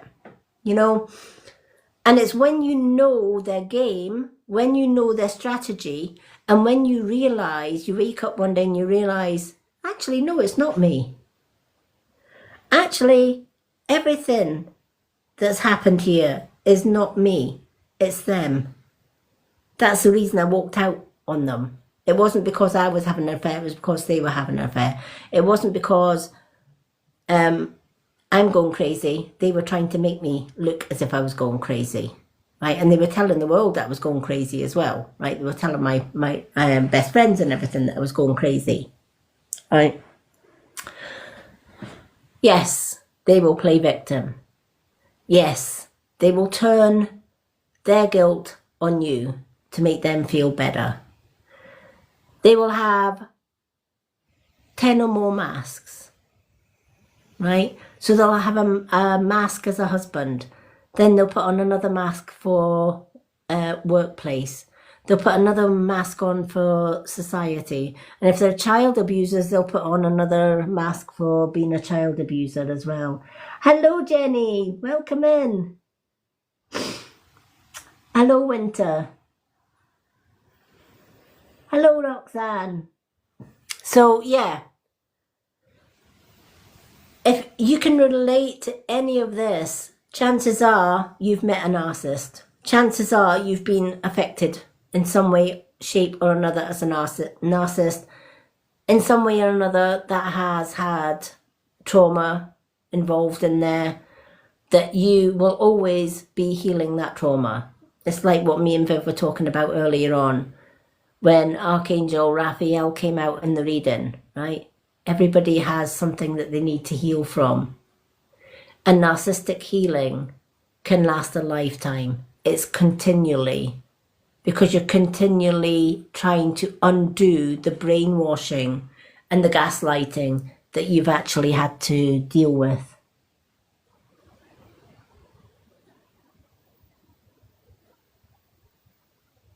Yep, absolutely.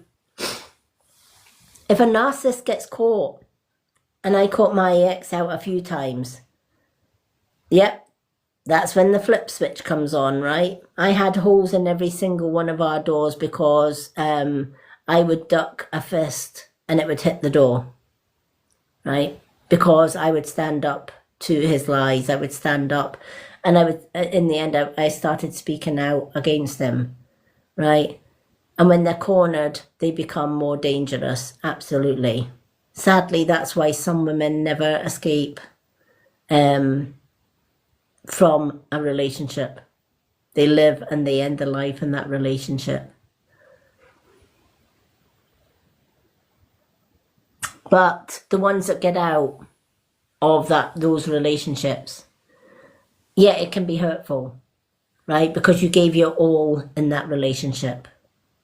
But when you look at what they gave you, which is very little apart from the abuse, the gaslighting, the blame, the criticisms, and the silence when they just disappear out of nowhere, you know, without a word, and leaving you to then wonder, was it something I did? Was it something I said? Right? That's exactly why they leave without a word sometimes as well. It's like, I don't have to explain to you why I'm leaving you. I just need to walk out the door and never come back again, never, you know, block your number, block you from my life. Because they know that that is going to have if you allow it, again, this is your power. If you allow it, they are thinking, well, if I leave, never say a word, whatever, for the rest of that woman's life, she's going to wonder, is it her? What did I do wrong? What did I say wrong? oh my gosh, maybe I could have done something differently. Maybe I hurt them. Maybe I did this. Maybe I did that, right? There's 1,001 questions that you will continually put in your box. The start of healing that is to get it out of your box, right? Because you did nothing wrong, right? So you get it out of your box and you ditch that thought.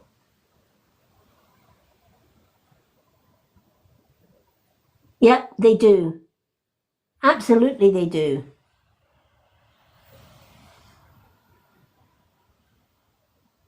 Yep, hello B, welcome in. Absolutely.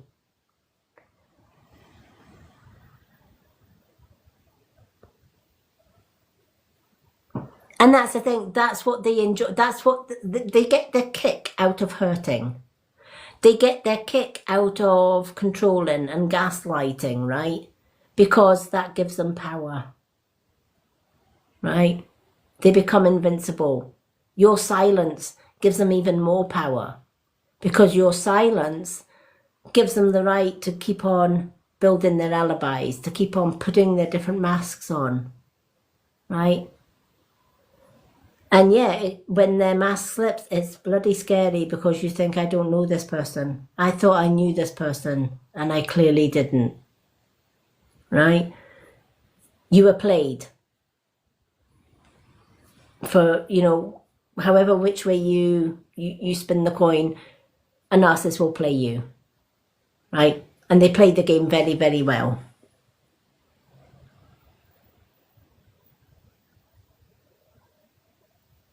Yep. Yep, that's silent. Yep. I don't need to talk to you, right? And you're begging them to talk to you after a fallout or whatever, and they just ignore you. As you said, it's a silent treatment, right? And they can be masters at being silent for a long, long time. In my case, he thought he was a master of silence. Well, he didn't realise he married a Capricorn. We are bloody queens of silence. We can be silent for an eternity if we want to. And whenever I felt I wasn't getting anywhere with him, I was the one that went silent. Even when he spoke to me, tried to get a reaction, I remained silent. Even when he was on his knees begging for forgiveness, begging for apologies, I was silent. And sometimes I could stay silent for weeks, right? And I know from the other side of the coin that when you give them what they give you, they do not like it. But they love it when they're silent with you and they know it's getting to you, right? Well, think of it on the other side. If you were to give a narcissist the very same thing, i.e. constant silence, it's not going to be you that it's going to get to, it's going to be them. They're all right at giving out, but when it comes to you giving them back what they push out, they do not like it. The last thing a narcissist wants you to do is speak about them, right? So they will do everything to keep you silent. They'll even tell you, you walk out that door, I'll tell your friends you're having an affair. You walk out that door, I'll tell everybody you walked out, or I kicked you out because you were a crazy woman, right?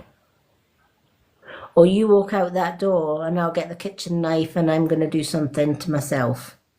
And my ending will be on your conscience. I've had that as well, right?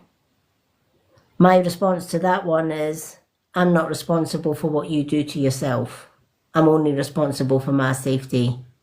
And if I walk out that door and you decide to use that implement to self-harm, then I'm sorry. That's on you, not me. You're the one with the knife in your hand. I'm not.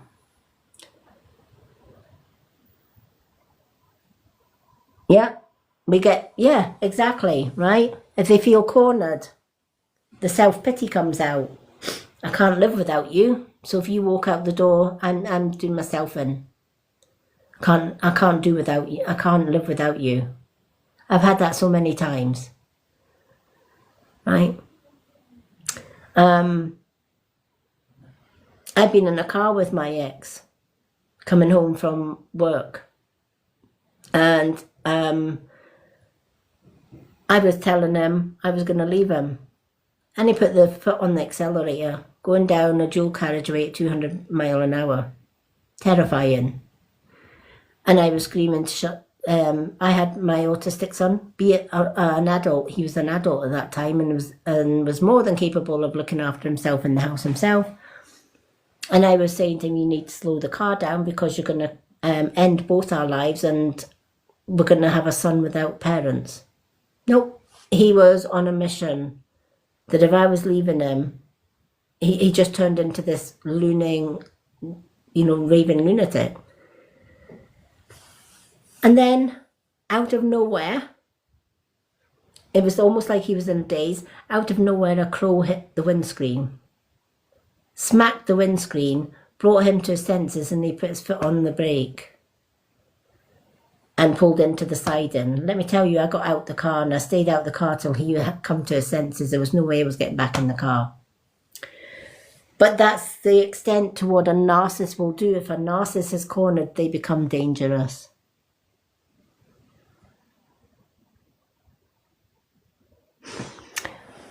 They don't always have bad childhoods. In my ex's case, his father was a child abuser. I didn't know any of this, obviously, before I married him.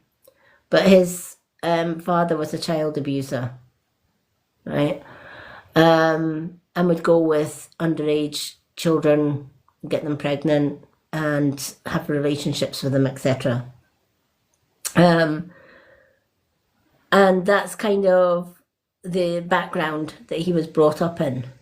And it was like from father to son, son to daughter, and all the rest, from father to daughter and stuff like that. That's kind of how some narcissistic, especially when it comes to child abuse, etc., and narcissistic behavior. You've got two powerful, two evil sides of the coin there.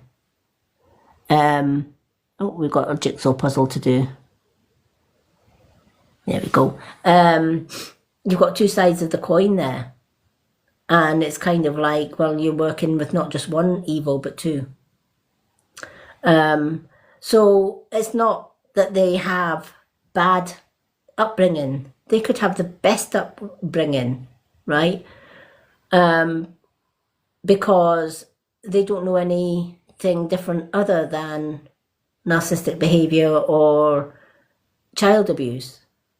A child that's been abused from the day they are born to adulthood, they don't know they're being abused. They're told that is love, right? So children don't know any better. So does that mean they've had a bad childhood? Not necessarily, right? They've had a childhood that they didn't know any different. They were only children at the end of the day. And it's only maybe, if they're lucky, when they get into adulthood, they realise that wasn't normal. Hello, Broken Beauty. So, yeah, they can come from all different backgrounds. Absolutely, they can. So even as a child, he was probably groomed as a child abuser, or he was groomed as a narcissist and child abuser, because that's what his father did. That's what he probably saw his father doing that.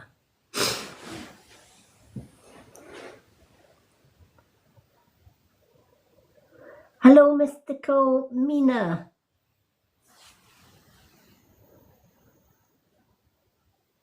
So, yeah. When you really delve into the mind and the gameplay of a narcissist, and when I left my ex, I did a lot of work with Women's Aid, and they used to call themselves SAGE at that time. And you did courses, and on those courses, you learned about the narcissistic behaviors, and it all then started to make sense.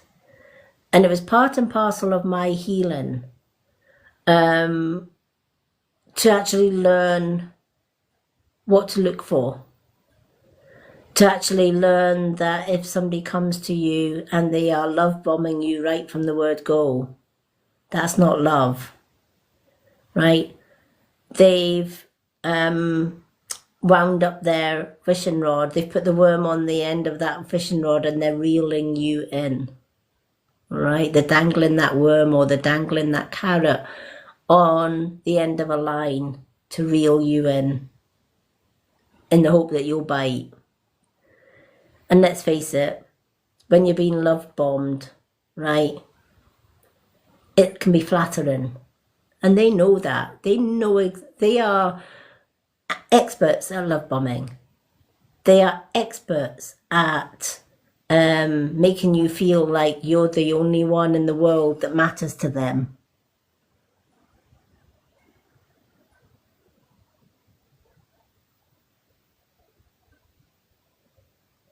Yeah, yeah.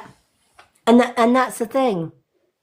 Psychology is a wonderful thing because, especially when you're dealing with a narcissist, I went down a really, really long rabbit hole when I was learning about narcissistic behaviors and traits.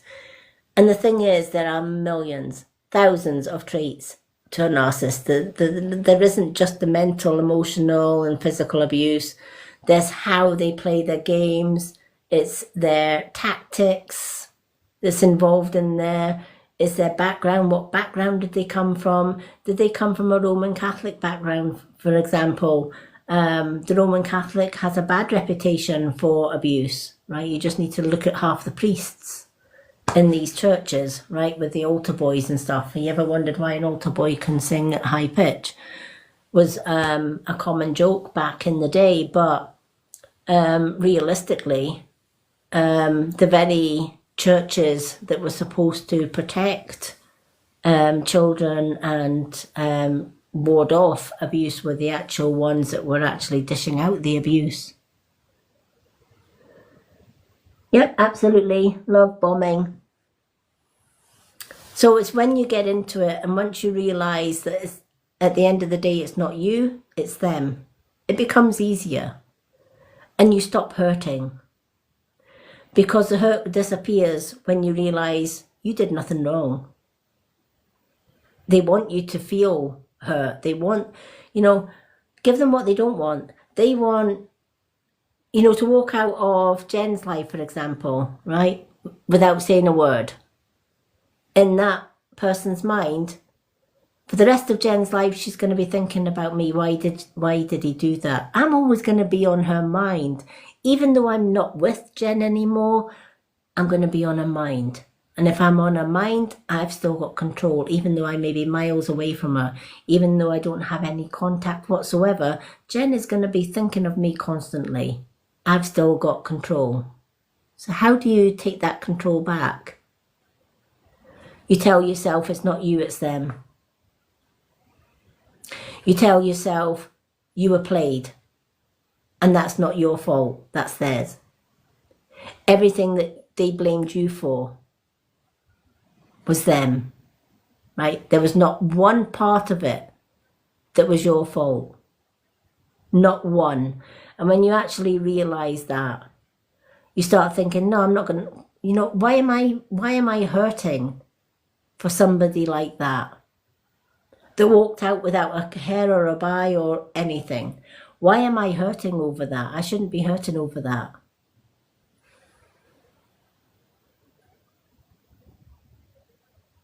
Yep, exactly. Hi, Wendy.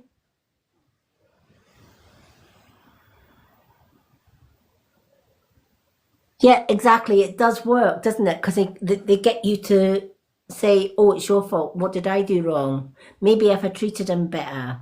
Maybe if I didn't say this to him, or, you start looking back at the things you used to do as a couple and you think, oh, could it be that upset him?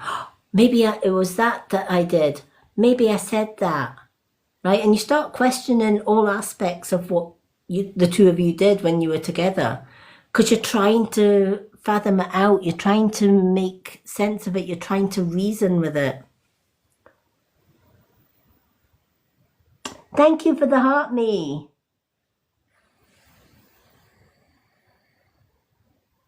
Thank you, Chloe. Chloe, for the heart me, you can have a yes no card if you like. Heart me's got a yes no card.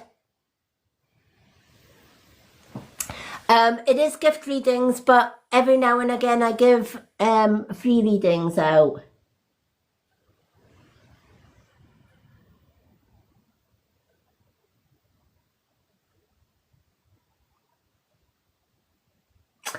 Honey, let me see. You lost your partner 17 years ago recently, unexpectedly. Age 39. We have a son. Is he around us? Absolutely. Even if you lose somebody unexpectedly, they never leave you, right? If they are connected to you by heart, if they are connected to you through love, right? And especially when you've brought a child into the world together. Absolutely. Even from the day that he parted from you, Chloe, he will be with you. Even if you don't sense him near you, even if you don't feel he's around you, he absolutely will be with you. Can I ask, what was your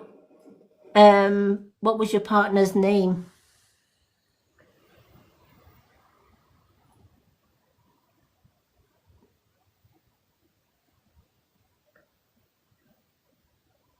All right, you were, all right, 17, yeah. Paul.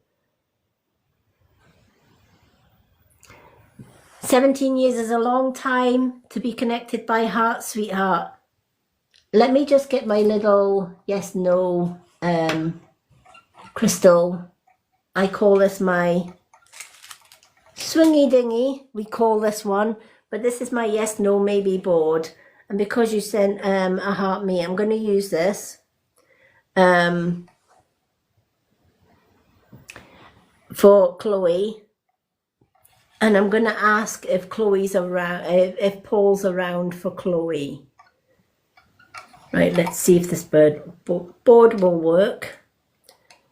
Spirit, can you tell me for Chloe, is her partner Paul with her tonight?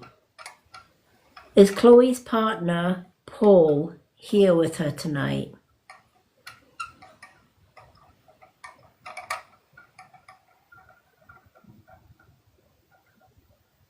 Now, did Paul have a sense of humour at all? Because the board says no, but I was hearing, it was almost like a cheeky little laugh, as if to say, and it was almost like this person was coming in and saying, no, of course I'm not here, I'm with you, right? I'm asking the board, is Paul here? No, of course Paul's not here with me, but he is with you. But I felt that Paul had this sense of humour. Does that make sense?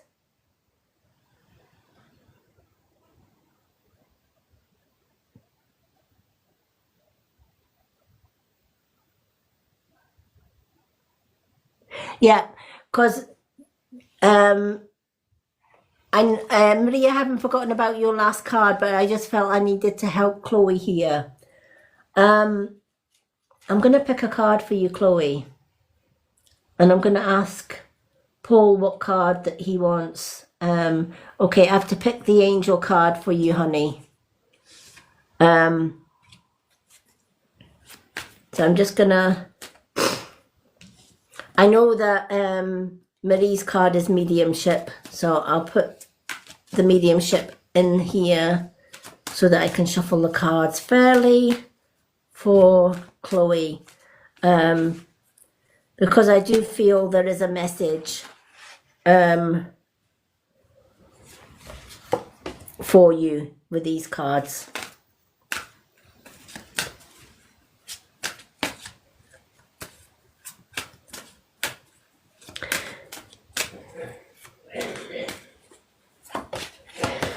Now, can I ask, has Paul also got a parent in spirit? Did he also have a parent, like a father figure in spirit?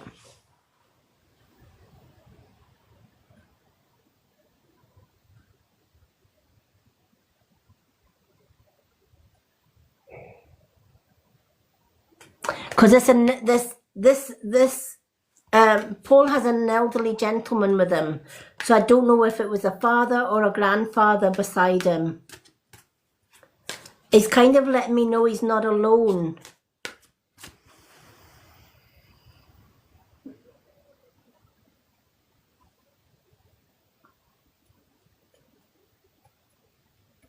Is his Gramps in spirit at all?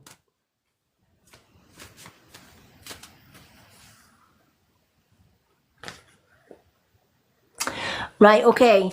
That makes complete sense then, because this gentleman, this elderly gentleman, came in strong with Paul, all right, and it's almost like they are.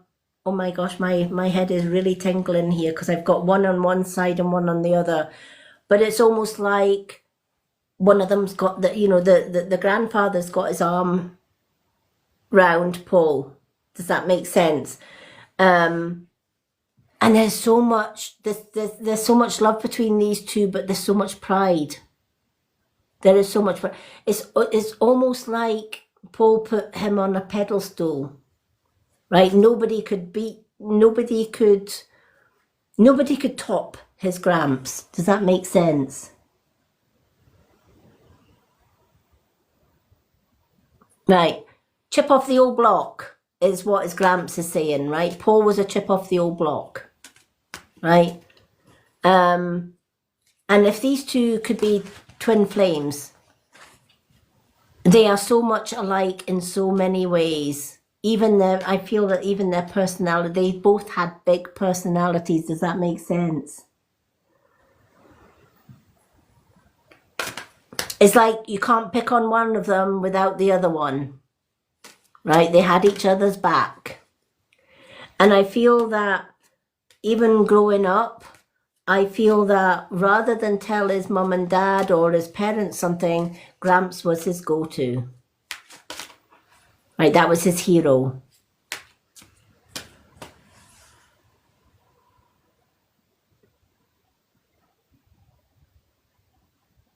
Yeah. Am I right in thinking his Gramps passed before Paul did?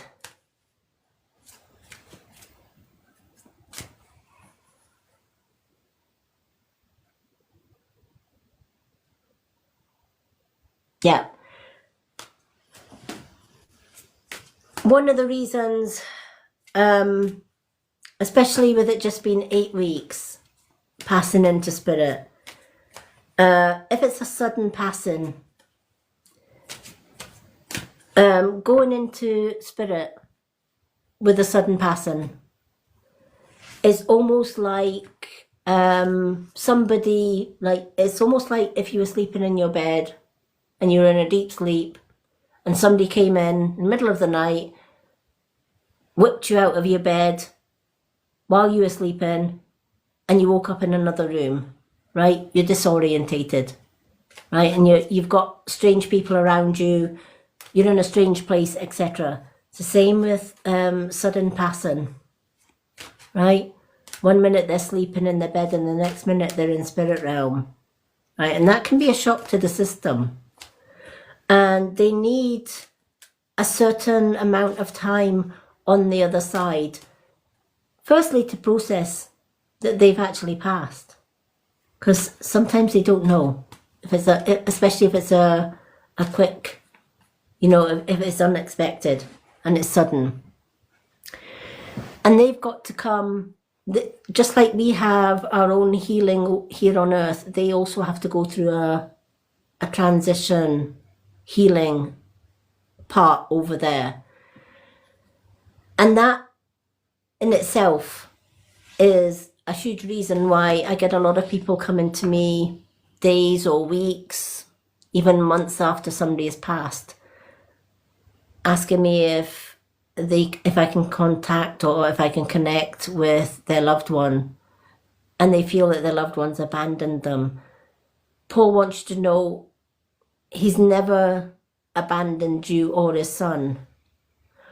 He's been going through healing on the other side, but he's always been there. He's just, it's like learning to walk again. It's kind of like learning how can he communicate with you. He's having to, on Earth we can easily bump into each other, we can phone each other, we can meet in person and stuff like that. We can talk to each other on the internet, etc. Right? From the other side, it's a different ball game. There is no internet, there is no phone, there is no dial-up or whatever back in the day, right? And they find it hard. How do I communicate? Right? Just as much as we want them to communicate, they often sometimes find it really difficult too. How do I break the barrier? How can I? And part of him didn't want to, and he said, he's saying, if you woke up in the middle of the night and he was standing at the end of your bed, you'd probably have a heart attack.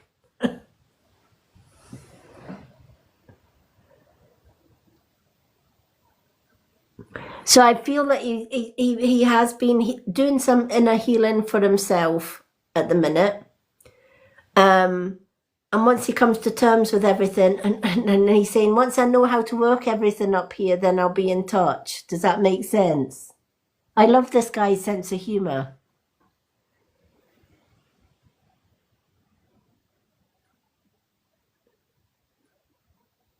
Yeah, yeah. It's kind of like, give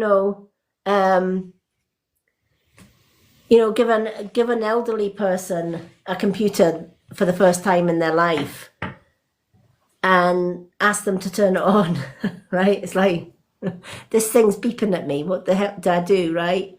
And they go into a panic, right? Modern technology, right? Well, in the spirit realm, it's very much the same thing, right? You don't have a phone. You don't have the internet, right?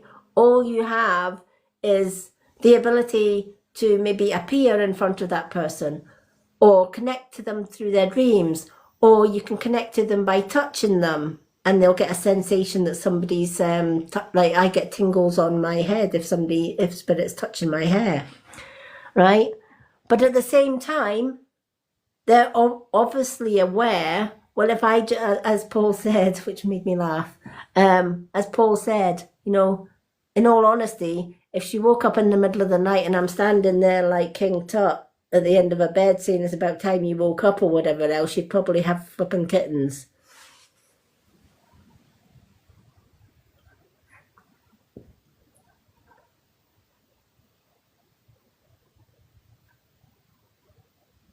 Oh, that's all right, Marie. We're leaving your card to the till I've read Chloe anyway. So you've still got one card to come, honey. You've still got the mediumship card, but I wanted to pick a card for Chloe because I was drawn to bring a message for Chloe for her wonderful husband who's had me in stitches.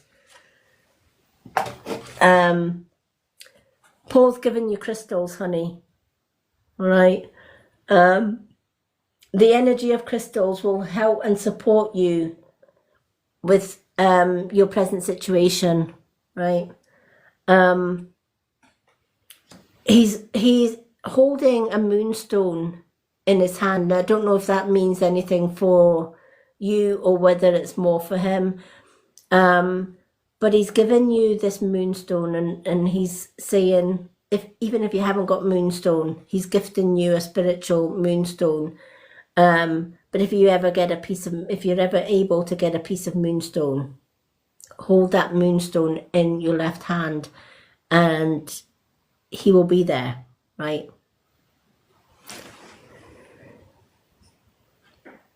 I don't know if this is relevant, but he's saying, please tell her I love her to the moon and back.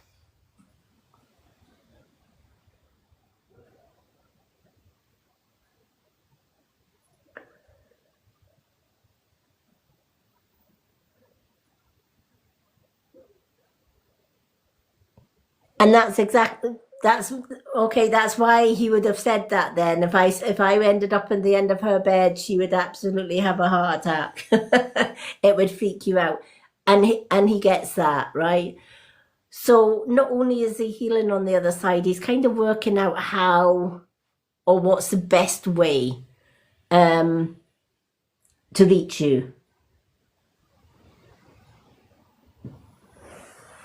But he wants you to know you are doing a darn good job being the mum through all of this. He knows how much you miss him.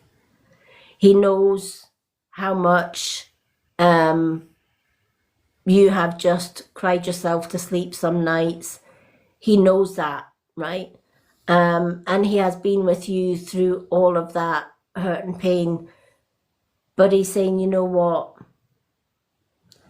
He couldn't have chosen anyone better to be mother of his child, because he knows his boy is in good hands.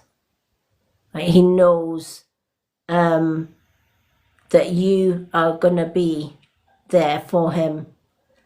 And he loves the fact that he can actually sit where he is and actually watch his own child grow into a young man.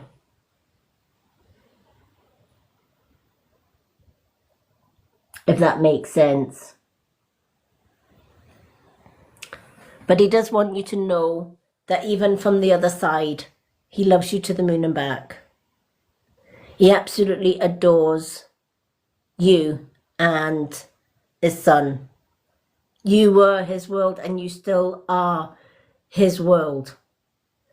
Even though you can't see him or feel him or sense him at the minute, there will come a time when you will know he's there. He has asked if it's okay for him to come to you in dreams. Would that freak you out, he's saying?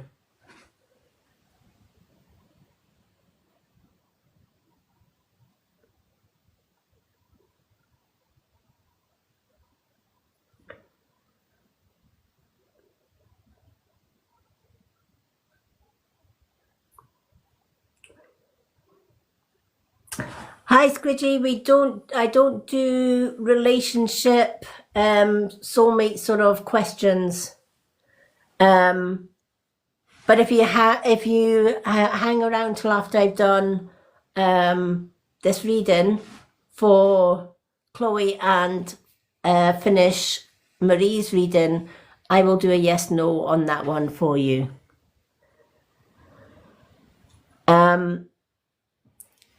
Okay, so because you've agreed that he can connect with you through dreams, what he would like you to do is to get some kind of a journal. It could be a notebook, it could be a fancy journal that you will keep as a dream journal.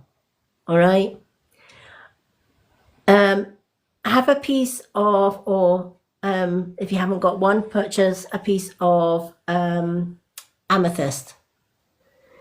And when you go to bed at night, place the amethyst under your pillow and speak to Paul and ask Paul, because he hears, he's letting you know, even if you're not speaking out loud and you're just saying it in your thoughts. Thank you for the heart me. Thank you, Squid Games, for the heart me. Even if you have that amethyst under your bed, ask Paul, even if it's in your thoughts, please communicate with me tonight through my dreams. Let him know how you want him to communicate. Do you want him to just show up in your dreams as a voice? Would you like to see his face? Right? Because he can show his face if you choose, etc. You choose how you want Paul to turn up, right? Because he's not wanting to freak you out, right? Is what he's saying.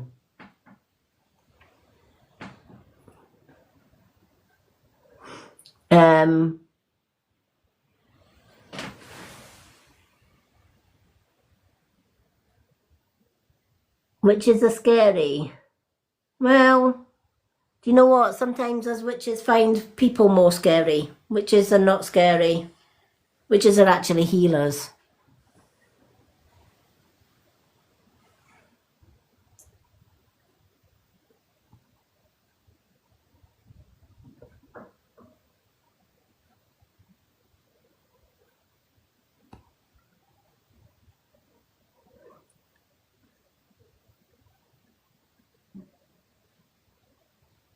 Oh, thank you, Swid Games.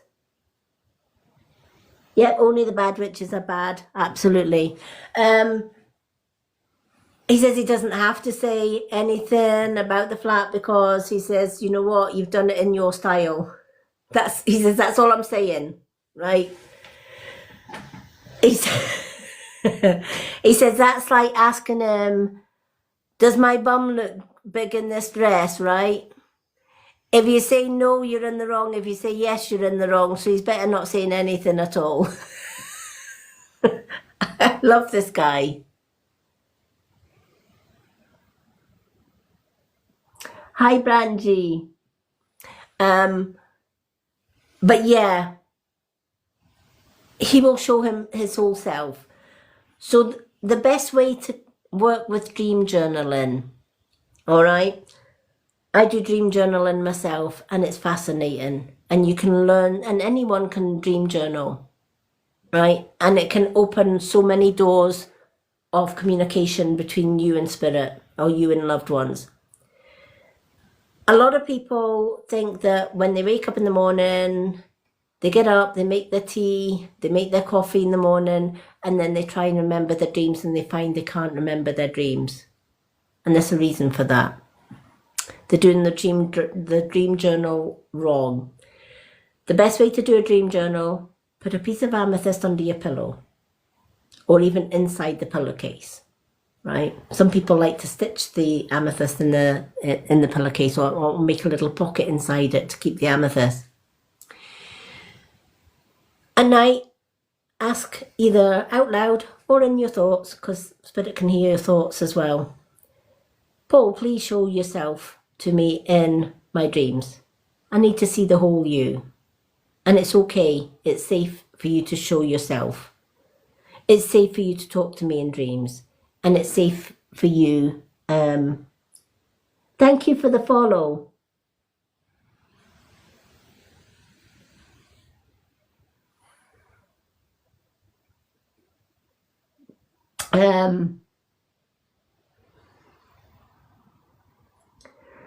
Yeah, absolutely. It is safe for you to come and show yourself. Sorry, I was muting somebody in the chat there. Thank you for the follow, everyone. Absolutely, it is safe for you to come and speak to me in my dreams. Now, once you've made that connection and you fall asleep, that's when the magic happens, right? That's when Paul will come forward and he will, and also ask him to help you remember the dreams as soon as you wake up. That's important, right? Because it can help store that in your subconscious mind. So he will show himself. It might not be the first time or the second time that you try it. Practice makes perfect with dream journaling, right? But keep at it and you'll get better and better. With practice, it gets better. Thank you for the shared lives. So you just fall asleep, and as soon as your eyes are open in the morning, grab the dream journal and pen by the bedside and write down whatever you can that you remember from your dreams. Doesn't have to make sense. Some dreams don't make sense. Some dreams are fragments. Write down those fragments. Even if the fragments don't make sense, still write them down. Thank you for the heart me, forever soulmate. You will get a yes, no question in there because you've sent a heart me.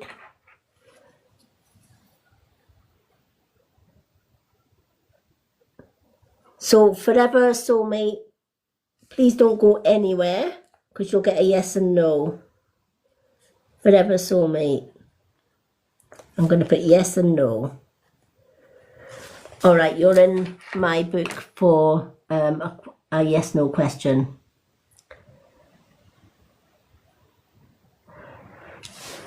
Write down any fragments in your dream journal that you remember from your dreams. Do that every night. And then once a week or once a fortnight, read back your fragments. What you'll find is all the fragments of dreams that didn't make sense suddenly knit together like chapters of a book, and Spirit get that message across. All right? Don't wait till you get up in the morning to make the tea or the coffee. The reason being is, as soon as you put your feet on the floor to get up, you go from subconscious brain to human brain. And the human brain kicks in and says, right, you need to get up, you need to get your shower, you need to get your breakfast, you need to get the coffee. The subconscious brain has been put to the back of the mind. And that's why people forget their dreams. They think they can get up and make the coffee and then they can sit back and try and remember their dreams, right? The trick to dream journaling is as soon as your eyes are open, as soon as you wake up, grab your journal and pen and write it there and then, before you even get out of your bed. Before you even speak a word to anybody, you write down your dream journal. Doesn't have to make sense because a lot of it won't. But every time you look back at those dream journals, you'll see the most beautiful, beautiful messages from your loved ones.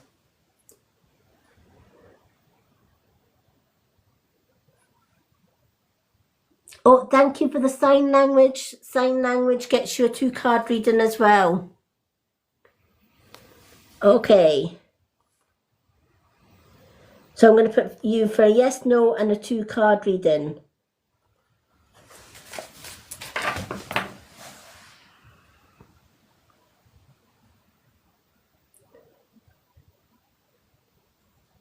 Oh, you're more than welcome. Hello, Bella Grascas. Welcome in. All right. I'm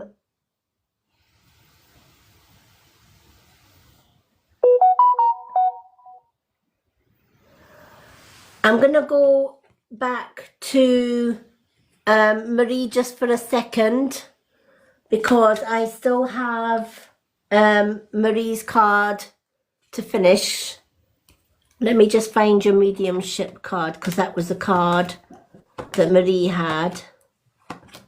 I think my voice sometimes soothes Marie to the point that she dozes off sometimes. So she had kind of dozed off before she got her last card. There we are, mediumship. So we'll do Marie and then we'll do Forever Soulmates, yes, no, and a 2-card reading.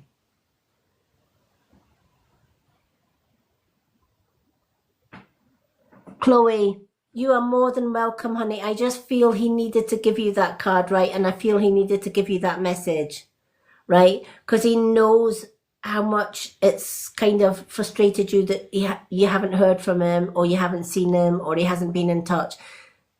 It's not that he's not been in touch. He's been with you, the two of you, since he passed over.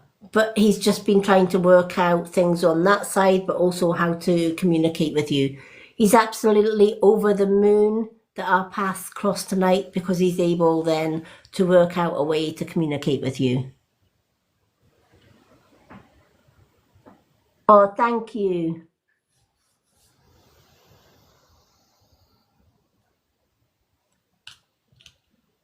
And it's honestly lovely meeting you as well, Chloe. And I've just gave you a wee follow back, honey.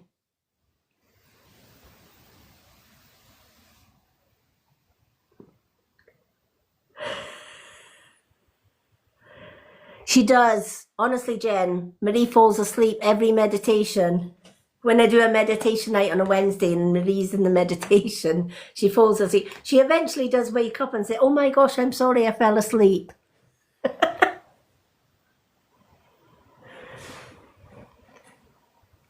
But to be fair, our Viv in the box up there, she falls asleep too. I have that effect. Hello, Mary. Hello, Jenna. Hello, Moonstar. Love that name, Moonstar.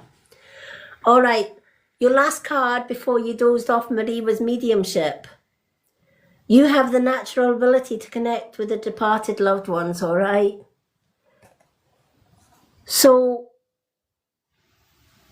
you have the gift to be able to communicate with loved ones on the other side, with angels and spirits.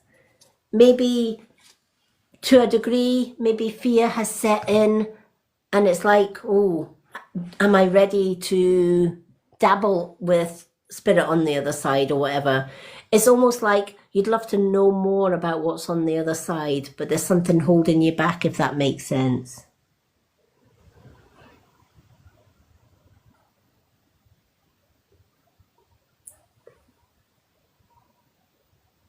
Hello, Mary Poppins. Lovely to see you.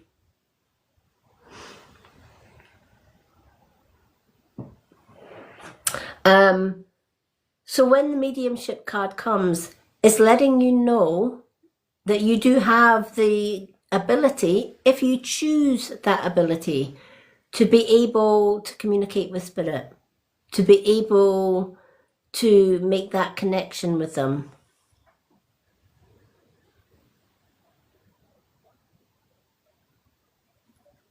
Yep. You have quite a few people in spirit around you, your mum being one of them. And I think this is what their message to you with the mediumship card is for, right? That hug that you felt, you knew instinctively without even seeing who it was. Your instincts kicked in there and you knew it was your mum that gave you a hug, right? That's them confirming you've got the ability, right? You've got the ability to do mediumship.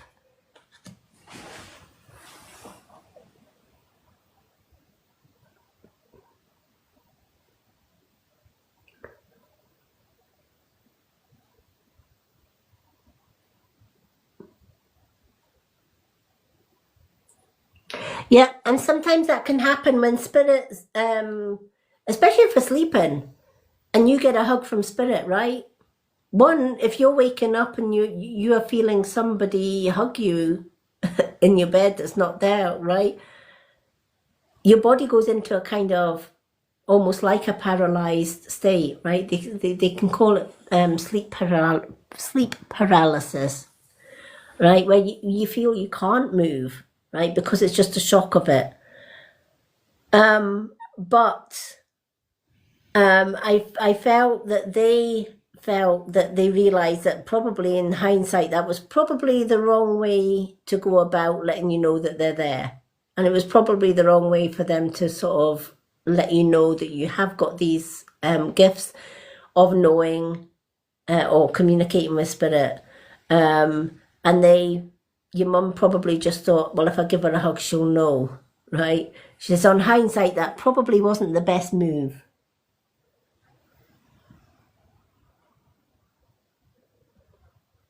Yeah, pictures falling off the wall is a common one when somebody passes over, right?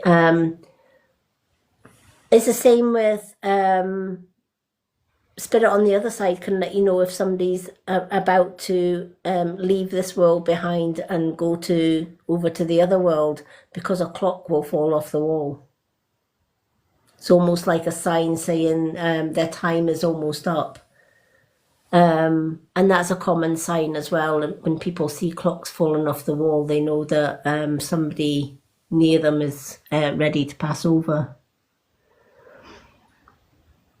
Spirits, yep.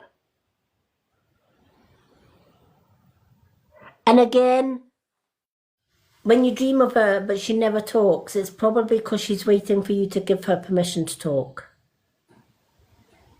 Right? Because it's like Marie says, you know, it's almost like, well, if I say boo, she's gonna jump out of her skin, right? But if I just show myself gently in a dream or whatever, it's not going to be as scary in a dream. It's like just watching a silent movie or a silent memory comes to mind, right? But if you do want her to talk, let her know that you want her to talk in your dreams and she will. Again, it's like the old thing that we were talking about earlier on. Spirit want to communicate with us, right? They want to let us know that they are there, but they can't interfere with our free will. They can't just show up. One, it might scare the absolute tootie out of you, right? And that's the last thing they want, right? They want the communication with them to be a magical one, right? Or a calming one, or a soothing one. And probably turning up and saying, boo, I'm here. Or standing at the end of a bed or whatever else. And that's what you see when you first wake up. It's probably not the best way of going about it, right? So they tend to wait till you ask them how you want them to appear. And do you want them to appear silent? Do you want them to appear in your dreams? Do you want them to appear with sounds in your ear? Do you want them to communicate with you through music? Once you let them know how you want them to communicate, they will.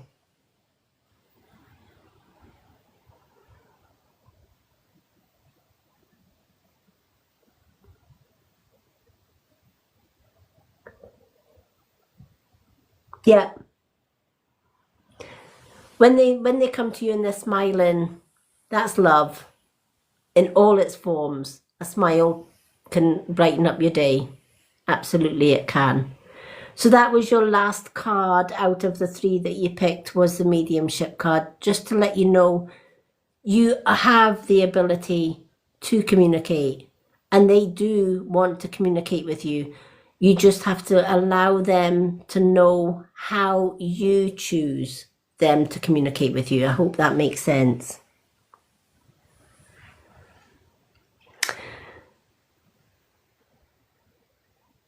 Now let me just see. Who else have we got in the room that I've got on my list? Oh, it's not showing me my list today.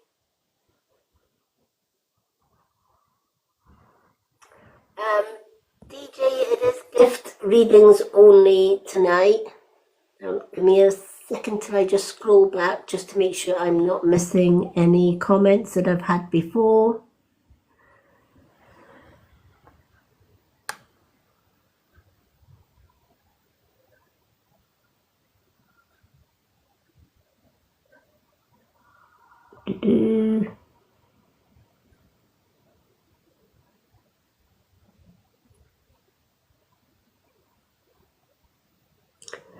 Now, is Squid Game still here? Because Squid Games had a yes/no. I don't know if Squid Games is still with us. So I've got Squid Games for a yes/no, and I've also got Forever Soulmate for a yes/no and 2 cards.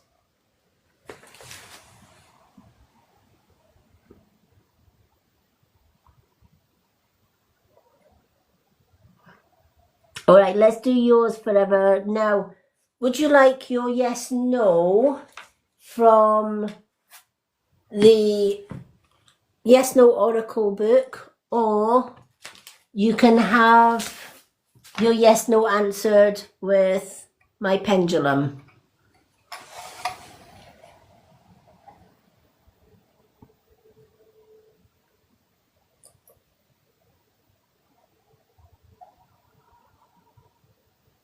With the pendulum. Okay. Will Forever Soulmates move house soon? Will Forever Soulmates move house soon? So Forever Soulmate would like to know, are they moving house soon? All right. The board says no, not soon. I'm going to ask if you're going to move house this year. Let's see what the board says. Is Forever Soulmate gonna move house this year, 2025? Is there a house move this year for 2025? There is a house move this year for you. It's not going to be soon, but it's a yes for a house move this sometime this year for you. Is your yes no question. You do have a choice of 2 cards. I have got 4 decks that you can choose cards from. We've got the Moon card. We have Angel Healing. We also have Soul Truth. And we also have these lovely coffin-shaped ones, which are the intuitive ones. So any 2 of those decks. You're more than welcome.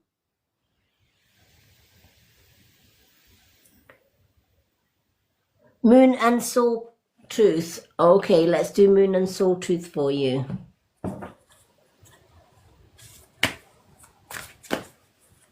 It's always nice to see new faces coming in.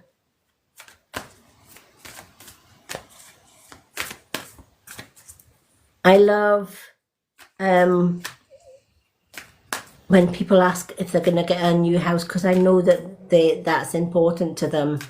And I'm always hoping that the board is going to say yes. Because I know I've been there myself, looking for a new house and hoping that we're going to get one. And I'm always excited when the board says yes.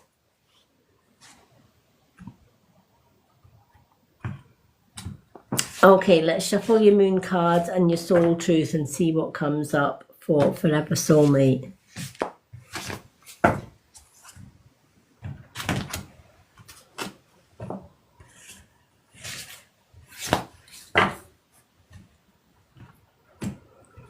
Now, as I'm shuffling these cards, there's a couple coming forward. And I believe talking about soulmates, I believe this couple were soulmates. Passed over into spirit at separate times, but they are united on the other side as soulmates. I don't know if that resonates with you. But this couple were a very close couple. And this couple also watch over you from the other side. And it's a man and a female.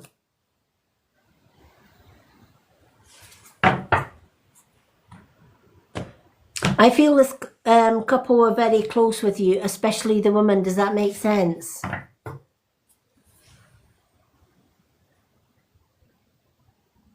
Because out of the 2 of them, the woman's coming forward to give you a hug.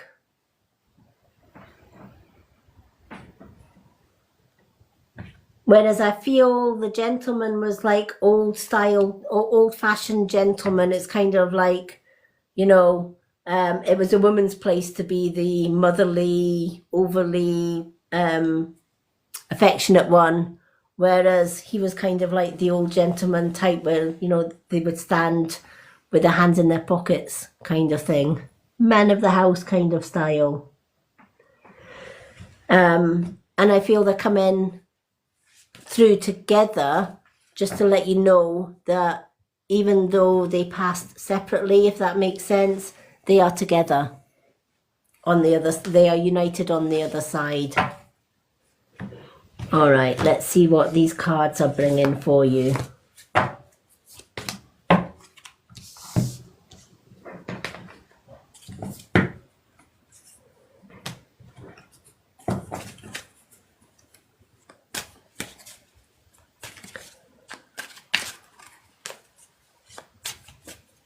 We've had some amazing readings tonight. Hi, Stacey. Hi, Lion Saunders.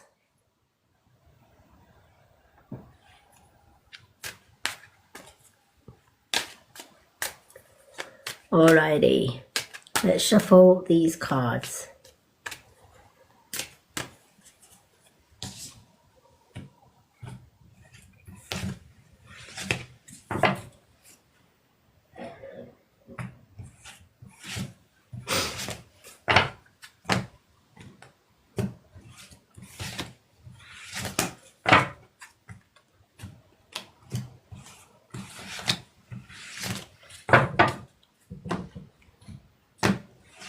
and see what these cards are. All right, let's start with your moon card. It's time to release any negativity that's around you, all right? I feel that there's been a lot happening. You've gone through a lot. I see a lot of frustration. I've seen a lot of stress, etc. Thank you for the heart me, DJ XB. I'm going to put you on the list for a yes/no answer, because a heart me gets you a yes/no. DJ XB. So if you stay in the room, DJ, I will give you a yes/no question, hun. And welcome to the team as well. Thank you for the flame heart.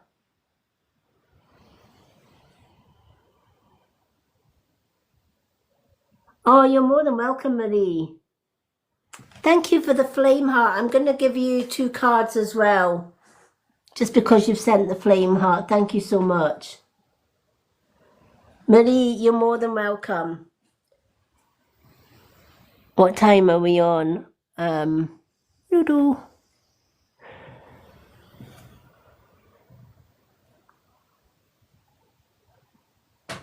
Okay, we're going to do Forever Soulmate, and then we're going to do the DJ readings, and that will be the last reading of the night, folks, just because it is getting late.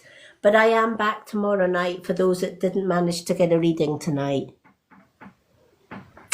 Thank you for the lives. The likes, sorry. Lives and the lives. Yeah, it's time to release negativity. I feel there is a lot of negativity around you, not from you, if that makes sense, but around you, right? There are people causing ripples. Does that make sense?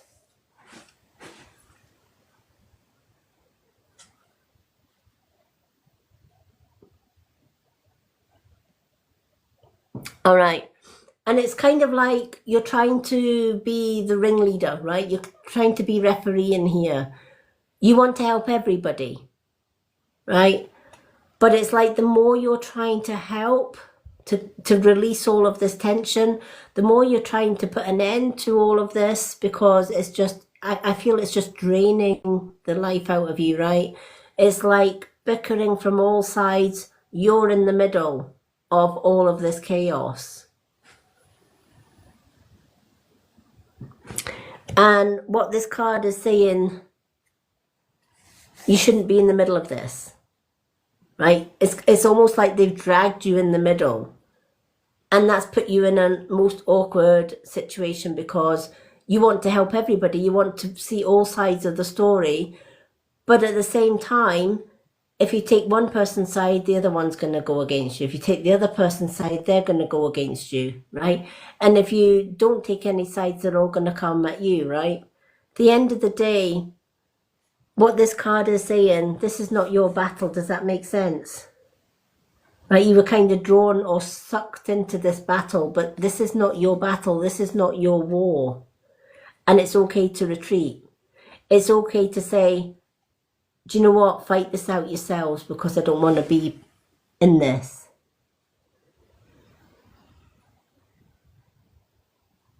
Oh, you're more than welcome. So it is time to retreat from this, right? And release it, right? And at the end of the day, if they are true friends, you walking away from it and saying, no, deal with this on your own. If they fall out with you for doing that, ask yourself, are they truly your friend? Right? A true friend will respect that you don't want to be in the middle of that, and it's okay for you to retreat and leave them to battle it out. But if they are gunning at you because you walked out and didn't take sides in this debate, are they really your friends? Or are they trying to pull you into this drama that really is not your drama to be pulled into? All right? Either way, walking away is the option here. Your soul truth card. Am I focused on what I want most? Not what other people are, but are you focused on what you want? Never mind what the people around you want from you. But what does Forever Soulmate want? Are you focused on what you want and not what others want? And the message of the card. One reason so few of us achieve what we truly want is that we never direct our focus. We never concentrate our power. Most people dabble their way through life, never deciding to master anything in particular. Today's soul action. What you focus on will grow. So today, ask yourself, is my life a reflection of my values? Or do I need to make adjustments because it's time to prioritize? Right? If you're not doing things for you, if you're not doing things to better your life, it's time to change your priorities. Right? Thinking about something is not going to get it done. Waiting for somebody else to do something for us is not going to get it done. Right? Asking somebody else's advice will only complicate it. Right? Because what you want for yourself might not be what other people want for you.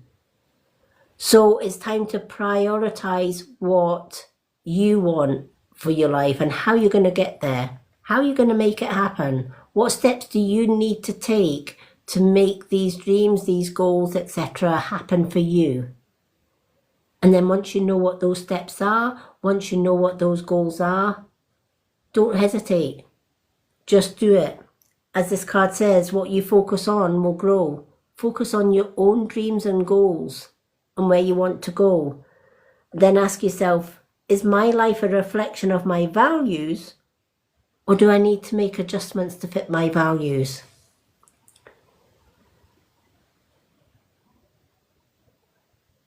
Yep, absolutely. You know, sometimes in life, I'm going to give you a follow back on, sometimes in life, we are people pleasers, right? And we want to help everybody else. But in helping everybody else, we lose focus on us. We lose focus on ourselves.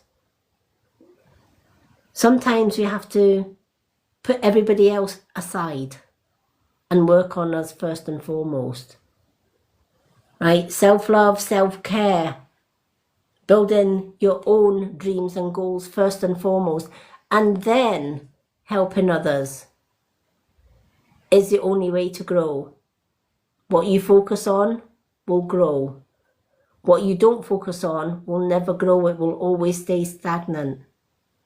Right?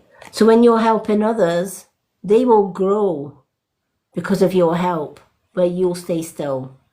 You'll stay stagnant. Your dreams, your goals will stay stagnant. They'll never move on. So what you need to do now is prioritize. I always say when to do a do list every day. And in that to-do list, make sure that you mark down 1 hour a day. That's all, 60 minutes a day to work on you and to work on your dreams.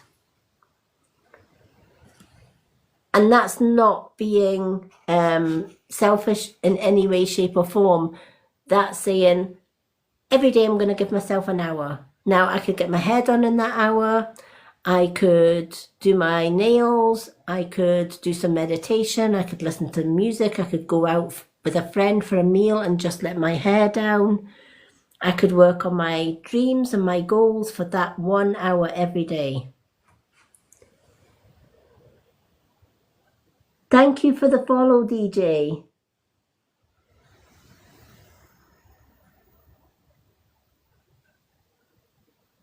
Oh, you're more than welcome. I hope it helped. No more putting everybody else first, right? It's about you now, right? Everything in life is about you. This is your path, your life, right?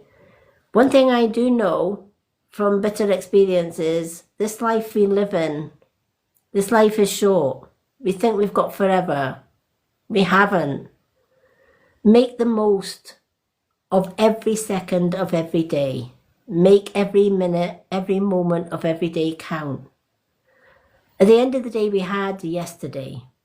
That is now the past. We can't change that.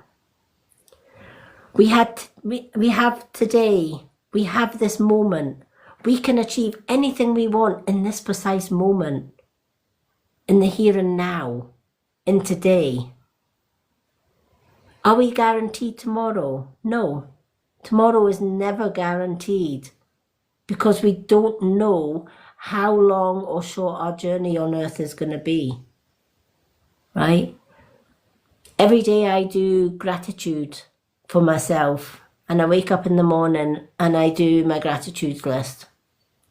And the first thing on my gratitude list is, universe, I am grateful that I woke up today because somebody else didn't. I am grateful I woke up. I have another day to make my dreams and goals come true. Somebody didn't. I'm grateful to have my family around me, to have my parents or to have my partner or to have my loved ones, because somebody else doesn't, right? And when you show gratitude for the things that you have, and it then becomes crystal clear that yes, we've got the here and now, but what if we went to our beds tomorrow and never woke up? And we had never achieved any of our dreams and goals because we were too busy focusing on other people's dreams and goals, right? My father did just that. He had lots of dreams for retiring. Worked all the days of his life. From the time he left school till the time he passed, he worked every day. There wasn't a time that he was ever unemployed. And his dream was to retire and own his own hotel or own his own pub. Sadly, cancer had other ideas. And he passed away at the age of 51. He never got his retirement. He never got his hotel. He never got his pub. And the first thing my mother did when she passed, when he passed over, was she sold his garage that he owned. She sold her house and everything that she had. And she bought the pub that he dreamed about. And she ran that pub and hotel till she retired. He never got to live his dream, but she lived it for him. But for me personally, seeing that in life, not just with my parents, but with other people as well, it does put things in perspective. And it does let you realise that the dreams that we put off doing till tomorrow, what if tomorrow never comes? What if we don't have a tomorrow? What happens to our own dreams and goals that were never ever started? Don't waste another second of a day not following your dreams and your goals, because your dreams and goals matter. You matter, right? Helping other people with their dreams and goals, you're leaving your dreams and goals behind. Never ever do that. Make you number one priority. Follow your dreams, your goals, make it happen, then help other people, because that way you don't live with any regrets.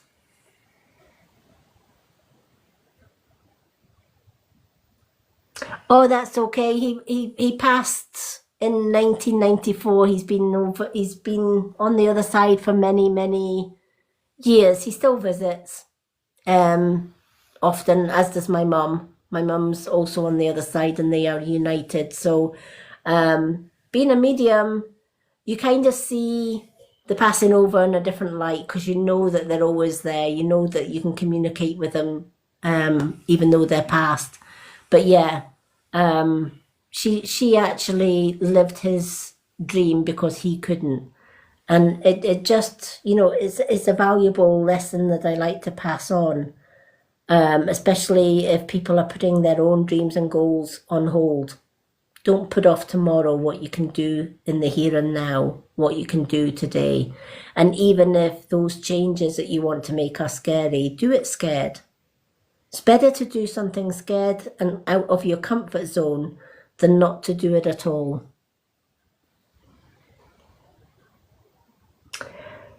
Hello, Miggy. Thank you. Hi, Vicky Conway.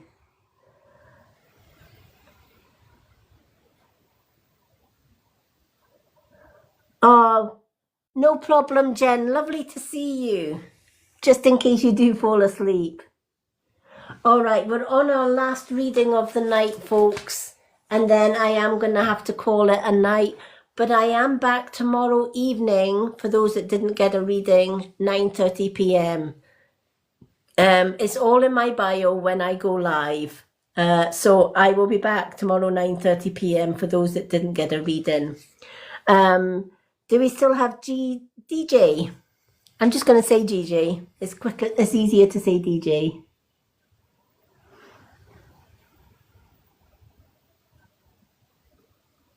Oh, you too. I hope you have a lovely weekend, Forever Soulmate, and I hope you're helping help. There's DJ. All right, DJ, you have got 2 cards and a yes/no. Now, would you like the book for the yes/no or the pendulum? And what is your question for the yes/no?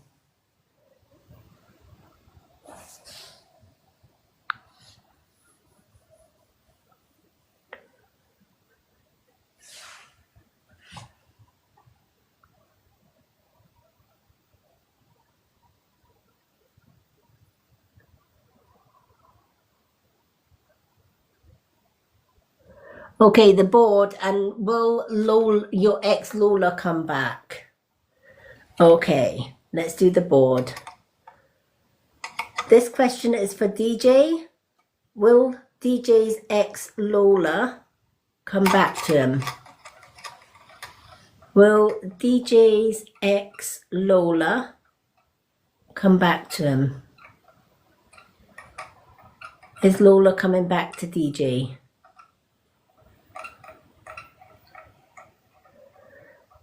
That one is a never at the minute. Spirit do not see reunited at this precise moment in time. I wish it could be a yes for you, but the board is saying no, not at this time. And I know it's not always what we want to hear, especially if our heart is in, you know, if we love someone that we've lost and we want them back. But at the end of the day, we can't interfere with their free will if they choose not to return. For all the good intentions in the world, it's up to them. DJ, you have 2 cards. What cards would you like? We've got the intuitive ones. We have moon cards. We also have soul truth. And we also have angels.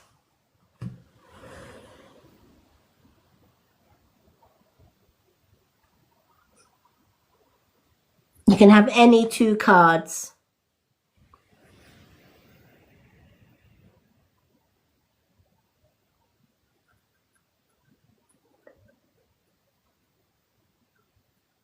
And thank you for the like. Moon and Soul. Let's do the Moon and Soul cards for you. All right, let's shuffle the Moon. The Moon cards are lovely cards. So are the Soul Truth ones. I find the Soul Truth ones are right to the point.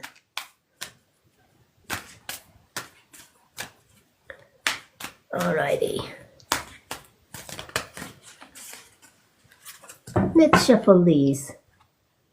Hello, D8. Welcome.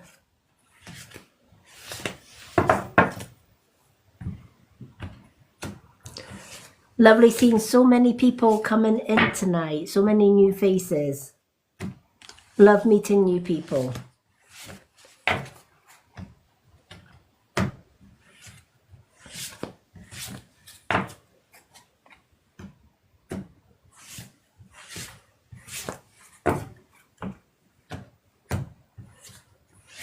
Alrighty. So we have Moon. Now we'll pick one of your soul truths. So where's everybody from that's here tonight? I'm from Scotland. I'm in sunny Scotland. Well, it was sunny today. I don't know about tomorrow. Scottish weather's got a mind of its own. But we've had sun and blue skies today. Ah, Birmingham. You're over the border from me then.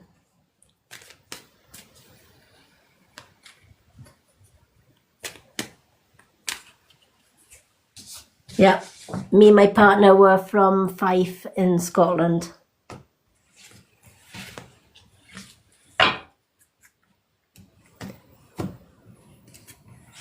Alrighty, let's see what these soul truth cards have got to say.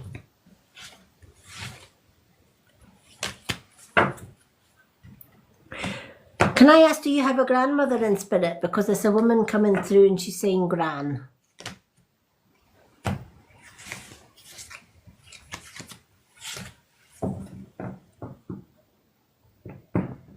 All right.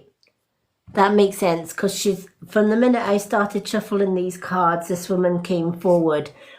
Did you have a close connection with your gran? Because I feel that there is a heart-to-heart connection here. Thank you for the roses. For those that are joining, I am on the last reading of the night, but you're welcome to stay and listen to the last reading. And I am back tomorrow evening doing more readings for those that didn't manage to get a reading tonight. Thank you so much for the roses and the likes and the shares. They are much appreciated. Alrighty. But I feel that this grandmother had a heart-to-heart connection with you.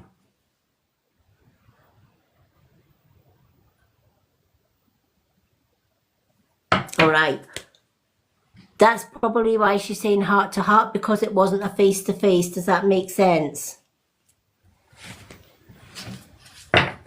Even though you weren't close in person and it wasn't an in-person connection, it was maybe over the phone. She wants you to know that you still have a place in her heart, right? Because at the end of the day, she is and always will be your gran. And she wants you to know that she's sending her love from the other side.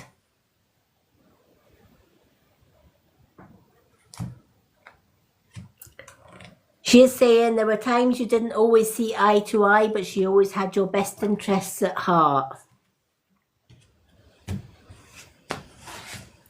She also says that you're fiercely independent and you have your own mind and your own ideas in life, and that's probably why the advice that she sometimes gave you didn't always take, because there's a part of you that is fiercely stubborn in what you want.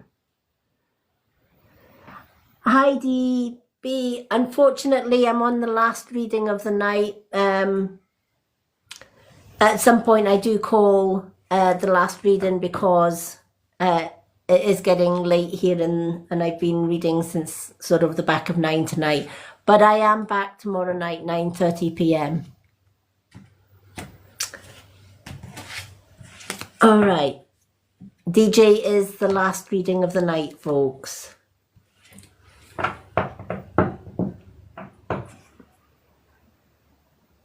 Yeah. And that's what she means about you being fiercely independent. But she wants you to know deep down she respected your independence. She respected that you did have a mind of your own and you did have a free will of your own. even though it went kind of against what she would like for you, but she says, on the bigger scheme of things, it wasn't her life, it was your life, and it still is your life. And she says, you've got to live your life the best way that you can for you.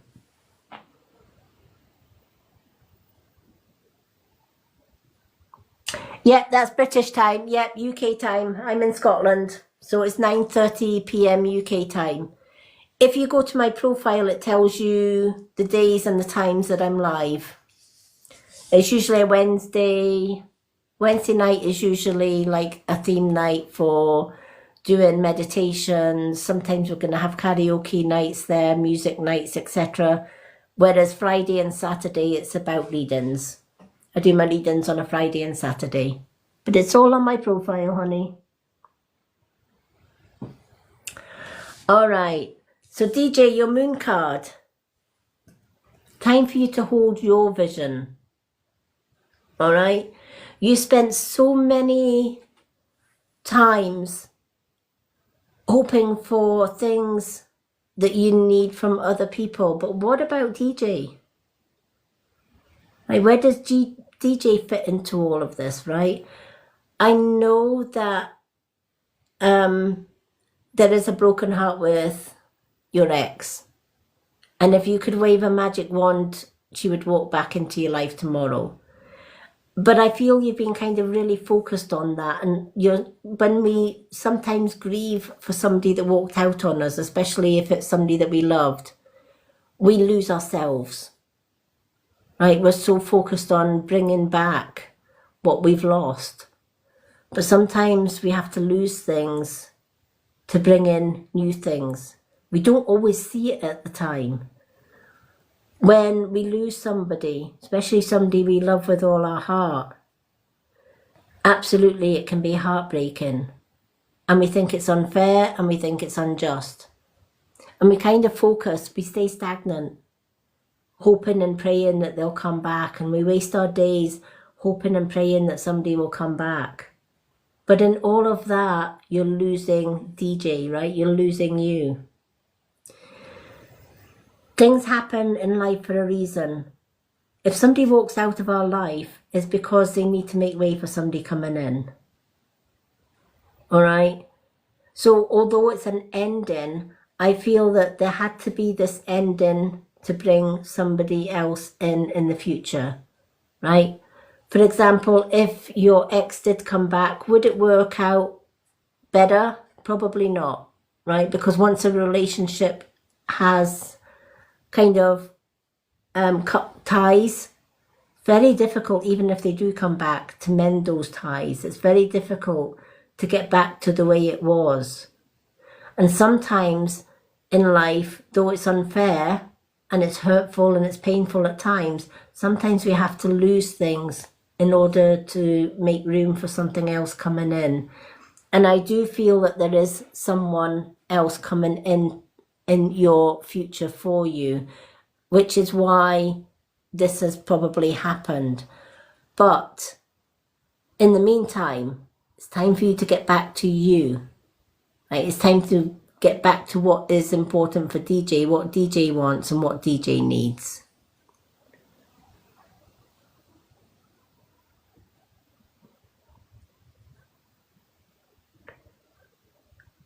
Yeah. And that's the thing, you're trying so hard to give her what she wants and what she needs, and hoping and praying that that's enough to bring her back. But don't get loved mixed up with being used as well, all right? She may be using you, knowing that you will do anything, you will give her anything, you will help her with anything in the hope that she'll return. But I just feel that this woman has no intention of returning. She'll take everything that you can give her, right? But still stay away, if that makes sense. And this is what this card is saying. It's time for you to focus on you, right? Stop pouring into an empty pot that is not going to yield any fruit for you. when there is somebody else waiting in the sidelines to come in, if that makes sense. Your soul truth card. Where are you? Where are you? Are you, where am I with my healing, with my health goals? Where are you with your health goals? Are you looking after you? Where do you want to be? Why are you not there yet? And what will it take for me to feel well again, right? So we're dealing with a broken heart here, right? That needs to be healed. Are you in a place where you're able to deal with your broken heart? Probably not, because it's still raw. Where do you want to be? Well, yeah, absolutely, you want to be with your ex, right? But if that's not going to happen, where do you want to be in the future? Why are you not there yet? And what will it take for me to get well? What it takes for you sometimes to get well is to get to that stage where you realise, one, she's not coming back, and two, you're not a doormat to be used, right? It's not fair on you that she is taking, but she's still not have no intentions of coming back. But she'll quite happily take from you. You don't deserve that, right? You deserve somebody to come into your life that's going to give back the same amount of love that you give them. And that person's around the corner. Your card's message. If my body could talk, it would say. This is basically saying to you, if my body could talk, ask yourself, if my body could talk, what would my body say to me? Would it say, I'm happy? Would it say, I'm not heartbroken? Would it say, I'm over it? Would it say, I'm in the best of health? Right? If your body could talk, sometimes it's nice to write that in a piece of paper for an everyday affirmation, or in a book. If my body could talk, it would say, and then fill out the blanks. Today's soul action for you. Feed your body what it needs to feel nourished, appreciated and loved. Make some new exciting goals to take your health to the next level. Holding on to a love that is only one-sided is not healthy, and it never will be. You need to change that, right? You need to find a way of letting go and moving on. Because staying where you are is stagnating your growth. You need to fix that broken heart. You need to get back to DJ. You need to say, you know what? I've wasted too many days trying to get my ex back, and it's not coming. I could have been spending those days getting myself out there and finding my true soulmate. And that's the way to look at it.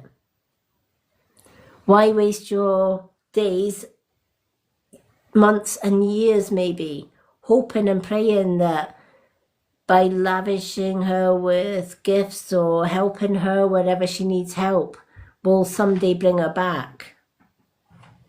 What if she never comes back? All those days, all those nights, all those weeks are wasted, where those days, nights and weeks could actually be put into getting yourself out and about again. You know, fixing that broken heart. Because there's somebody else out there that wants to give you theirs.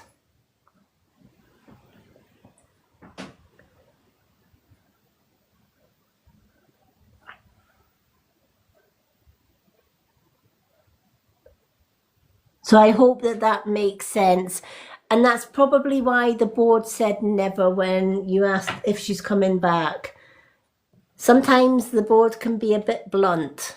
And sometimes when we're hoping for somebody to come back and it's not happening anytime soon, and we ask the board, and the board is quite blunt and saying, look, what are you wasting your time? waiting for something or someone to come back. You know, absolutely, you love this woman with all your heart. You would you would walk over hot coals for this woman. But if this woman does not feel the same about you, then all the efforts in the world are not going to bring her back. And you deserve better. You deserve to give your heart and soul to somebody that is giving you their heart and soul. It has to be a two-way street. Thank you for the follow.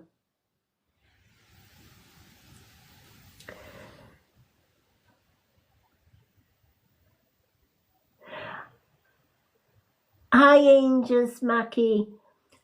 Unfortunately, DJ was the last reading for tonight. But I am back tomorrow evening for those that want readings.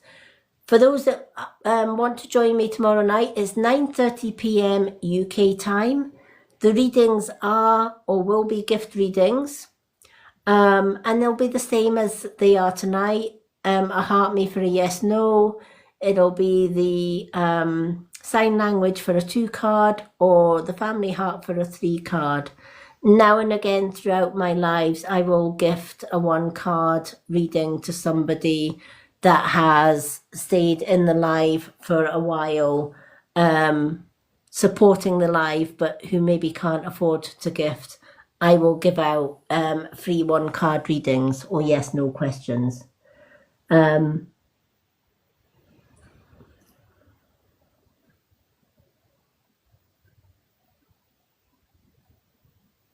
Oh, Agnes.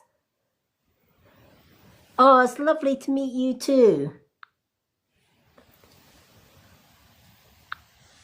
I've gave you a wee follow back. Lovely to meet so many people, especially if you're from Scotland as well. I've met some lovely Scottish people on here as well, and English and Irish and America as well. It's why I love coming on and meeting so many, you're welcome, so many new people. For those that don't know me, if you go to my profile, I have my website on there. It tells you everything about me, who I am, what I do, etc. You can get me on Facebook as well. The day after I do my lives, I always download my live readings or my live meditations and I put them in my Facebook group, which is the Free Spirit Crone Witch. It's a lovely community over there. It's a private group, so you would have to request. There are questions when you join. Just answer with "you met me on TikTok," and you get into the group. It's a lovely group. I share my cards of the day in there. We've got moon phases in there. We've got meditations in that group. And of course, I share all my lives in there so that if you ever miss any of my live shows, you can go into the group and on Facebook and view all my readings and stuff from there. You'll find everything, my social media links, my YouTube channel, etc., all on my website. It's been lovely meeting so many new people tonight. I will be back 9:30 p.m. UK time tomorrow. Thank you to everyone that's had a reading from me today. Thank you to everyone who has supported and followed. If I've missed anyone following back, what I tend to do when I'm sitting having my cuppa after this live, I tend to then go over all the follows and follow back. DJ, you are welcome. And thank you for the likes. And Agnes, thank you for following. It's lovely to meet you as well. Thank you everyone for a wonderful readings night. I've enjoyed meeting new people and I look forward to seeing you again tomorrow night. Till then, love and bright blessings all. Take care.